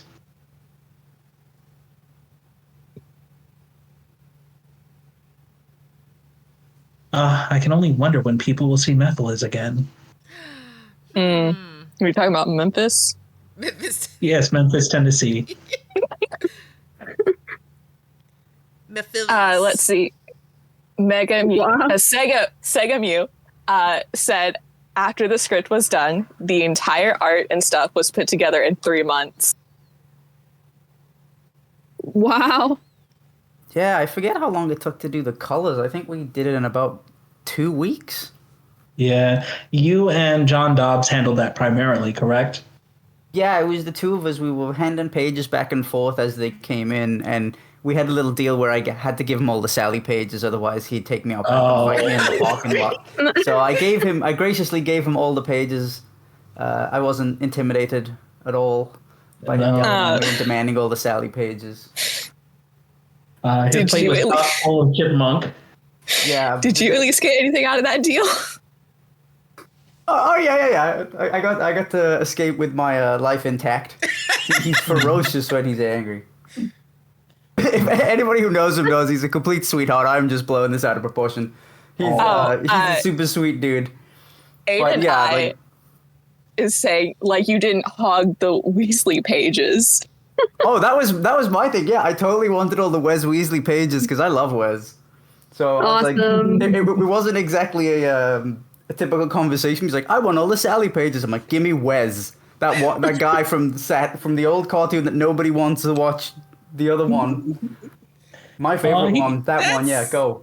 That's gotta be something where the artists are fighting over who gets to draw what now. Yeah. Yeah. I think I remember seeing Wes like in the Archie era during the tournament arc that Breezy was hosting. It took me a second to recognize him because they had to do the design shift to make him more in line at that time.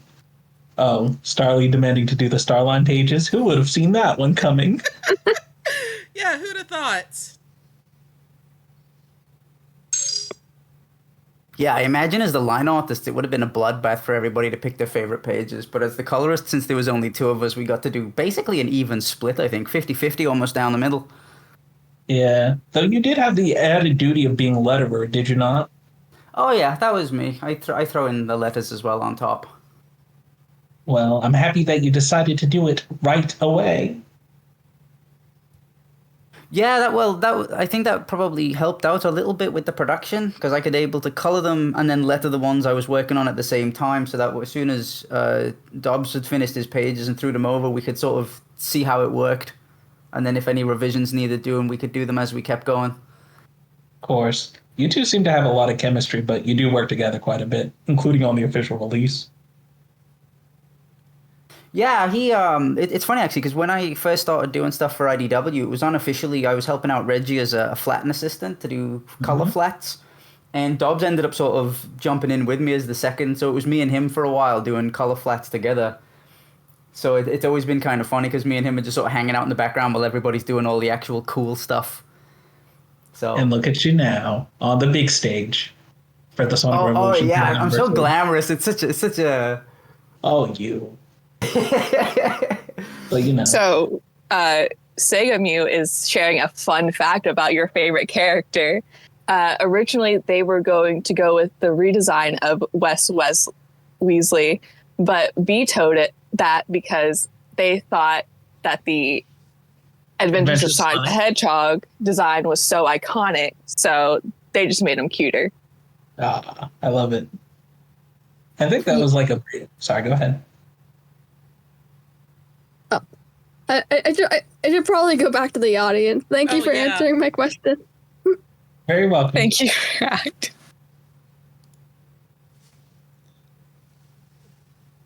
So yeah, I gotta say, it is such a delight to be able to see you guys working together to make this comic thing possible for Sonic Revolution. It's just, you know, me as the co-founder of the event is just like, it's just, you know, mind blowing that we got this far.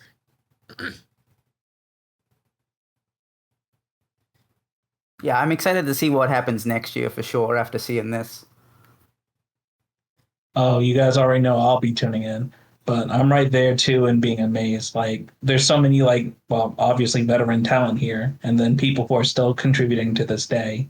But we got to see, like, the sheer breadth of everything, and I thought that was really awesome.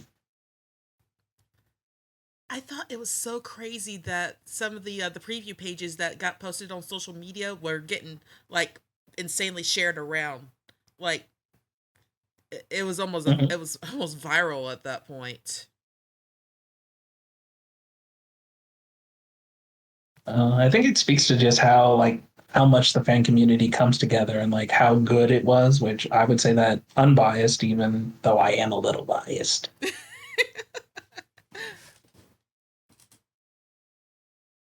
I would personally like to ask a question, if that's okay. Yeah. Yeah, sure. Go ahead. Mostly to Rick, the colorist. I'm curious, how did you guys pick the colors to color the comic? Like, did you guys use the palette for the official colors of the characters from a specific series, or you guys settled on a specific color palette to be harmonious, or how did you actually pick them?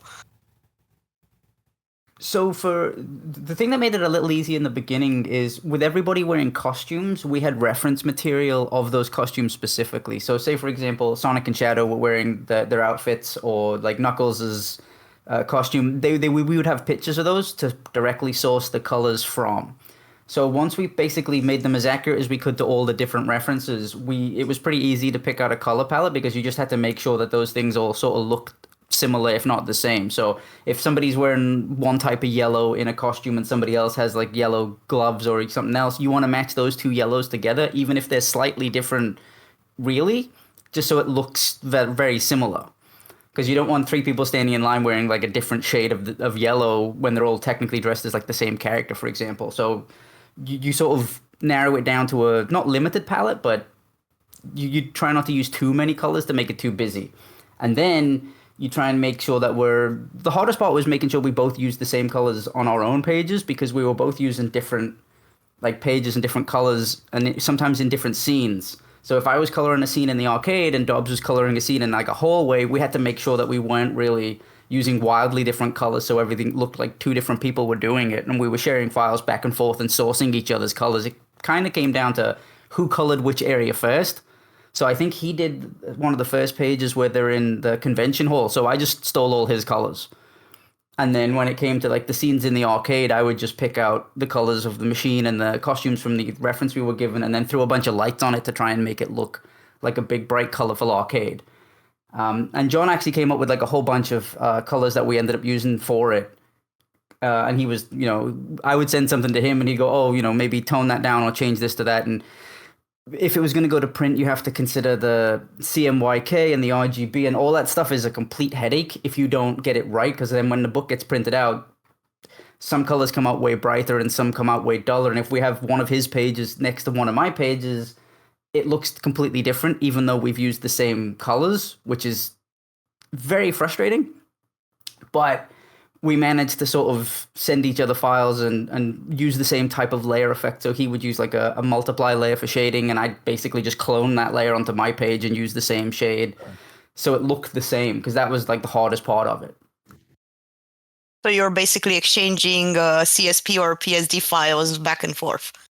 Yeah, me and him had a little like a Discord chat between the two of us where we were basically just throwing files at each other at like 3 a.m. going, I don't know what color the House of the Dead machine is. And I think we actually came up with something at the last minute where we changed the not House of the Dead legally to a blue and a red gun.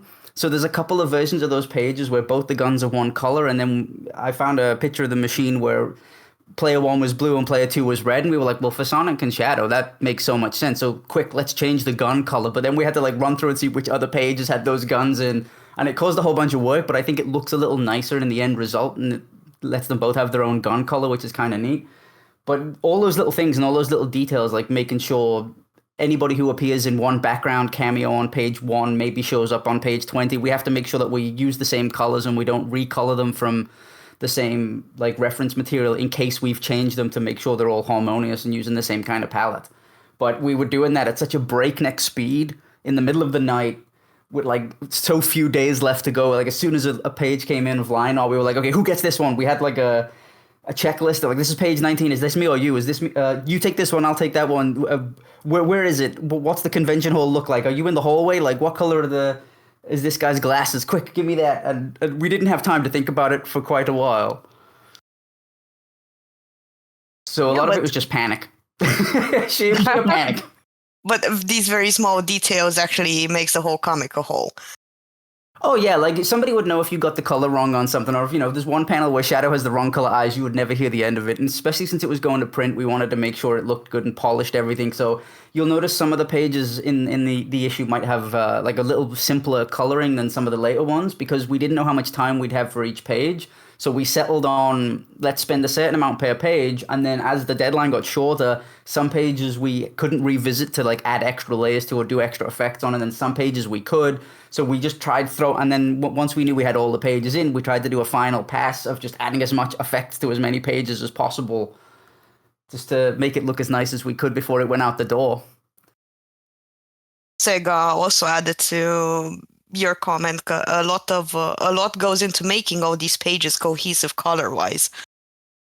Oh yeah, like there was a lot of even though me and Dobbs were doing it all, we were still posting previews and getting people's feedback, and people were weighing in and giving us advice and things like that. So it was definitely a collaborative team effort. It wasn't just like me and him running off and doing everything. Like we were like showing people things and going, "Oh, is this the kind of color you wanted? Is this what your concept artwork was showing?" Like that kind of thing. Like, is it more red, more magenta, more burgundy? Like what do you want it to look like, etc. You got it some praising as well. Rick is the GOAT for staying up all night with me, making sure this looks good right before it goes into print. I think I was still uploading revisions, like revised pages, about 5 minutes before it was sent to the printer. Oh my god! You talk about cutting it close. And there were still bits we missed. There were still things that it went to print, and we were like, wait, hang on, which page did we send? Was it 24A, 24D, 24F? Like, there was like 6 versions in the revisions folder. I'm like, oh no. So look forward to the deluxe corrected edition. That'll be coming out with even more changes and fixes. I cannot even begin to imagine how much of a headache this all was. True, but now we really can look forward to Sonic Revo 10 Battle.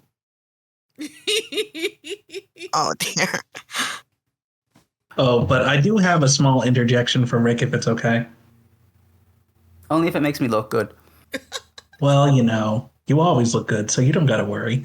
Let's see. It was when you were talking about you wouldn't hear the end of it on coloring for characters specifically. I would say this.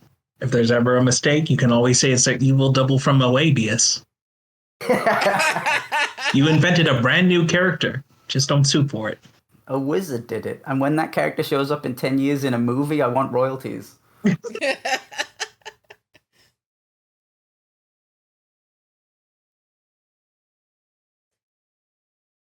Nani died in the middle of the night. They died for the cause. They knew what they were getting themselves into. Oh, I need to check my DMs. Hang on. We Sure, do there have was a another Noni question spirit. from the audience, if that's okay. Yeah, go ahead. Let's get up on stage, Naya.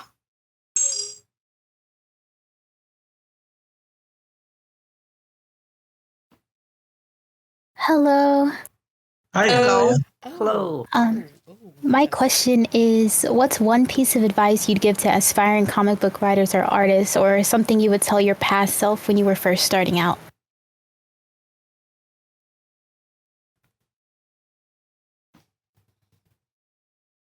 Well, that's a great question.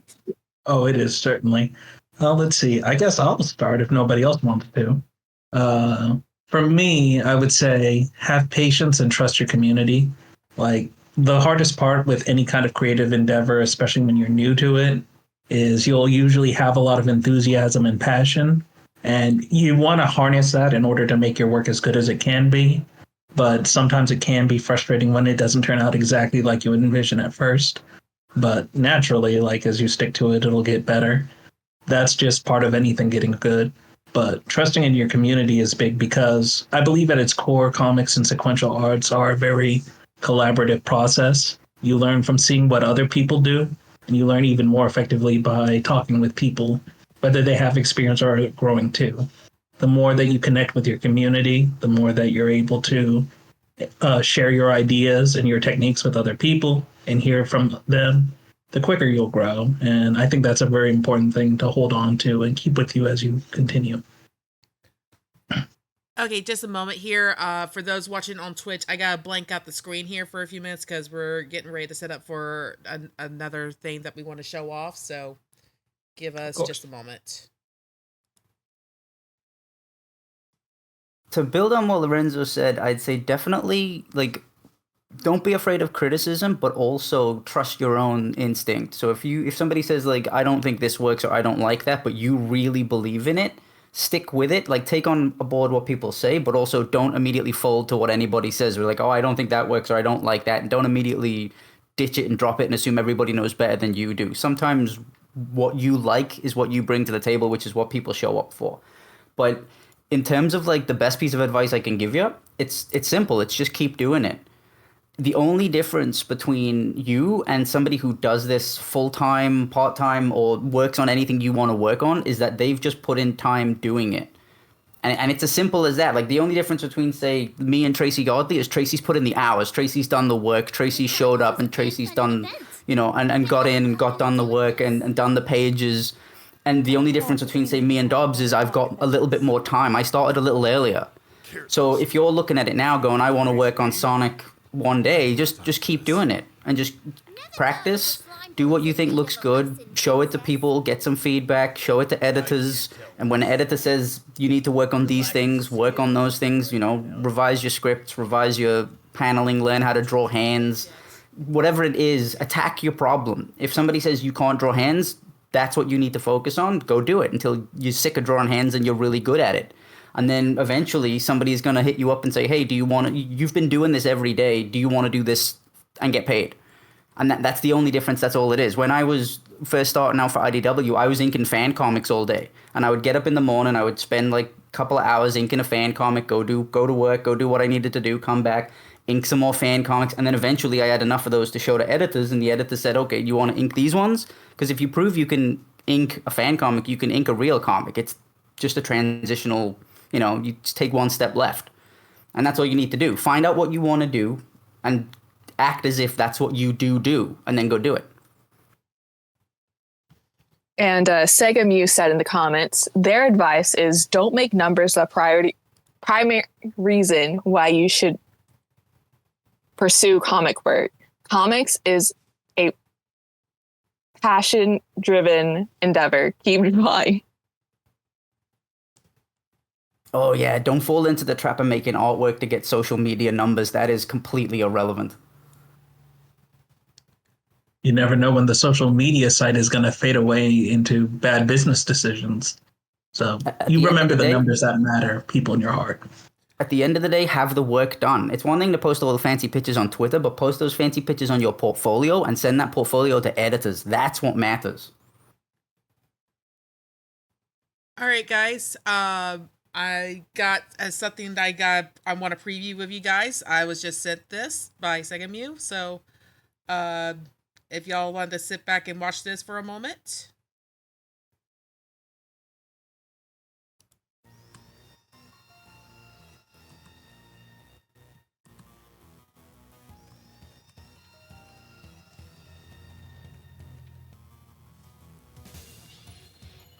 I thought this was a fan-funded event. Eggman has nothing to do with this. I hope Amy is having better luck than us. Care to explain what you're doing here, Weasley? I don't have time for this. Never know if a slime ball's in need of a lesson, Princess. I can't tell what's sadder. Your lack of skill or that outfit. You should come and play, Shats. It's got your favorite Linkin Park and other angsty hits. No. This simply will not do. Power outages, flooded restrooms, broken gaming stations, and worse yet, someone keeps review bombing the specialty deviled eggs the robots prepared.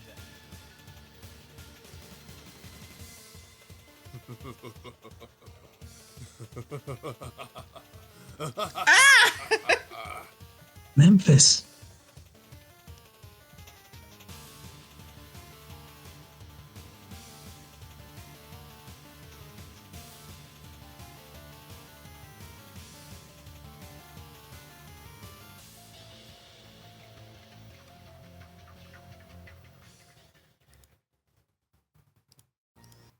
So yeah, that happened. I think it happened rather wonderfully. It looks like even more people are putting in hard work on this project. Oh yeah, for sure.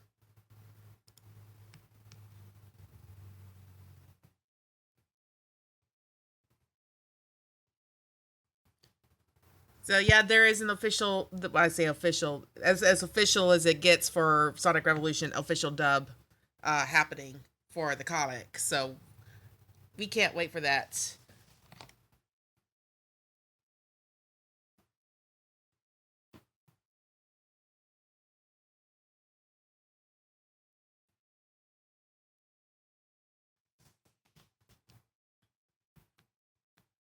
Okay. Do we have any comments? I believe someone had their hand up just a bit ago.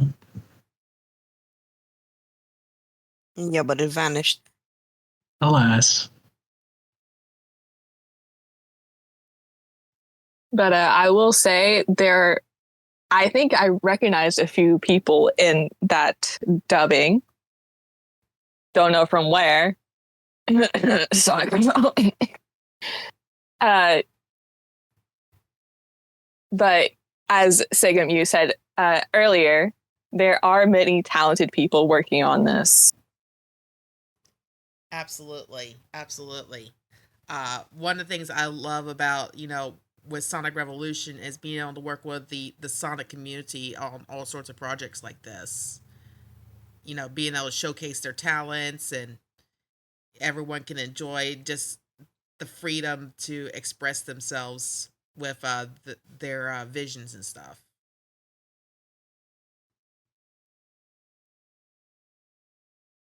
Emerald has another question, if it's okay. Okay. Let's bring him up. Hello. Hi. Welcome back. This time, I have a question that is basically, what is everyone's favorite character that is in this comic? Oh, choose your favorites now. Yeah. It was. Oh, Sega was immediate with that answer. Espio. Nice.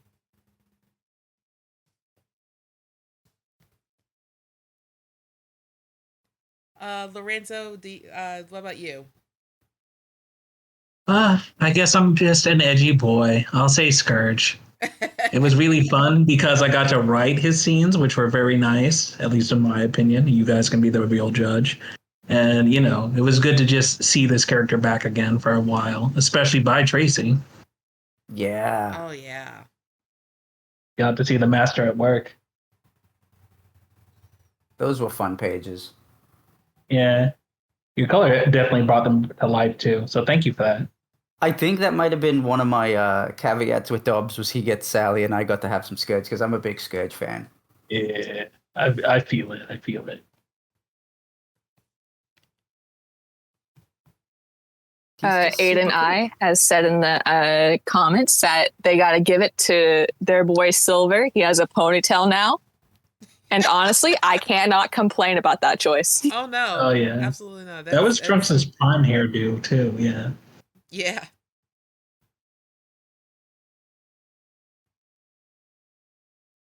Yeah, that sounds awesome. See.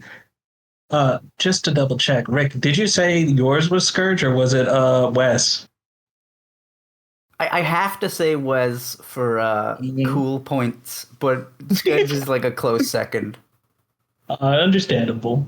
I mean, really, my favorite was, my OC who got to sneak into the background as a cameo. But I mean, I can't say that. I have to, pick one of the actual characters. And I can't say one of the characters from the comic because I have to pick somebody more obscure, right? So I got to go with Wes. I love Phil Silvers as a con man salesman.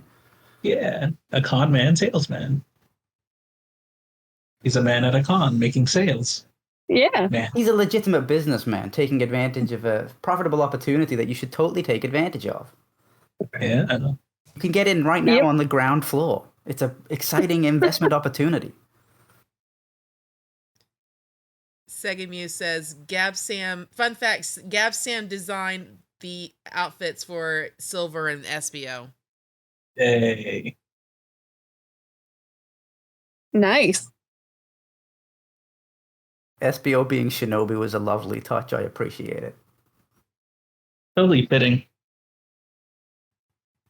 And, you know, it magicked a new Shinobi game into existence. You're welcome, everybody.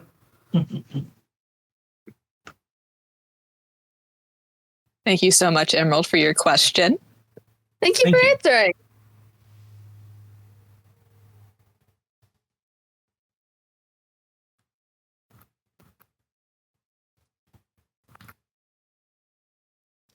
Okay, we got a few minutes left in this panel. Oh no, Rick, what are you doing in the comments? What? What? Nothing. Wait, I see you. Nothing.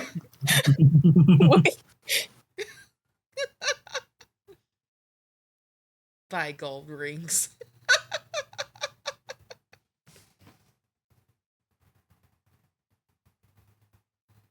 Oh no.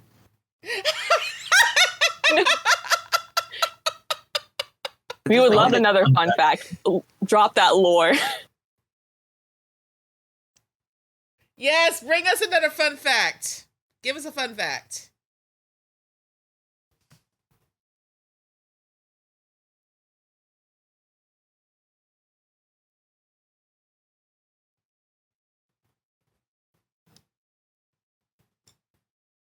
Oh, the suspense is really there with the typing in the chat. I know.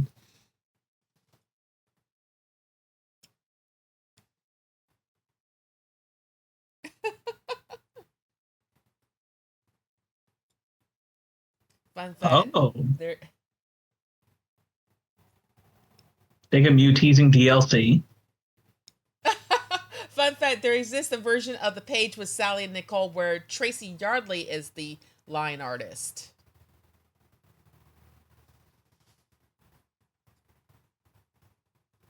Alternate timelines. Where in the Spider-Verse is that? We need I'm sorry, Sonic Verse. Sonic is hiding it from us. Yes.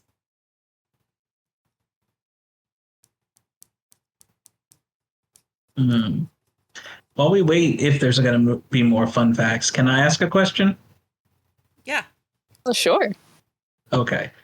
Thank you for having me on stage. I'd like to ask, what was everyone's favorite part of this project, like working on it?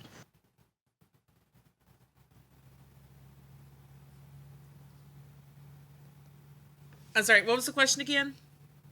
What was your favorite part of the process of like being part of this comic? Oh, so this will be what? This will be a Rick and Aiden and Segemu question. Mostly, I apologize. Yeah. Yeah, But you gotta answer contributed in my yourself heart. first. You gotta give us yours first. What, me? Oh, wow, that's actually a very beautiful page. Let's see. For me, it was getting to write for some of these characters because, you know, obviously you can always do that as a fan, and I certainly am as a fan. But the fact that I got to work with so many talented people on it and so many passionate people was like very much a charm. I think it was nice to see Starline and Sage interact a lot because it's very unlikely we'll ever get that. But it was something that I thought like it was very good because you get to see just the different kinds of chemistries these characters can have. Like obviously Sonic and Scourge is awesome because that's always been a thing, at least in Archie. But you get to experiment and like see, okay, how might this go? At least in my opinion.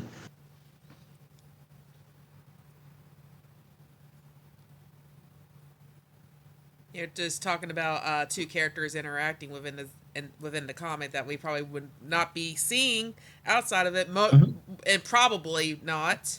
But yeah, that's what I like about. I call it the Revoverse at this point because it's like Revo is just developing their own storyline at this point.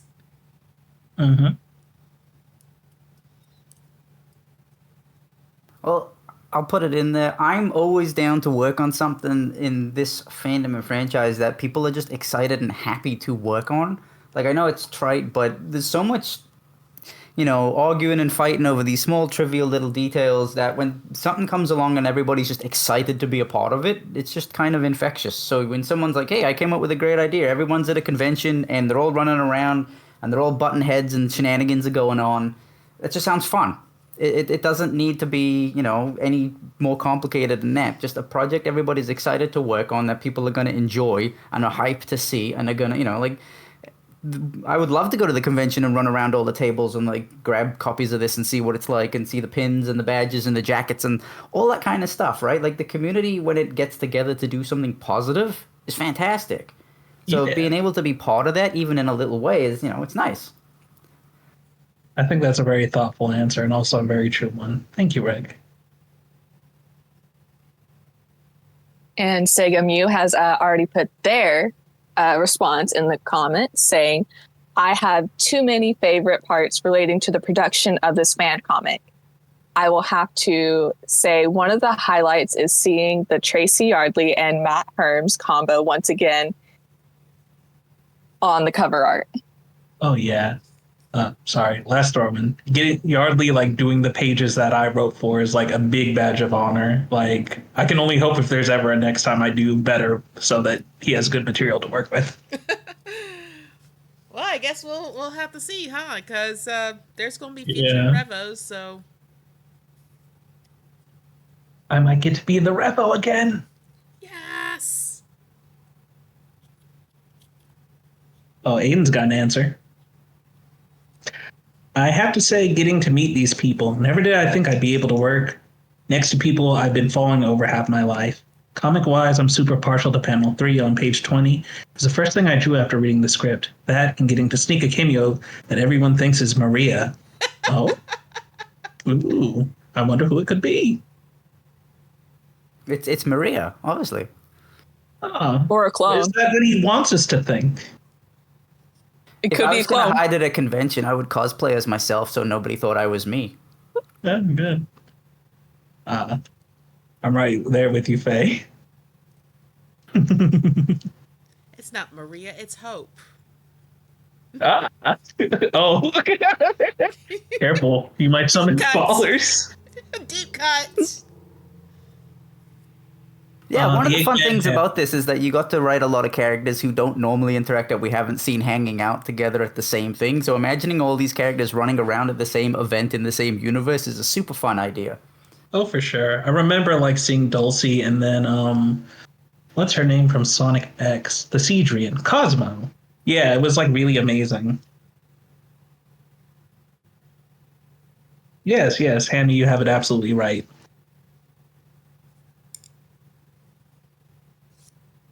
Yeah, but apparently Tails didn't forget about her. I'm happy for him.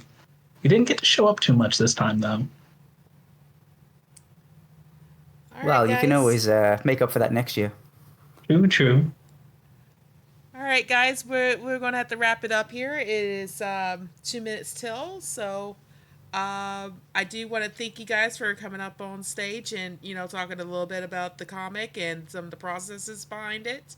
It was very enlightening, especially since, I didn't have much. I was just I hear about the comic and it's oh, I wonder how this is going. Oh, this is looking so good. So I had no idea what the processes was going on behind it. It's just all I hear is what Tegami tells me. So just imagine backstage at a Muppets production where everybody's running around wildly and throwing things in the air, and you kind of got it. Mm-hmm. It's heartfelt and full of felt. Oh, I like that. Thank you. That's quite the imagery. Well, when you're a bit of a Muppet, you can come up with these jokes easily. Well, thank you guys. I look forward to future collaborations. So y'all have a wonderful evening. We're going to go on break here, and then in about an hour or so, we're going to have Sonic the Cosplayers. We're going to have a Q&A with them. And trust me, that is a Q&A you don't want to miss, especially after he actually got to show up at Sonic Symphony last week. Yeah, when it comes to cosplayers, you don't want to be fashionably late. I had to. Oh, the puns. All right, thank you guys.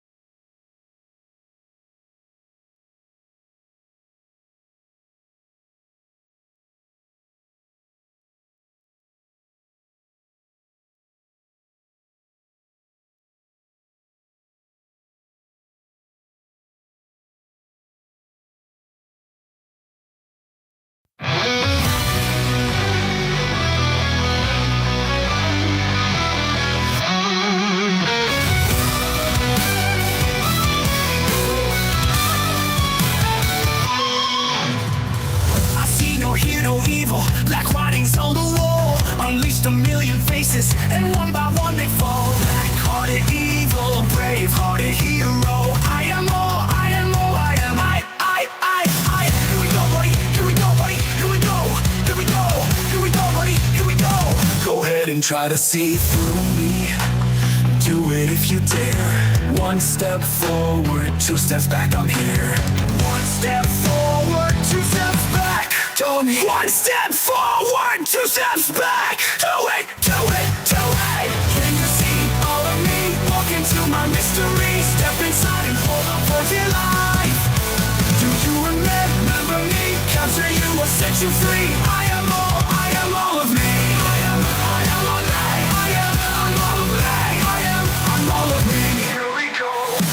I see and feel the evil. My hands will crush them all. You think you have the answers? I'll laugh and watch you fall. Black-hearted evil, brave-hearted hero. I am all. Here we go, buddy. Here we go, buddy. Here we go. Here we go. Here we go, buddy. Here we go. Go ahead and try to see through me. Do it if you dare. One step forward, two steps back, I'm here.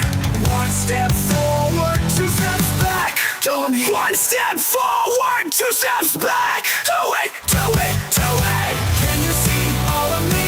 Walk into my mystery. Step inside and hold on for dear life. Do you remember me? Capture you or set you free. I am all of me.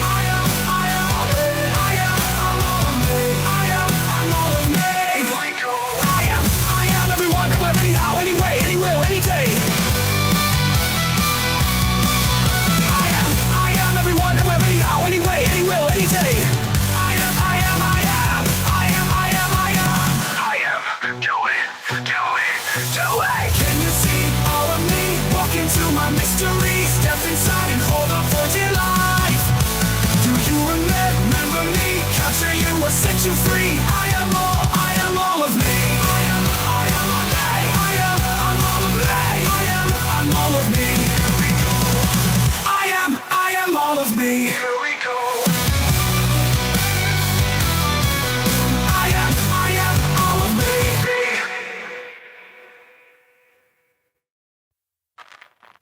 I'm hanging on to the other side. I won't give up until the end of me.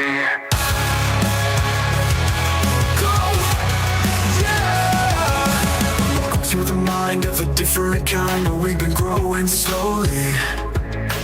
Think I'm on 11, but I'm on a 9, guess you don't really know me. Running from the past is a losing game, it never brings you glory. Been down this road before, already know this story. Face your fear, face your fear. It's time to face your fear. When your time is coming good, I'll be the one to carry on. And you can throw me to the walls, 'cause I am undefeatable. I'm hanging on to the other side. I won't give up till the end of me. I'm what you get when the stars collide. Now face it, you're just an enemy. Whoa, you're crossing the line. Whoa, now we've run out of time. I'll take what is mine. Go. And when the story ends, it becomes a part of me. I'll give it what it takes. I'll find another way. I used to never know, but now it's crystal clear. This feeling's just a ghost. It's time to face your fear. 'Cause when your time is coming good, I'll be the one to carry on. And you can throw me to the walls, 'cause I am undefeatable. I'm hanging on to the other side. I won't give up till the end of me. I'm what you get when the stars collide. Now face it, you're just an enemy. I'm hanging on to the other side. I won't give up till the end of me. I'm what you get when the stars collide. Now face it, you're just an enemy. Welcome to the mind of a different kind. We've been growing slowly. Think I'm on 11, but I'm on a 9, guess you don't really know me.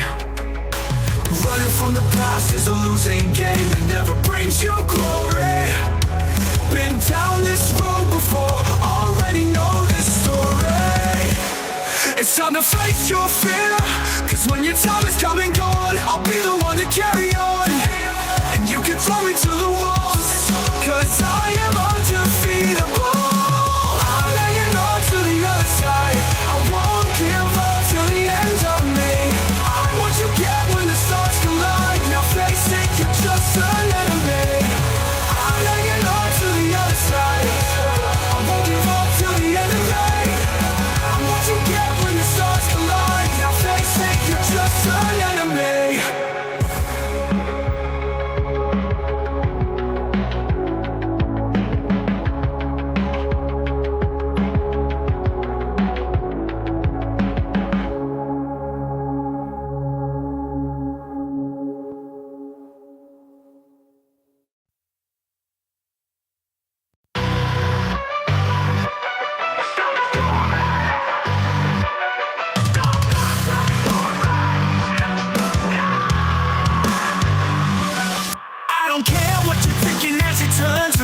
'Cause what I have in my two hands is enough to set me free.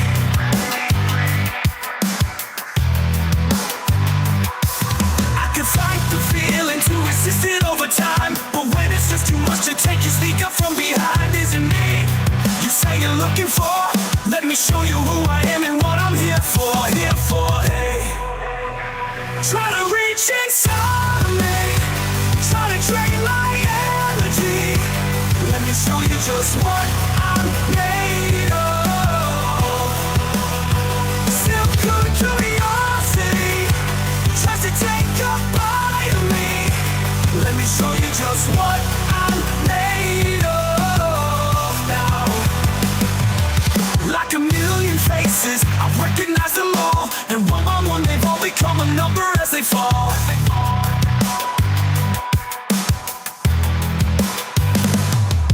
In the face of reason, I can't take no more. One by one they've all become a black mark on the floor. Is it me you say you're looking for? Let me show you who I am and what I have in store. Try to reach inside of me, try to drain my energy. Let me show you just what I'm made of.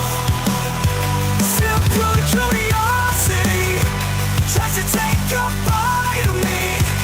Let me show you just what I'm made of now. You can take another lifelong try. You can take another try. Hi.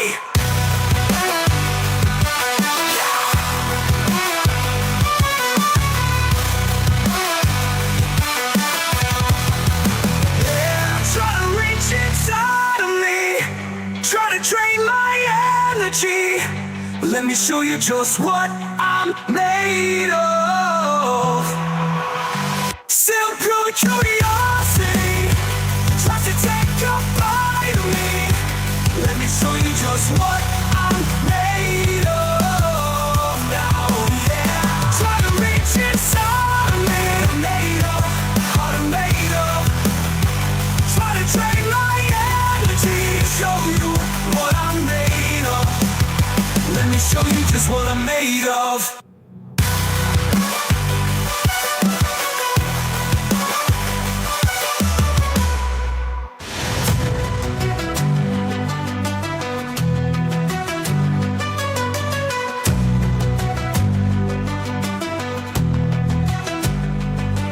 You can take another lifelong try. You can take another try. Hey! Hey! Yeah! You can take another lifelong try. You can take another try. Hey, pretend I'm over black night. Oh, you can take another lifelong try. You can take another try. You can take another lifelong try. You can take another try. Hi.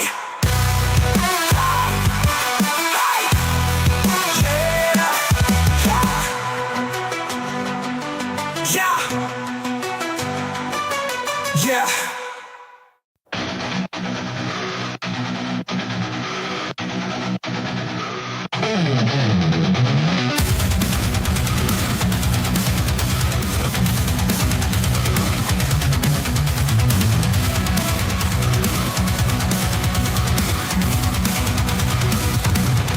Can you feel life moving through your mind? Ooh, it's like you came back for more.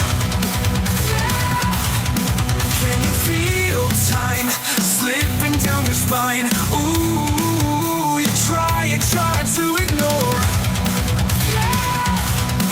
but you can hardly swallow your fears and pain when you can't help but follow. It puts you right back where you came. Living life on the edge of tomorrow. Living life from the words of yesterday. Living life you better with you tomorrow. Living life you may never find your way.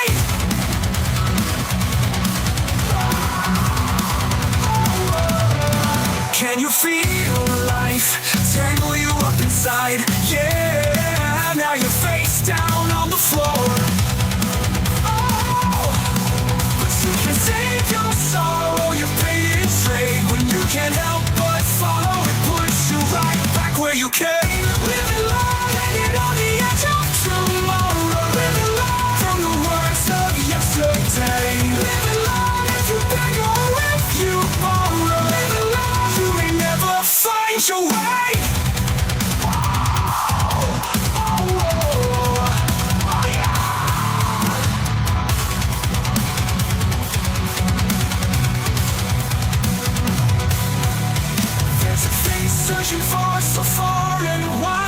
There's a place where you dreamed you never find. Hold on to what if. Hold on to what if.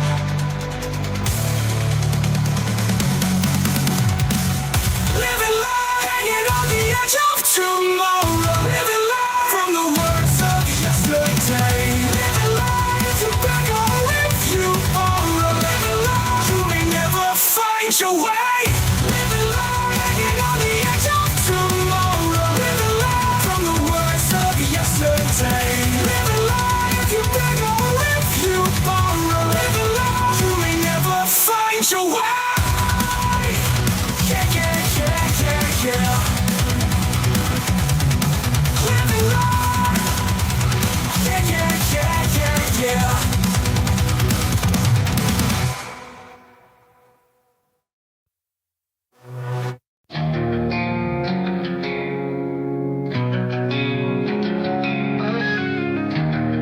I can't remember anything at all. I've been turning it all around. I'm sorry, oh so sorry. Is this what I have become? Wish I may be someone else tonight.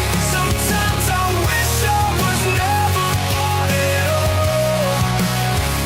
And I'll try to save the world, 'cause in the end I know I'm the chosen one.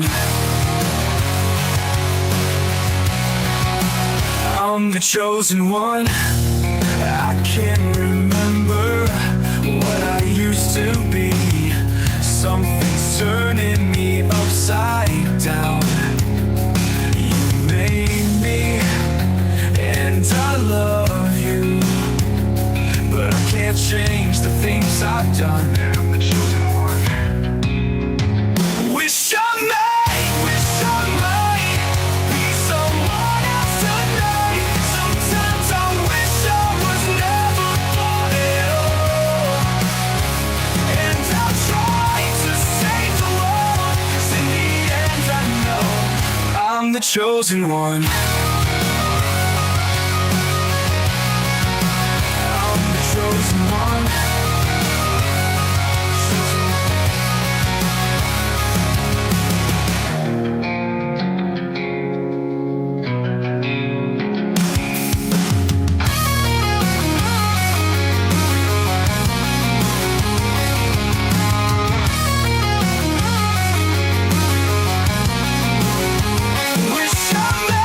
Wish I may be someone else tonight. Sometimes I wish I was never born at all.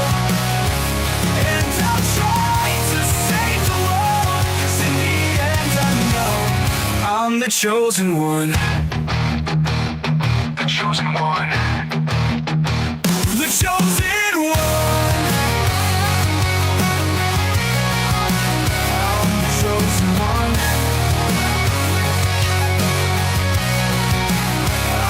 Chosen one.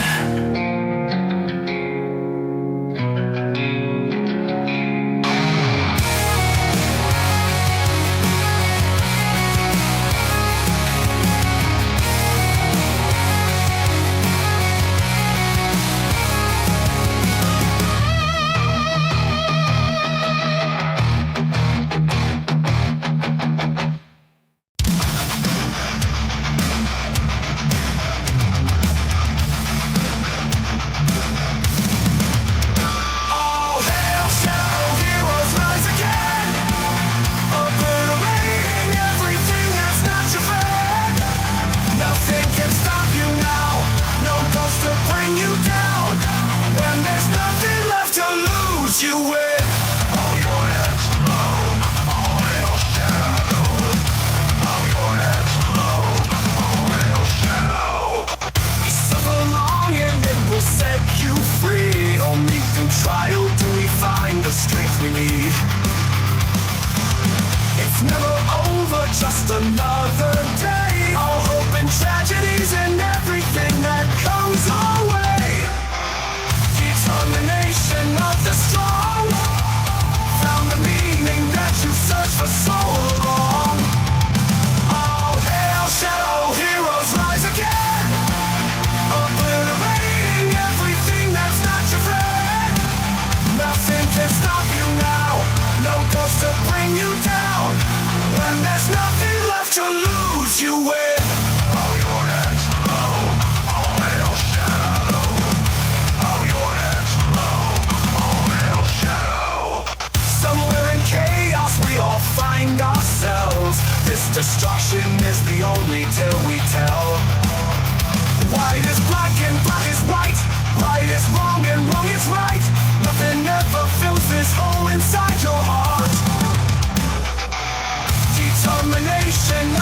song. Found the meaning that you searched for so long. All hail, shadow heroes rise again, obliterating everything that's not your friend. Nothing can stop you now, no ghost to bring you down. When there's nothing left to lose, you win. Bow your heads low, all hail shadow. Bow your heads low, all hail shadow.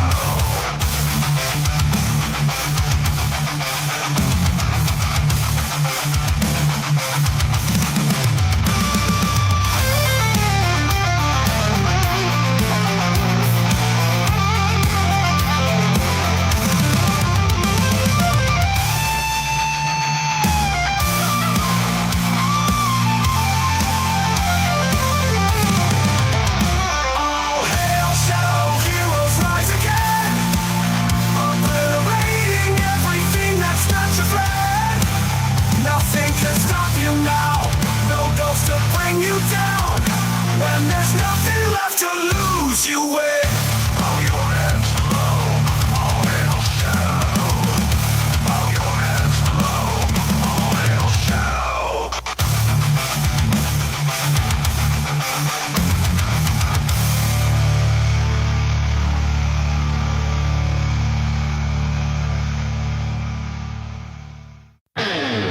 I got something here. Open your heart, I'm so with you. Open your in the mix and the tricks from the kicks. Stalkers out here making a mix. So relax and wait for the fire to ignite. Just open your heart, it's gonna be alright. Sing it.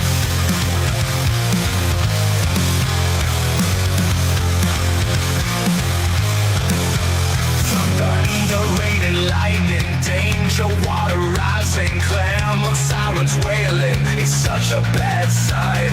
Shadows, dark creatures, steel clouds floating in the air. People run for shelter. What's gonna happen to us? All the steps we take, all the moves we make, all the pain at stake. I see the chaos for everyone. Who are we? What can we do? You and I are the same in the way that we have our own styles that we won't change. Yours is filled with people and mine's not. There is no way I can lose. Can't hold on much longer, but I will never let go. No, it's a one-way track. Tell me now how long this will last. I'm not gonna think this way. No, will I count on others? Close my eyes and feel them burn. See what I gotta do. Open your heart, it's gonna be alright. Ancient cities blazing, shadows keep attacking. Little children crying, confusion, hopeless anger. I don't know what it can be, but you drive me crazy. All your cunning tricks make me sick. You won't have it your own way. Can't hold on much longer, but I will never let go. No, it's a one-way track. Tell me now how long this will last. I'm not gonna think this way. No, will I count on others? Close my eyes and feel them burn. See what I gotta do. Open your heart and you will see.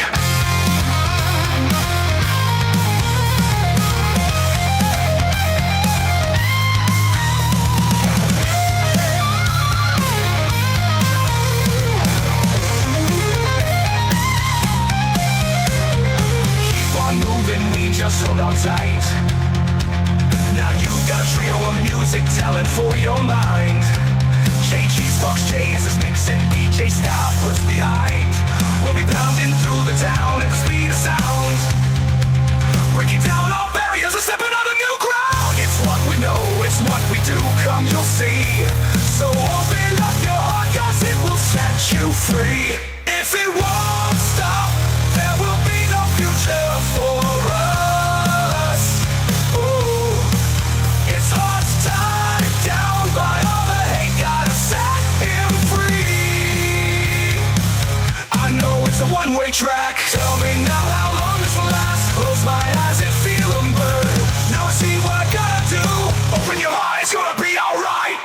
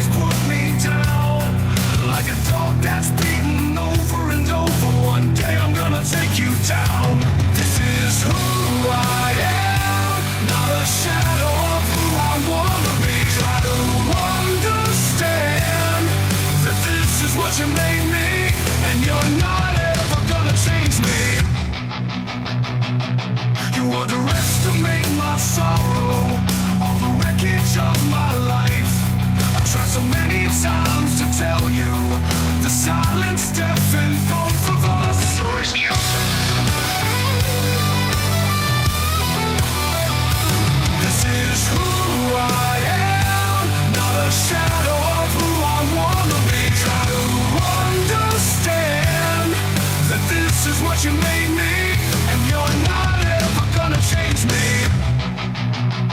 You have made me. You can't change me. You don't know me. This is who I am. You have made me. You can't change me. You don't know me. This is who I am. This is who I am. Not a shadow of who I wanna be. Try to understand that this is what you made me, and you're not ever gonna change me.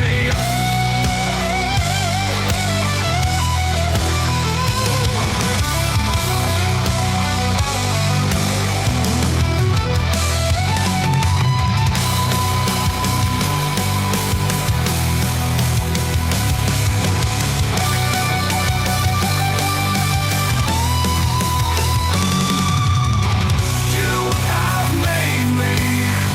You can't change me. You don't know me. This is who I am. You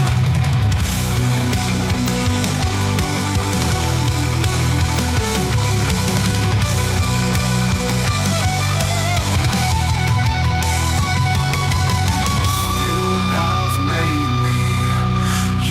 can't change me.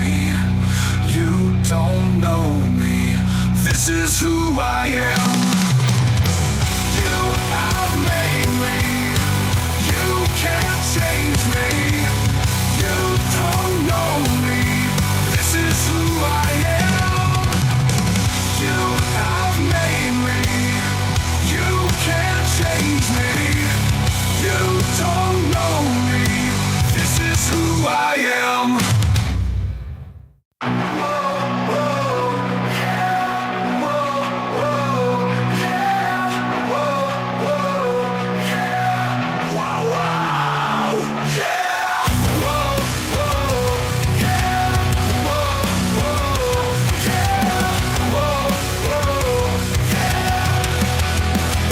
It's been a long, rough road and I'm finally here. I'm moving inch forward, feels like a year.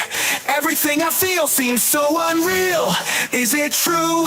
Is it true? I take one step forward and two steps back. Got 100,000 pounds sitting on my back. Up, down, all around, don't know quite what to do to get through. Well, I'm on my way. On my way. On my way. On my way. Here I am, made it to the end of you. You never had a chance while I was around. No, no. No, no, I'll never turn back. I'll never turn that way. No matter how life tries to face me, I'll turn the other way. Now and then, my head starts to spin. But I'll never turn back again, no. From this moment on, I am moving on, and I'll never turn back, no, no. Whoa, whoa, yeah, whoa, whoa. I guess I'm feeling alright, and I'm on my way. Facing every moment, day by day.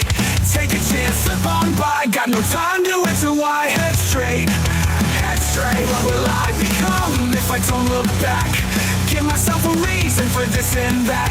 I can learn no U-turns. I will stay right here where I'm at. Where I'm at, but I'm on my way. On my way. On my way. On my way. Here I am, made it to the end of you. You never had a chance while I was around. No, no. Well, now I'll never turn back. I'll never turn that way. No matter how life tries to face me, I'll turn the other way.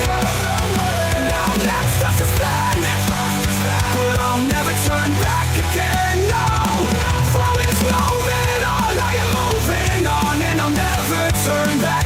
No.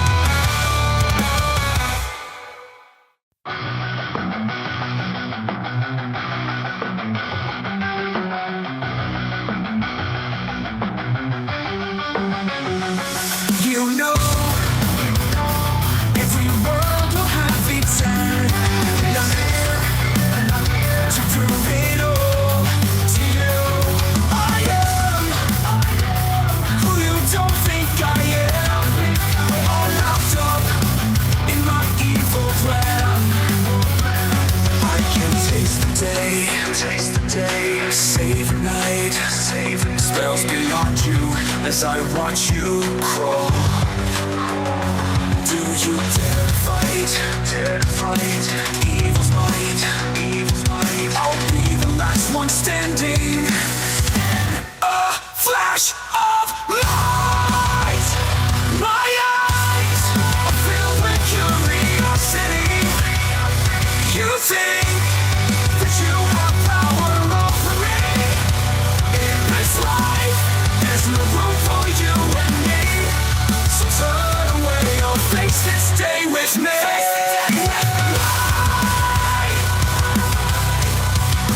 Where's the daylight? You know, every world will have its test. Don't blame for what I have become. You know, every world will come to end, and I'll create your final rest. I can taste the day, save the night, scream your dreams as you dare to fight, dare to fight, dare to fight. My eyes are filled with curiosity. You think that you have power over me? In this life, there's no room for you and me. So turn away or face this day with me.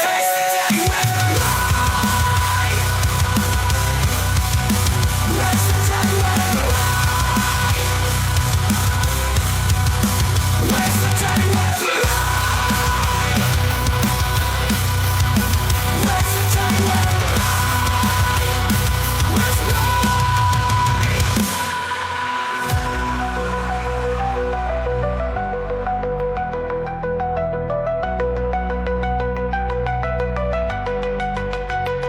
I can taste the day, save the night, scream your dreams as you dare to fight, dare to fight, dare to fight.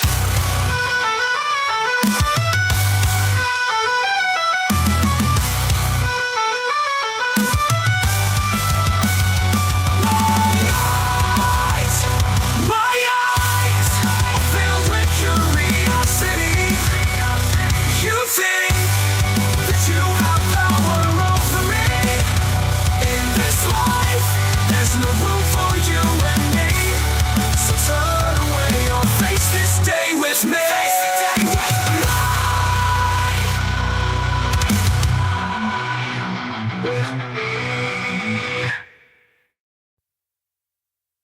Forget about her. Forget about her. Oh no!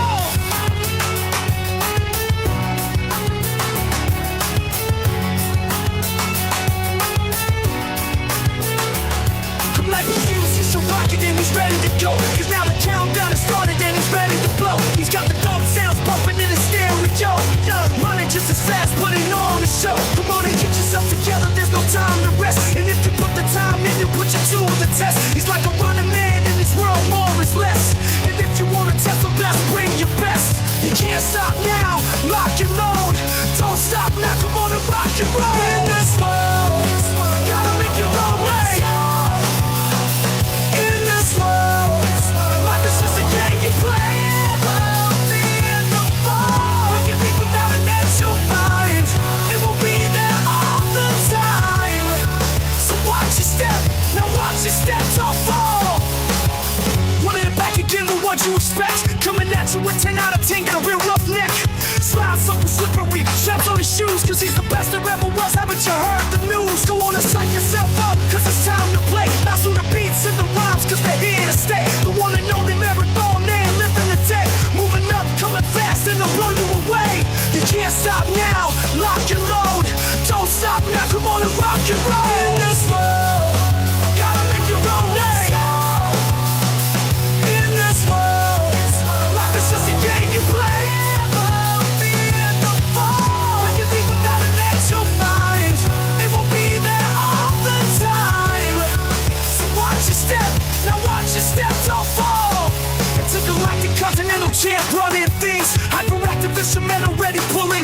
He's just the one who understands when the tides will swing. So he's breaking down doors, never following. Because the pressures of this world, they can take the toll. The only way to break free is to break the mold. You can't stop now, lock and load. Don't stop now, come on and rock and roll. In this world, gotta make your own way. In this world, life is just a game you play.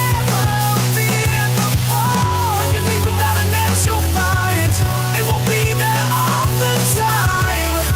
So watch your step, now watch your step, don't fall. In this world, gotta make your own way. In this world, life is just a game you play.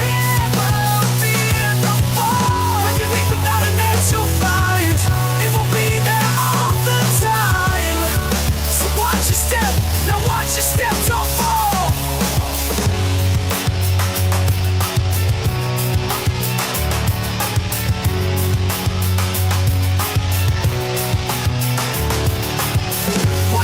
Watch your step, don't turn around.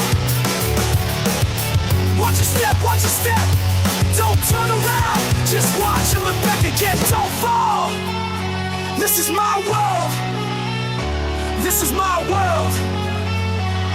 Now.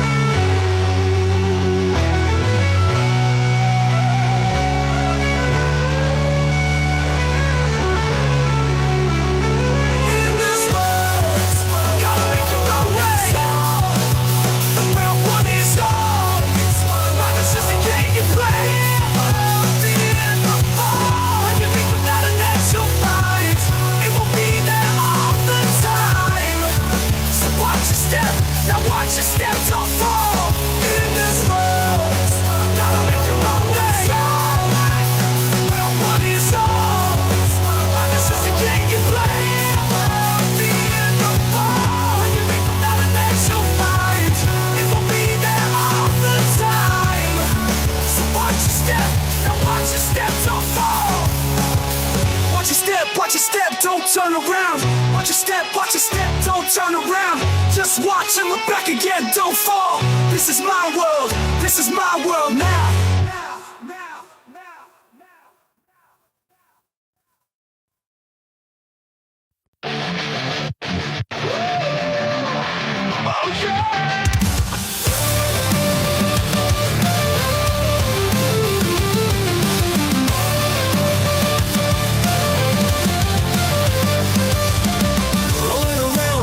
Of sound, got places to go, gotta follow my rainbow. Can't stick around, have to keep moving on.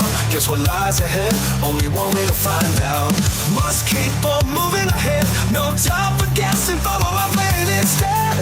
Trusting in what you can't see. Take my lead, I'll set you free. Follow me, set me free. Trust me, we will escape from the city. I'll make it through. Follow me. Follow me, set me free. Trust me and we will escape from the city. I'll make it through, prove it to you. Follow me.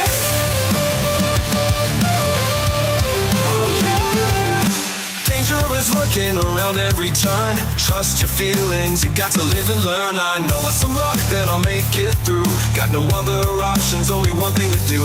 I don't care what lies ahead. No time for guessing, follow my plan instead. Find the next stage, no matter what that may be. Take my lead, I'll set you free. Follow me, set me free. Trust me and we will escape from the city. I'll make it through.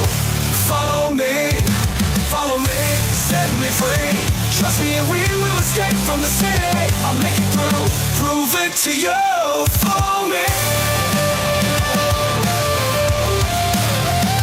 Follow me. I'll make it through, oh yeah.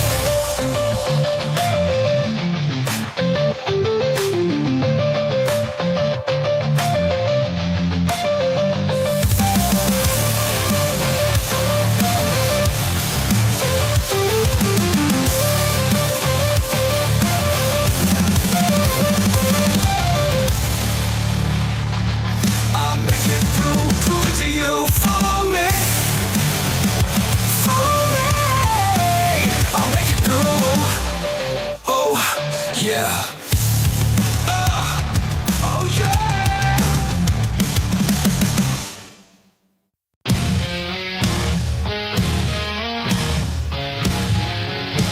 I'm gonna be desperate.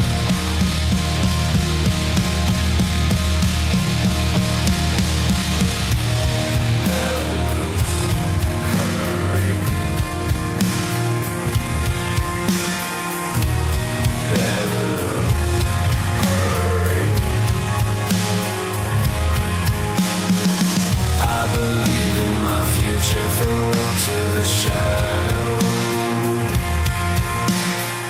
It was my place to live, and now I need your hand. Lead me out with your light I have breathed in. The disgusting air of darkness, but I never lose out. To the pressure, everything's just like an illusion. I'll be losing you before long. Never lose, hurry, never lose.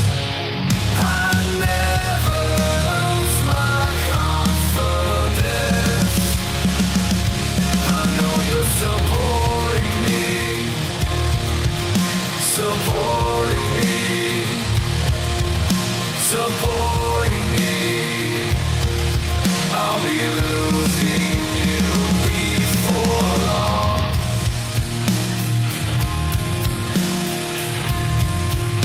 We're gonna be desperate.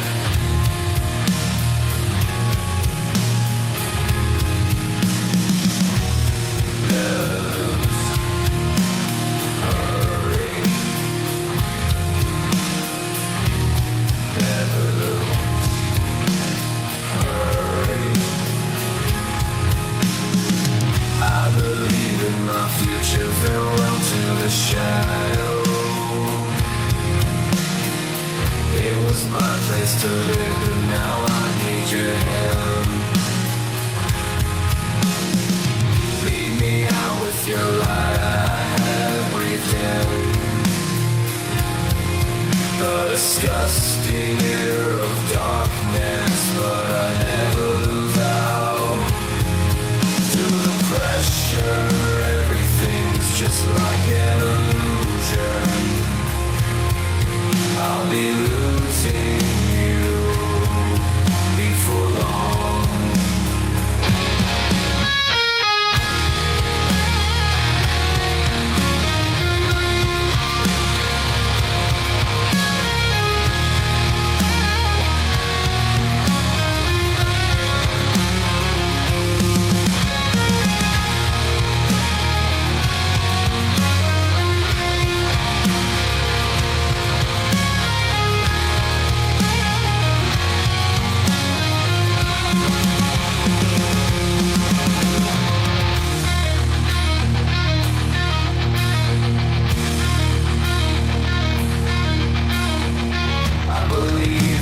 Future, farewell to the shadow.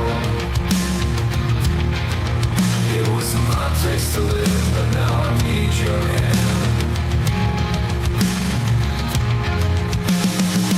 Lead me out with your light I have breathed in. The disgusting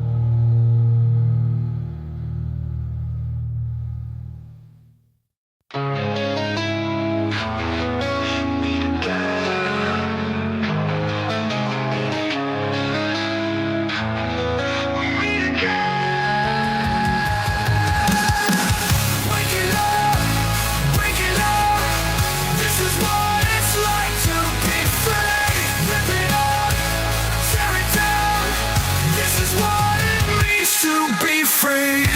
Shed sounds, a distant roar behind you as you try to clear your head. You start to look and answers find you. The real purpose lies ahead. Waking up, breaking out.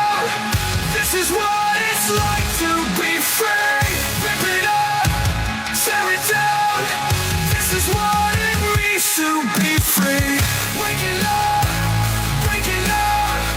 This is what it's like to be free. Rip it up, tear it down. This is what it means to be free. One step to calm the storm inside you.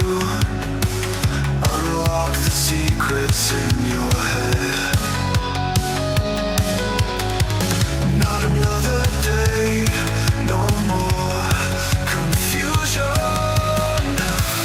No more living like the dead.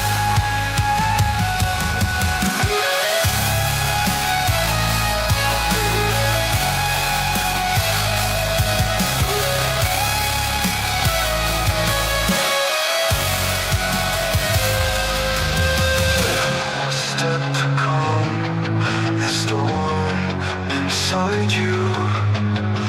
Unlock the secrets in your head. Not another day, no more confusion. No more living like the dead.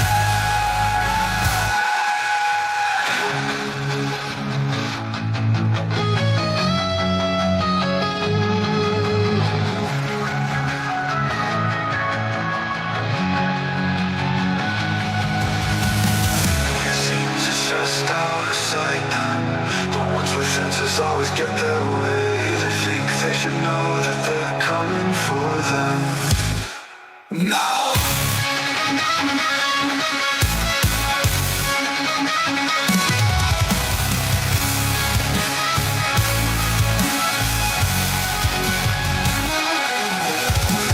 Waking up, waking up. Rip it up, tear it down. Please to be free. Waking up, breaking out. This is what it's like to be free. Rip it up, tear it down.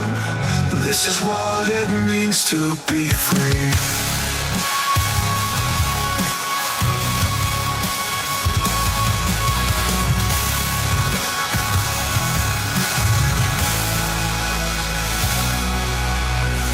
Waking up, breaking up. This is what it's like to be free. Rip it up, tear it down.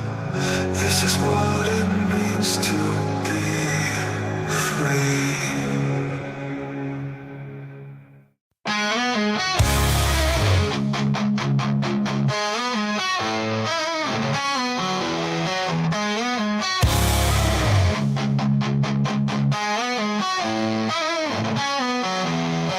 Don't wanna feel like, don't wanna think like, don't wanna live like someone else. Wanna feel like, just wanna think like, just wanna be like everyone else. Couldn't walk away from something broken, try to find a way to make it good again. Only you can make a difference, darling. Always.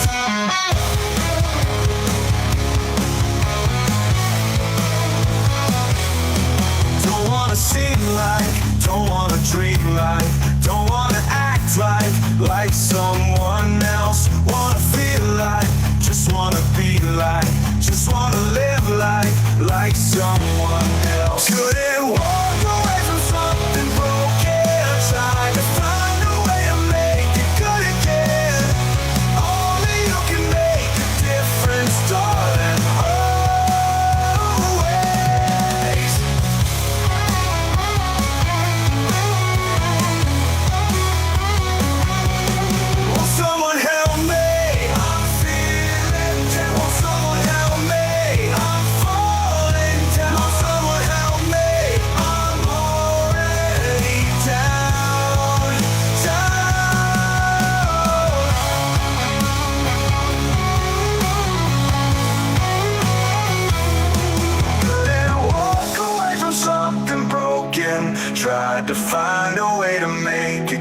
again. Only you can make a difference, darling.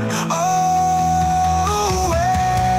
Couldn't walk away from something broken. Trying to find a way to make it good again.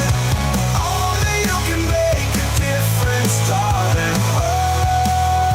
Always.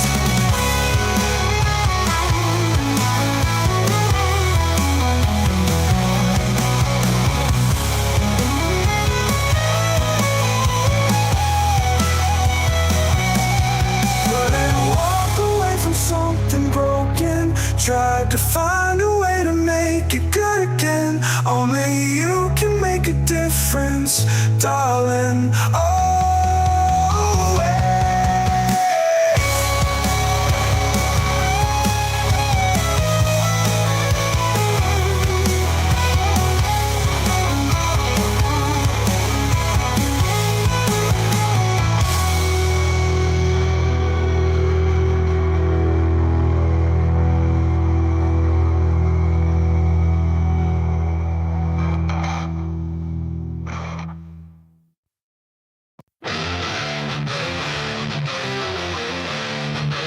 No more gods, no more graves. Are you friend or fiend? No more life, no more death. Somewhere in between.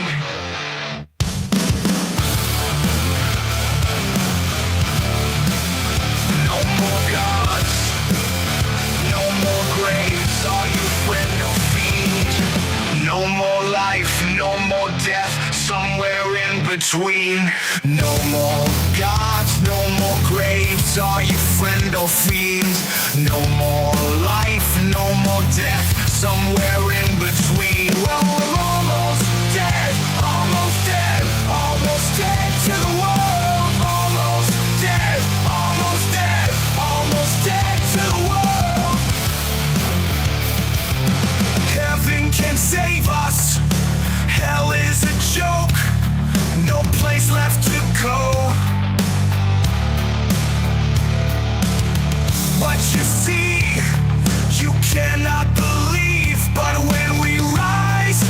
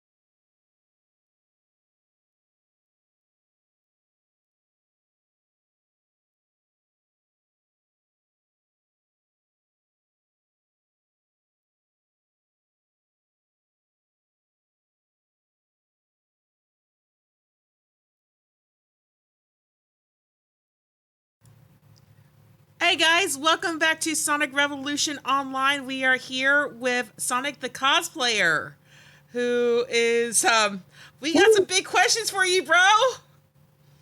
We got some big questions. Is it that? Is it that thing? There's the guitar. It's so cool. The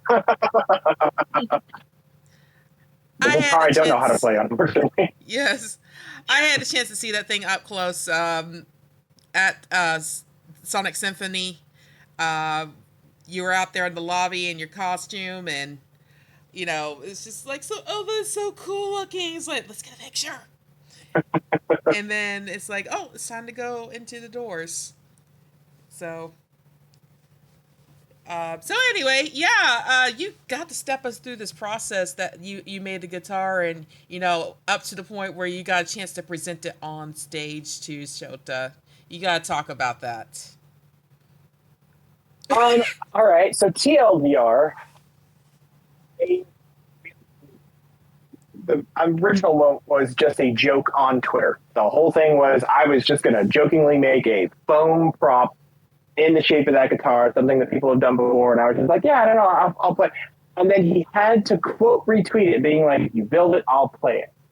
And immediately the panic set in. I was like, oh no, because now I'm like, oh, I really want him to play this, but I know nothing about building a guitar, absolutely nothing, and let alone one neck guitar. I figured out how to build a 3-neck guitar.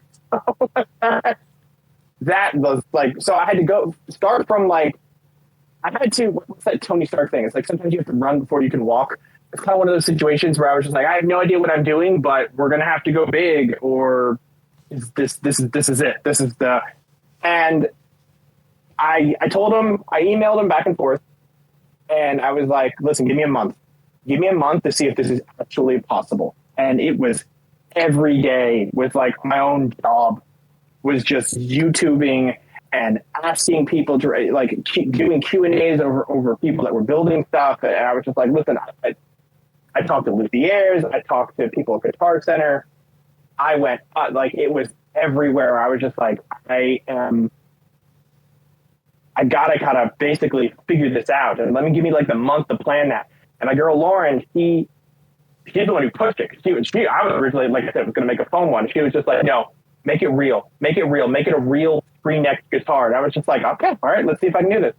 I took that month, and for like, I bought the pieces, I kind of put it together, and then just kind of, yeah, you saw on Twitter where I was just kind of putting it together like a weird puzzle piece of just being like, all right, here's a piece, here's a piece, here's a piece. And then it just like, and then it clicked.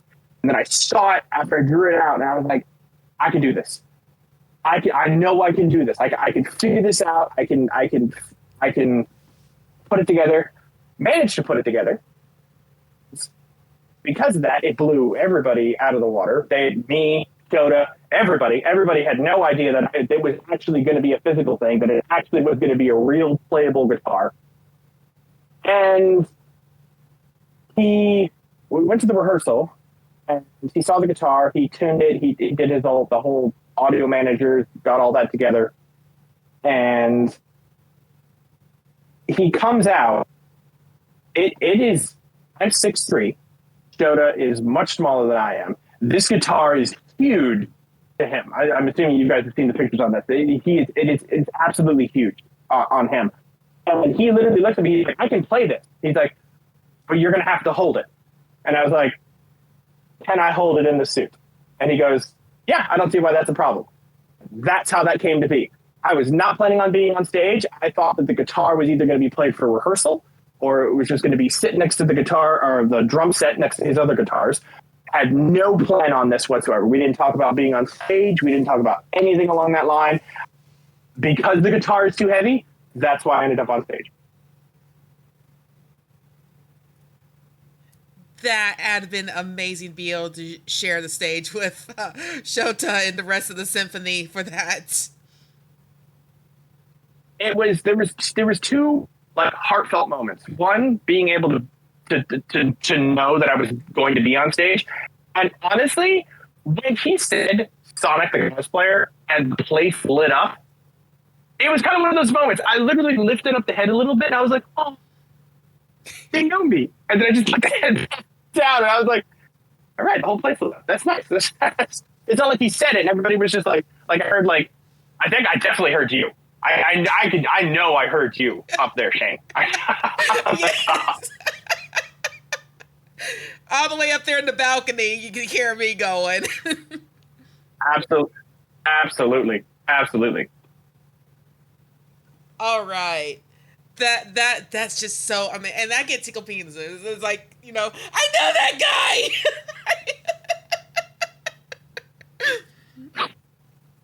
Yeah, it was a moment. Like I said, I look like I'm just kind of standing there in the suit, but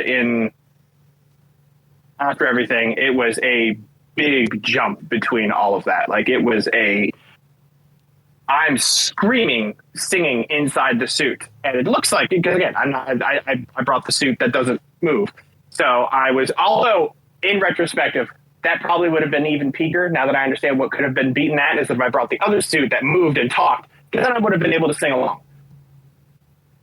But next time. Oh well. Yes. Next time. Next time, see, if they come back to Orlando, we got to see you on stage again. Well, we have been in discussions. We haven't exactly ironed it out yet. This is not something that we have any sort of plan, but there's a possibility to bring me to other shows. So, not in Florida. So, if you are anywhere near any of the other newer locations, that's a possibility. We have not ironed out any of that stuff, and it has not been a thing yet. But no, it's like it's it just can a be. wait and see type thing. Yeah, now that Crush 40 also knows that the guitar exists as well, I'm kind of hoping that I'm going to eventually get John in on this. And there are little, like, this is peak, but there are little extra peaks. There's, like, play the underground theme. There's get John to play it from Crush 40. There are little peaks that add on to that, and that's one of those peaker moments.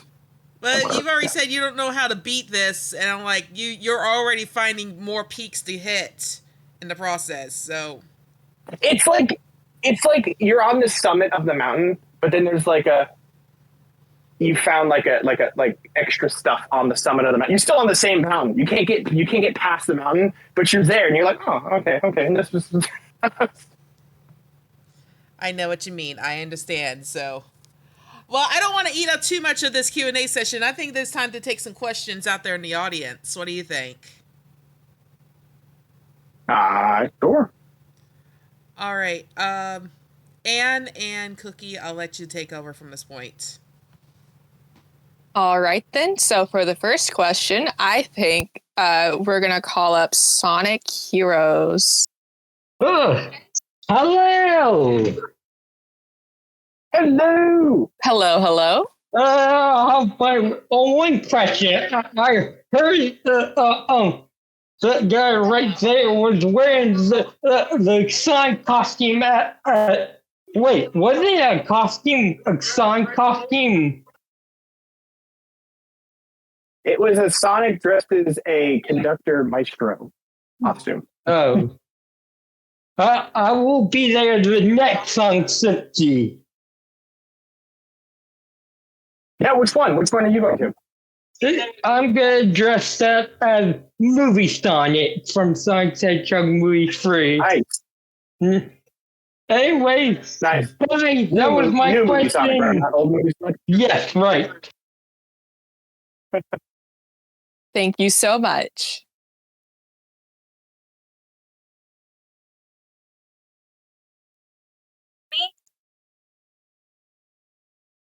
Yeah, would you like to pick the next person, Cookie? Do you guys hear me? Oh, there we go. Yep. Oh my god. This girl was having a moment with me. Sorry about that, guys. Sure, let me choose the next person. Let's see, let's go with Polly B. Come right up. Am I on? Yep, hello. Hey, how's it going, Here's the name I everybody? recognize. Hi, Polly. Hey, how you doing? How's everybody today? It's been such a great day all around. How you doing, cosplayer? Fantastic. Right on. Good to hear. Good to hear. All right. So you recently made that guitar that's sitting behind you. I can see it right there. It's like shining with an aura. It's like, oh. So I know. You can use it as a nightlight. You can use it as a nightlight. it's perfect. All right, so you're known for making all sorts of wonderful objects like this. What are your future plans? And there was a second part to this question that had something to do with like how to incorporate this with what's going on, kind of like you did with the symphony. Incorporate the guitar? Or just like anything, like any kind of thing that you make. So basically incorporate, but basically what's new future projects? Yeah, basically. Well, at the current point, because my new hyperfixation is apparently making guitars, I got a couple, we're in talks with a couple commissions on a couple people to build a guitar. But for me personally, one of the things is actually I wanted to give you guys, wonder if this actually works from here. Right. Wonder if you guys can see it. So I showed before, but this is the new. Oh, wow. You can see that. That's so beautiful. So that will be, it's a bass guitar and it's a shadow themed bass guitar. So that'll be my new hyperfixation, probably next year. But as far as that, definitely getting back into doing a lot of online stuff. So I'm getting back to the cosplay convention scene. So there's going to be a lot of those. There's going to be Indiana Jones, Doctor Strange. Doctor Strange has been one I've wanted to for a while, simply because I want to bring around a giant ring so that I can walk through. So like he does the ring plus the ring from the movies. I think that's just a really easy way for people to be like, oh, we get it. And I can go from there. So I'm really looking forward to building a Doctor Strange outfit and that guitar. That's are so my cool. two big projects that would be. Plus also all of my little whatever I add to the store, like the combs and Chow and the Cocos and whatever else I'm adding to that store. Yeah, I was just about to mention those combs. I definitely remember you posting about those, and I was so jealous I didn't have one. It's they're I'm going to be opening it back up for the holiday season along with, where are these? They're holding some of my picks, but yes, this thing is amazing. And it is something I'm very proud of, but it's, so they'll be on for the whole holiday season, but those are my new things. Big thing is going to be that guitar and newer cosplays. That's awesome. It's like you're expanding yourself and your horizons. So I can't wait to see what's up next. Thank you guys so much for having me on. And thank you so much for asking your question. Ollie? Yeah. Oh, I thought you had a question. All right, I'll see myself out now. Have a great night, guys. You too. Yeah. So, would you like to choose the next person, Sunny the cosplayer? Let's go with CJ. Go down the line. We got CJ. Hello. Hello. You are muted. There we go. There we go. There we go. How's it going?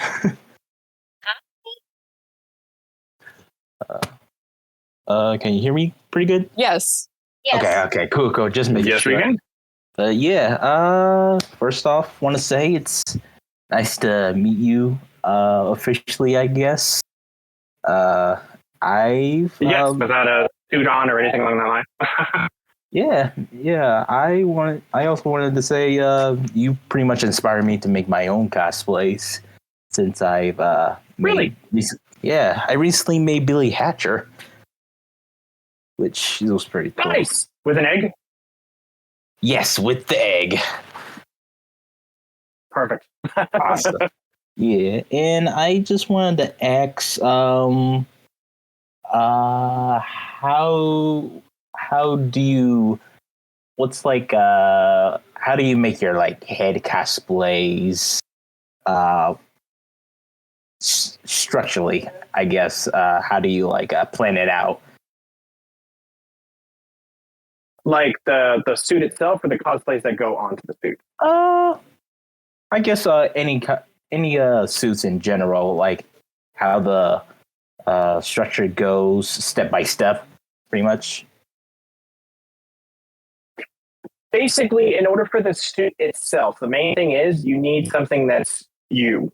So one of the things that we made, Lauren and I, we made a, basically she duct taped saran wrapped my face and like the upper body, because trying to get, I have a big head, so like trying to get like one of those like not mummies, mannequins, and you try to put all this together. It's a nightmare. So basically, you want to saran wrap it, cut a little breathing hole, duct tape your face, duct tape your whole body, and then trust her that she'll cut you out of it.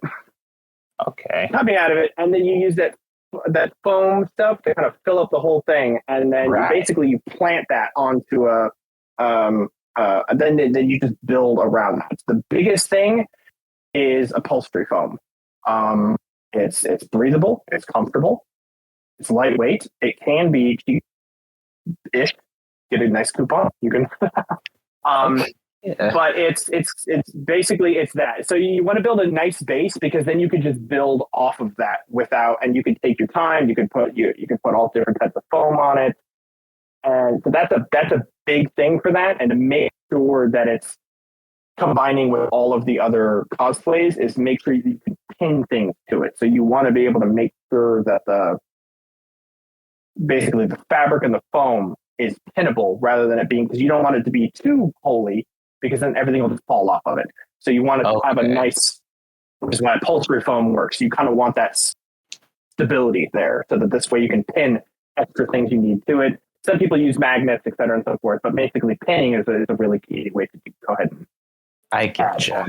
Yeah, that's awesome to hear, because the way I usually make my own headsets nowadays, I would just use like a bulk wire to just get like the base head and structure, and then everything else was just a coat of like thin fabric and things.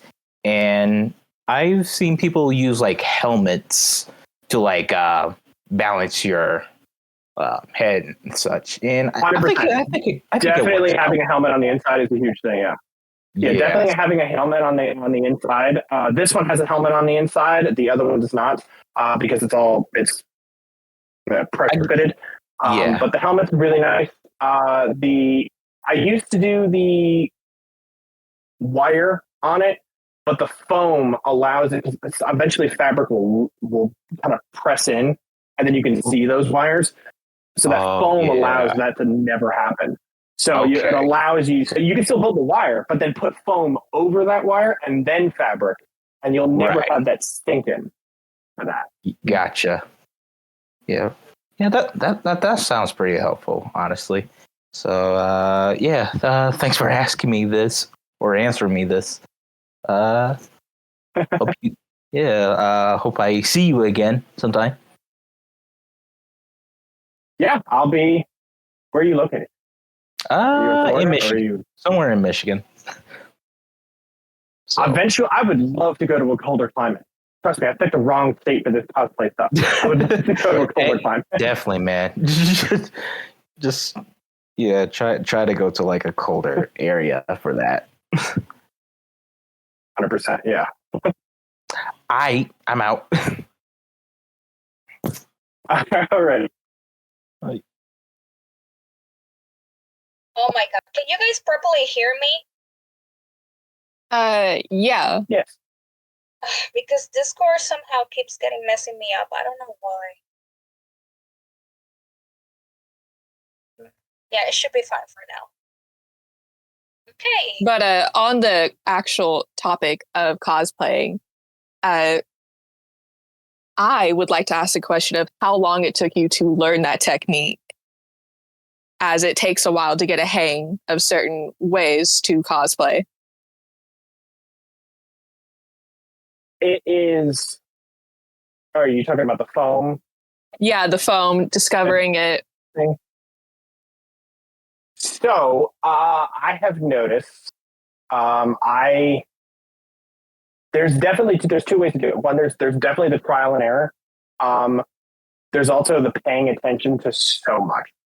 I absorb so much information. So like it is a constant stream of stuff.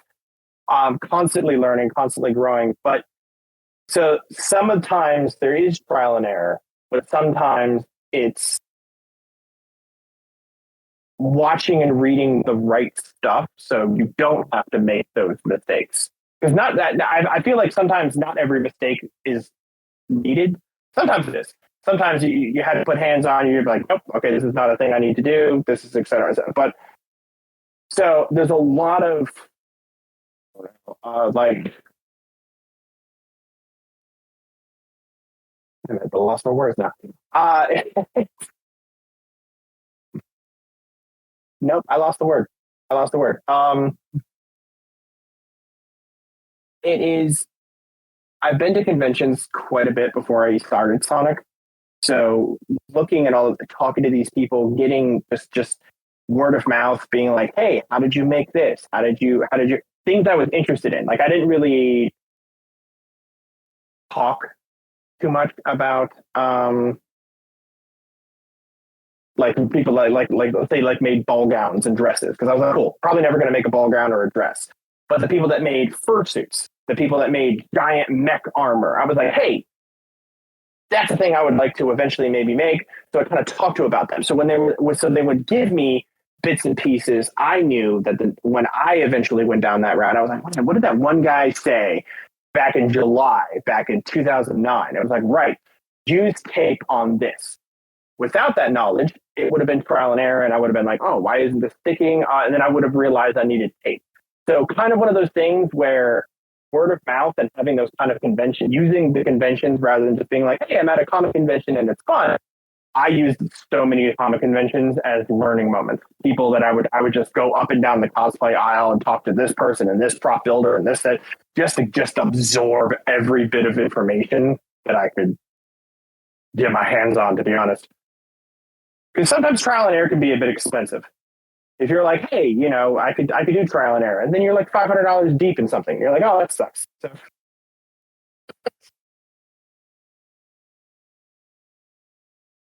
Well, that would suck.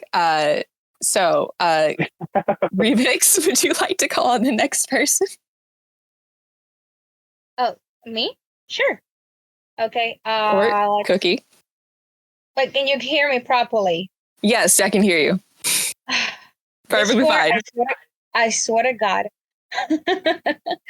All right. So the next person will be, let's see. Let's go with, I'm sorry if I mispronounced this. Berendention? Come right up. Hey, it's nice to get to be in here. It's great to meet you all. Great seeing you at Sonic Symphony, by the way. I was not expecting what I saw that night. It was great. I got a lot of great drawing inspiration out of it. It was just such a fun time. But I did want to ask, like, what would you say is good advice for someone starting out? Because I know you've given out like information, of course, about how you would not like, of course, trial and error is not for everyone, but like, what is tips you'd give to someone who's beginning? Because I've done cosplays in the past, but much more simple ones. But for more complex ones, what would you say? Okay, so I was going to answer start something small, but you just said complex, so that just threw that all out the window. For complex, like basically, so like give me like a complex thing, because basically, like if you were to say like, all right, cool, I want to build a Ghostbuster backpack, like I want to build a Ghostbuster cosplay, like cool. Start with something small on that thing. So the technically starting something small still applies, because you have to start something, because task inertia is a thing I have a problem with, where I'm just like never gonna get this. Like this was task inertia times 100. Like I got in, I did the math, I did all the stuff, but still didn't get started until like the end of August. And so I had like 2.5 months of just like being like, can I do this? Can I do this? Oh, I need to be able to do this. Oh, I need to be able to do this. I need to be able. And then I realized through my talks with the guitar people, almost none of what I was worrying about mattered. Like they were just like, yeah, no, we can fix this later. This can be adjusted here. This can be moved here. None of that mattered. So I was just like, oh, okay. So this is so like creating something small, even if it's a big thing, starting something small on that aspect, it opens floodgates to that type of creativity. So if you're like, oh man, I got a really big mech, like one of the projects that I want to do down the line is build a giant death egg robot. And I want to put somebody in it, like one of those like 10-foot tall things. Like I really want to build a big giant death egg robot. But in order to do that, I have to start somewhere. And like the basic part would be like, cool, how do I put somebody in that suit? So I'm going to have to put like the grounding parts and then like the stilts, and then that's it. I have to start there before I can build anything else, because none of that's going to matter for that. So I need to start at that small object. So even if it's a huge project, do something that you know you can do on that project for like that first, like however long that takes you, like a day or something, half a day, and be like, hey, I've done this thing. Trust me, those floodgates will open, and you'll just run train on everything else. All right, So yeah, I can definitely understand that. Is that definitely, yeah. Because I know for some people, especially me, I'll look at something and I'm like, oh my god, this is going to take so long to make. But then, it's overwhelming. It's absolutely overwhelming. So looking at it kind of funneled down rather than like one of the problems I have is that I have like 15 ideas, and I need to funnel that down into one idea, because I'll never do it. I'll never do 16 ideas. I have a plethora of stuff all over my office and all over my iPads and all over documents and everything of things I have been working on for 10 years. I'm done. So I have that. There's a bunch of different cosplays and ideas that maybe we'll never see the light of day. Maybe I have no idea. But right now I have no idea. So but if you can start something small, build something small, start something small, draw something small. Sometimes it's really nice to just get this out of here and onto a piece of paper or a digital iPad or whatever, and literally just draw it out. Do crayon, whatever works. Just get it out to where you can physically hold something that you're building. So when you start something small, you can be like, hey, I've created like the chow, where it's like, cool, I now have a chow ball. I can now work on the rest of the chow for that thing, but I can physically hold whatever it is. It makes it much more tangible for that. Right, yeah, just spilled picks all over my desk. Yeah, but thank you so much. Yeah, you gave a lot of great information, and I really appreciate it. You're very welcome. All right, well, I'll let someone else in, but I hope you guys have a great night. Yes, well, thank you. All right, and I believe it's your turn. I'm going to invite up the joyful songbird. Hello, hello. Hello. You are muted. Just so you know. Okay. Is it working now? Yes, you were unmuted. Let's go. We hear a voice. Okay. You are good to go. Okay, because earlier when I was here, I had that problem where I had to restart Discord, and I'm glad it's working now. Okay, so I want to say thank you for coming here and answering the questions. I had this question I really wanted to ask you. Fortunately, I can only ask one, I know, but I really want to. Okay, I'm sorry, I'm rambling. I'm just so excited. So, oh wait, I couldn't hear Sonic the cosplayer. Oh, no, I haven't said anything yet. Oh, okay. You're fine. Sorry.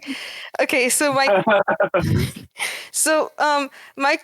question was okay. Sorry, I'm just excited. My question was, how were you able to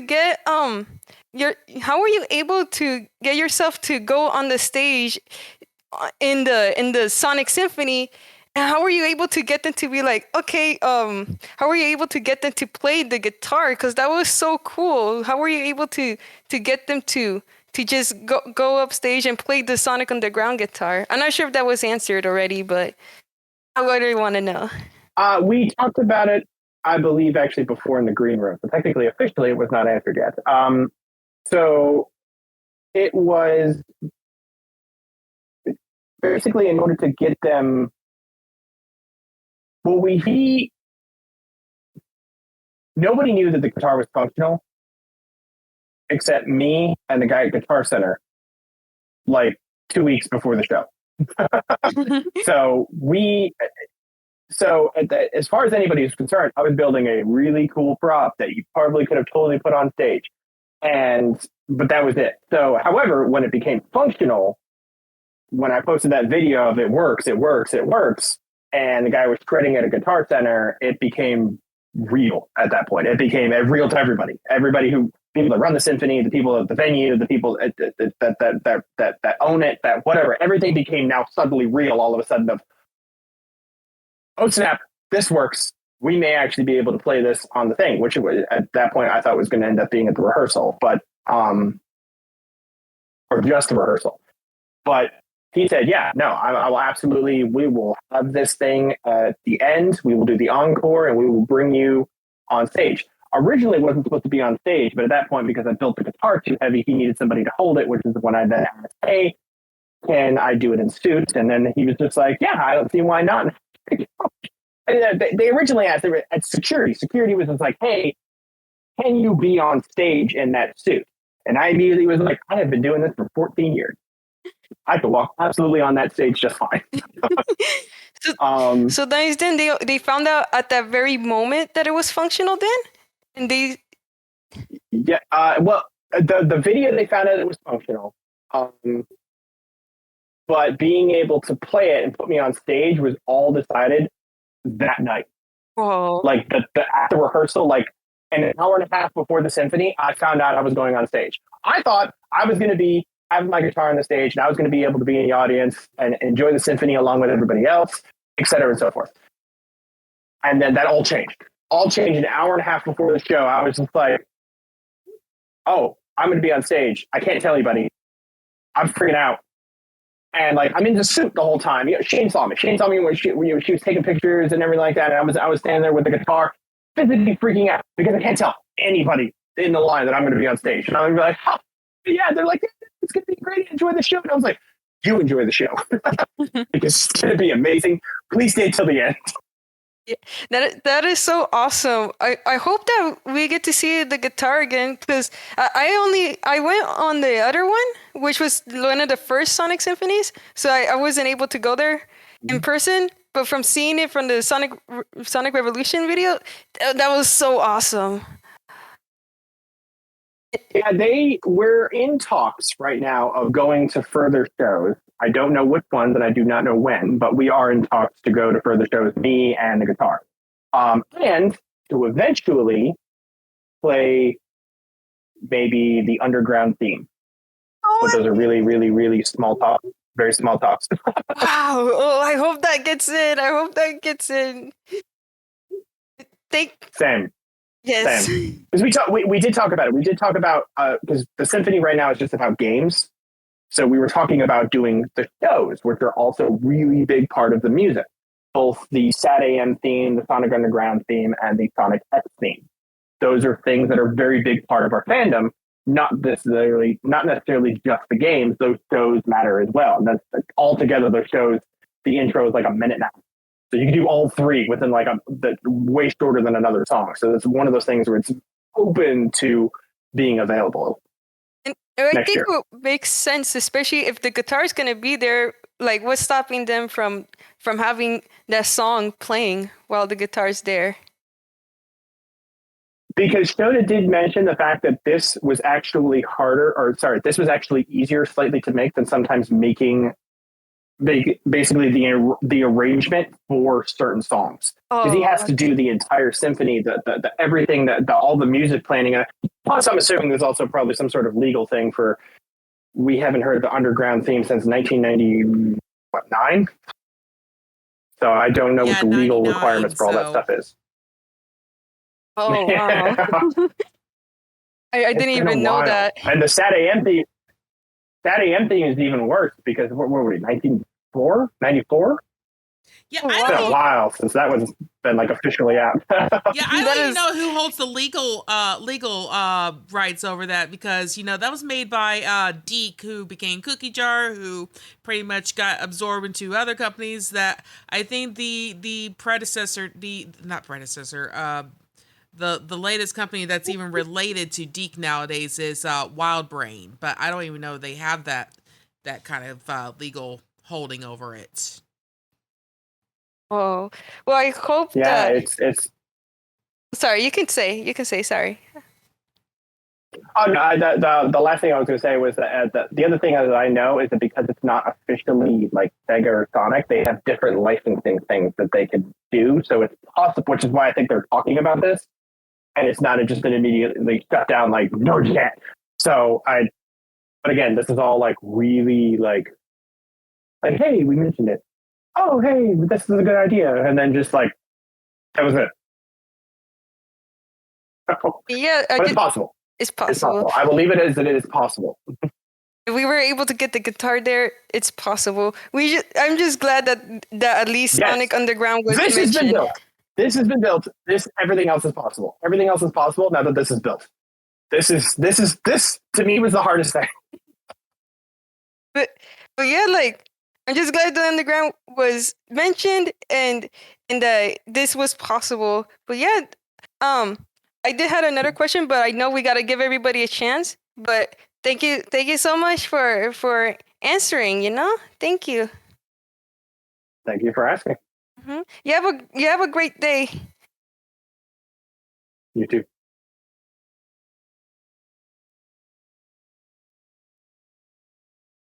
All right. Would you like to choose the next person starting the cosplayer? Alrighty, let's go with Sally Acorn. Come right up. You're muted. I just noticed that I pulled a me. I was gonna say come right up, and I shall receive. Hello, everyone. How's everyone doing? Hello. Good. We're Gucci. I think I said fantastic, so I'm gonna pick another friend. Amazing. I know, man. I'm just gonna go down the colors list. I'm gonna go down the colors list. All right. So first off, it's my first time actually talking to you on Discord because I did actually follow you on Twitter or when you showed off the epic, the iconic Sonic medallion guitar, or right over there. It's fun and glory. All right, so I actually got a question for you, cosplayer. Since you did appear in the on stage of the Sonic Symphony, how does it feel to be on the stage with Shota Nakama and the crew of Sonic Symphony? They were so welcoming. I was so surprised that they were the ones. I didn't ask to do anything other than being like, hey, check this guitar app that I made, like kind of thing. And everybody was just so welcoming, so supportive over everything. That we had to drive back that night before, or that night of, because Shota was like, he said it as his Q&A. He's like, I would have loved to take him to every hotel bar to pick his brain to try to figure out what was going on through his head. But building a guitar, he's like, I've never built a guitar before. That would have been amazing.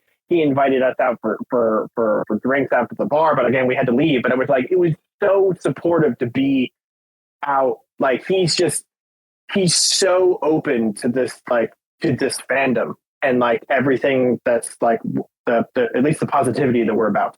And so it's really nice to meet like that kind of thing where it's like, that one problem where it's just like, don't meet your heroes. Screw that. Meet him. meet him. He's amazing. Every single thing about him, everything about him, the bassist, Adrian, the Coda, everybody, the conductor, Kevin, everybody was amazing on that stage. Everybody was sweet, nice, and like I said, they're just so warm and welcoming. It was just a really nice. Like I didn't know. I was like, man, I know that I'm kind of new to this. Everybody was just like, yeah, no, come over here, sit down. Come over here and have a conversation. Come over here. You guys want some water? It was really nice to just be like, I'm not part of this normally, and to just be welcomed in, like almost like I was kind of part of the band for at least that night, just like so quickly, and it was such a nice feeling. And yeah, it was a really nice. I thought there was going to be a lot more of a strict, like they were going to be like, no, we have to do this, we have to abide by these rules, and I was like, no, come over here, sit down, no, go ahead and be backstage. Like I saw most of the symphony backstage, like in the sound booth, and I was just like, I'm getting, because I've listened to these songs for like 30 years now, so like none of this is like new to me, but it's like it's a whole different experience by being back there and just like jumping up and down in my shoes and just being like. Holding the hand, I'm next to the guitar. I'm like, this is amazing.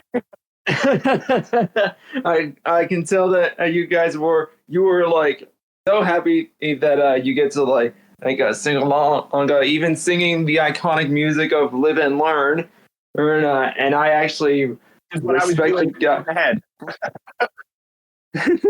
I was gonna say I actually have a lot of respect on Shota Nakama.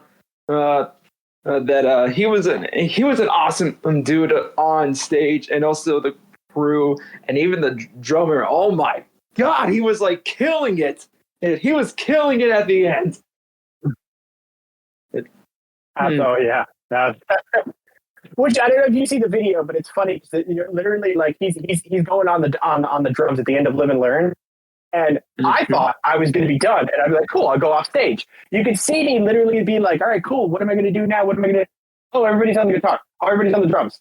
Oh, and you could see me literally just like stand around like an idiot for like 5 seconds. And I'm just like, oh, drums. And then I'm like, yeah, listen. Because I was not expecting to be on stage for that long. I see. Well, then, if by any chance, like, if we like get to like encounter each other and like in person, like either in Greensboro, North Carolina, or who knows, maybe it'll appear on Charlotte in North Carolina for the Sonic Symphony, which I'm praying that it will come to Charlotte. It's that I want to see the Sonic Symphony in person, and as well. Moving to North Carolina is actually on our like list of things to do eventually. So I would love to come visit North Carolina before moving. Oh yeah. Well, I believe that is it for me. Keep on making more Sonic stuff, and I actually love your room. It's really rad and awesome. Thank you. The blue wall is all of the stuff I've built. Nice. I actually love it, including that Hylian shield old Sonic style. Yes, that was one of the first things I built. I need to redo that. Oh, I actually got a good one with the Hylian shield. Maybe you can use the emerald as a Chaos Emerald as a Master Sword. Or that'll be a cool one. Yeah, I made I wanted to make a Chaos Master Sword. Like a Master Emerald Sword. Master Sword, Master. Yeah, that. Yes. Well, like I said, I don't want to be up for too long because I know, well, if they have a question in the audience. So we'll keep on being Austin, and I'll see you later, or cosplayer. Alrighty. See you later. Thanks for your question, Sally. All right.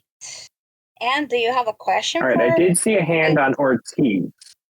Yes, I was actually about to say that. Do you want to come up still? There's still plenty of time. Definitely.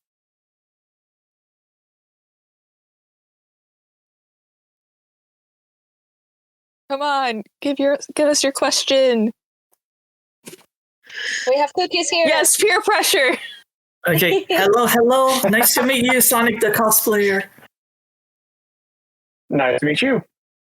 All right. So, my biggest question was is how long does it take for you to make that awesome guitar from Sonic Underground, and what did you inspired if you watched Sonic Underground to make one for the awesome show you've been through in Sonic Symphony? Let's see. So it took about a month, like a month solid. Like I was working like a regular job to build this guitar, basically. So we're talking about like a 40-hour work week for one whole month. So that's pretty much how long it took for me to build that guitar. I've watched all the episodes of Sonic Underground and Sad AM, huge old school 90s kid fan. And always thought his guitar was amazing. And I jokingly was like, hey, yeah, let's build the guitar. It's a kid, it's a symphony, it's music, it's a guitar. Like one of the Sonic plays the guitar in pretty much almost every cartoon, but like this was the one that has like he had a thing where the necklace turned into the guitar, and it became this fly is gonna kill me. So it's always been a thing that I've really kind of wanted to be like I've wanted to exist. I know a lot of people have made ones before me where they've made it in foam and stuff like that, which is what I was going to end up doing. But now that I have now it's a real thing. I mean, it's super really heavy. It's a real thing. And it is definitely kind of one of those things where it's like it's weird to say it's like a dream come true. It's like I built it, so like I made the dream come true, if that makes any sense. So it's from old school, like Chris being like 11, 12 years old, watching Sonic Underground, to literally like 38-year-old Chris being like, yeah, now I can build this. And then now I have it. And it is, eventually I'll learn to play it. Eventually. Awesome.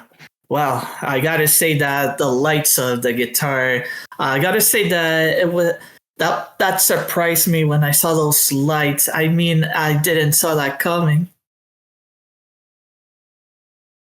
Yeah, I knew it had to light up because that was the whole thing about the show. Is that literally he used that thing to attack enemies, and I was like, it's gotta light up. That's like one of the main things. One of the main things that has to light up, and I'll tell you, it has to work, but it has to light up. More than anything, even if it didn't work, I needed it to light up. All right, awesome. Well, I really enjoyed watching Sonic Underground, all the episodes back in 2019 before the pandemic happened. But it was really fun listening those songs, and I gotta say, it was definitely an amazing cartoon to watch. So it definitely had its highlights. It also had its love points, but it definitely had its highlights. Awesome. Well, thank you so much for answering my question, Sonic the cosplayer, and hopefully, I hope we'll get to see each other again, maybe in Sonic Symphony next year. Maybe. Absolutely. Well, yeah, have a great day, and yeah, good luck on your future projects for what's coming. Thank you very much. You're welcome. Bye.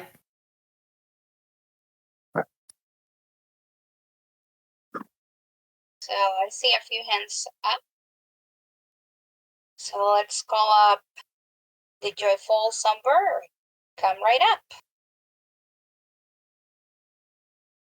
Hi. Hi, welcome back. Welcome back. I hope I'm not taking anybody's turn because I know I went already. So I'm hoping that everybody got their turn. So, Dunstan, I want to say, I really do want to ask this question, and it's about cosplay. if it was okay to ask, because I saw how you were able to do. Of course.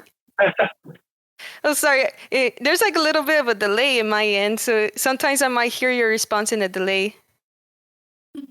Oh, but yeah, I wanted to ask. So I saw how you were able to do your design of the Sonic outfit, and I'm really new to when it comes to building cosplays. I mainly just do like hand sew of my cosplays. Like for example, I went on my first year on Sonic Revolution, and that was my first ever convention.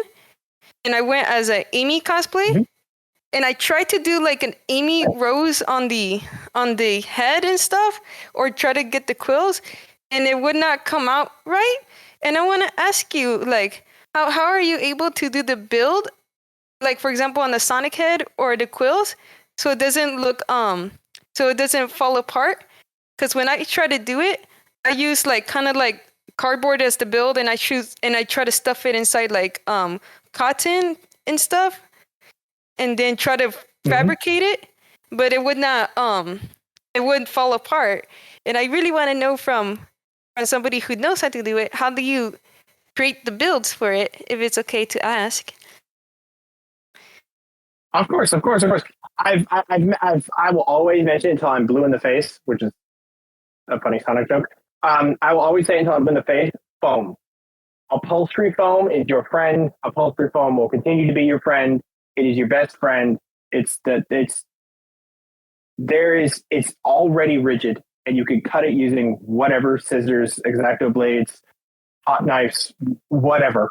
And it could be hot glued, it could be spray glued, you could build literally anything out of it. And it is such a versatile thing for mascot suits. It is something I will 100% always say to build anything along that line. Even if you're doing like, let's say like a human Amy, you can do a human Amy. I've seen people make their hair out of foam. So it's not like it's a wig. It's like, it's a foam head, or basically foam wig that goes on top of it. Foam is your best friend. It will always stay rigid. It's sturdy. It's breathable. You can attach things to it, glue it, pin it, whatever. Upholstery foam, your friend, all the time. Okay. What about like I seen the foam before, but like what happens if you're on a budget? Because as well, at times it is hard to get like all the materials, especially when you don't have like a lot of money to create like the stuff. So how would you do it when you're on a short budget? If that's the case, layered what's that stuff called? So the field is made out of it. Why can't I think? Poster board. So in order to get a certain, because poster board unfortunately only comes in like a 1/4 of an inch thickness, layer that on there, and then just literally use a box cutter to cut around those edges, and then glue all those together, and you can create let's say Amy's front quills. Yeah. All you have to do is layer like a couple of those next to each other, cut out the pieces, and then just kind of glue them together, and you'll have that thickness. And then that's not really that'll be super rigid. That won't go anywhere either. And then usually you can cover it with like construction paper, or even like the little tiny craft foam pieces, like that kind of thing. But if not the upholstery foam, poster board, the 1/4 inch foam poster board stuff that is a great place to start. If it's not for the upholstery foam, which again, it's still foam. It's funny. It's like, if it's not the upholstery foam, it's still foam, because it's still poster board at that point. It's still the foam core poster board. And you can layer that all together, because the foam core poster board is not really that good at first, but if you layer it together, it works wonders. And it's all about the layers and that aspect. I don't know if you've ever worked with like anything along that line, where they're like, if you've worked with Photoshop or graphic design or anything along that line, layers are like your big thing. Layers, and it makes things pop. You go from something 2D to 3D, something tangible. So, if anything, start with the poster board. Awesome. Thank you so much. I'm going to take that to heart and I'm going to try my best. I don't know if I can show it to you. Like, if I ever make it, I don't know if I can ever show it to you. That would be so awesome. If like social media absolutely. or something. Message me on Instagram. Yeah, absolutely. Message me on Instagram if you have literally any questions. If you literally want to show off whatever it is, absolutely. You could always message me on Instagram. I'll pop in and be like, this is great. Let's work on this. Let's do this. Let's do whatever it is. You definitely have any questions? Absolutely, yeah. Oh, thank you. I just wanted to show it to you. Like, if I ever build it, I'll be like, oh, thank you so much for helping. Of course, absolutely. Any Sonic cosplay, please show me all of your Sonic cosplays. I freak out at Sonic cosplayers just like anybody else does. Like, I will lose my mind. It doesn't matter how. I could be on stage at the Sonic Symphony, and if you literally show up as an Amy cosplayer or a Sonic cosplayer, I will literally still freak out just as much. There's no end to this. I will always freak out as much as from a day one perspective. Wow. Thank you so much. I'll keep that in mind, but that is so awesome. Thank you so much for the advice. You have a great You're day. very welcome. You too. Thank you for your question. And Remix, do you think we have time for one more? Yes, one more. Yeah, we might squeeze one. So, Okay, so Radar, come on up. Radar! He's the lore master. The lore master. Resident lore master. I can't. I do like to talk about the Sonic world a lot, but what can I say? Hi. Oh my gosh. Hey. Oh my gosh. Sorry. What is your question for us today? Here, and I wasn't expecting to be the last question. I thought I missed out. Hi. Words. It's nice to meet you. I actually cannot remember if I ever joined one of your panels, either them last year or the years before, but hey, it's nice to finally meet you. Nice to meet you. First of all, obviously, wonderful job with the guitar. Oh my gosh. I saw the progress, but I had no idea that all that happened with the symphony, and that just blew my mind. I thought you were just making the guitar just to make it. I was like, oh, like, yeah, like, why not? I'll go. So was I. He was just as surprised as you were. We get a little bit more of a... Sure, this is just just surprised. Absolutely beautiful work, especially on like the detail. It's like from like at certain angles it still looks 2D, but then it's just like, oh my god, it's actually real. That was the point. The point is I wanted to make it like, I'm a huge fan of cel shading. So the whole point was that I really wanted to make it look like it popped right out of the cartoon. So absolutely. I'm sure a lot of people have already like spoken about it, but it's like, you deserve the praise, man. Beyond. Now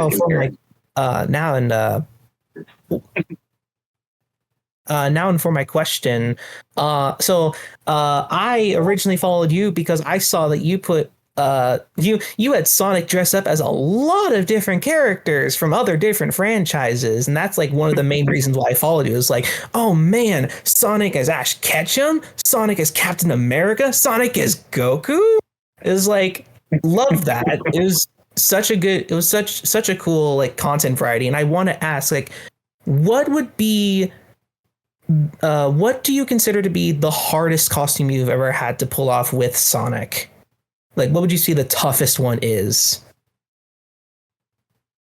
Like, to wear or to build? Actually, if you are able to answer for both, if that's cool. To wear, it was most likely Mega Man Sonic. That was a nightmare. I could not sit. I could not eat. It was just standing for like 13 hours at MegaCon. That was crazy. I definitely was like, cool, not going to build something like this again. Not that I'm not going to build Mega Man, just not going to build how I build it. But as far as a big, besides this, Ghostbuster Sonic, without a doubt. That Ghostbuster backpack back there was easily my big undertaking, and then this blew it out of the water. But that was a bit before that. Just that you have so many props and everything. It's like, wow. It's like you just have your own ensemble cast, but yet it's still Sonic at the end of the day. Yes, which is exactly what I came up with at like 13, 14 years ago. Where I was like, I just want to be Sonic. And they were like, yeah, but don't you want to cosplay something else? I'm like, I do, but I want to do it as Sonic. Thank you for answering my question. I hope that someday in the future I can get to meet you in one of those costumes. I'd love just to get a picture, and it'd be awesome. Absolutely. Thank you so much. Thank you.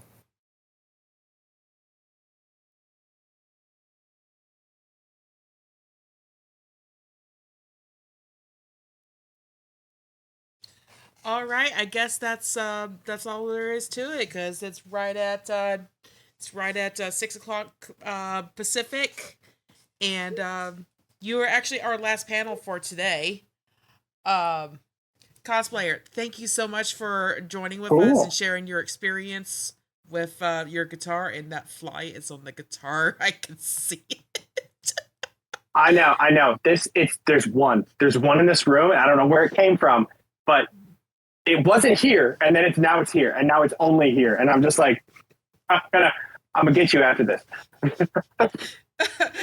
But anyway, I hope I see you at our Sonic 3 meetup in December. We're gonna be at Desertland, so who knows?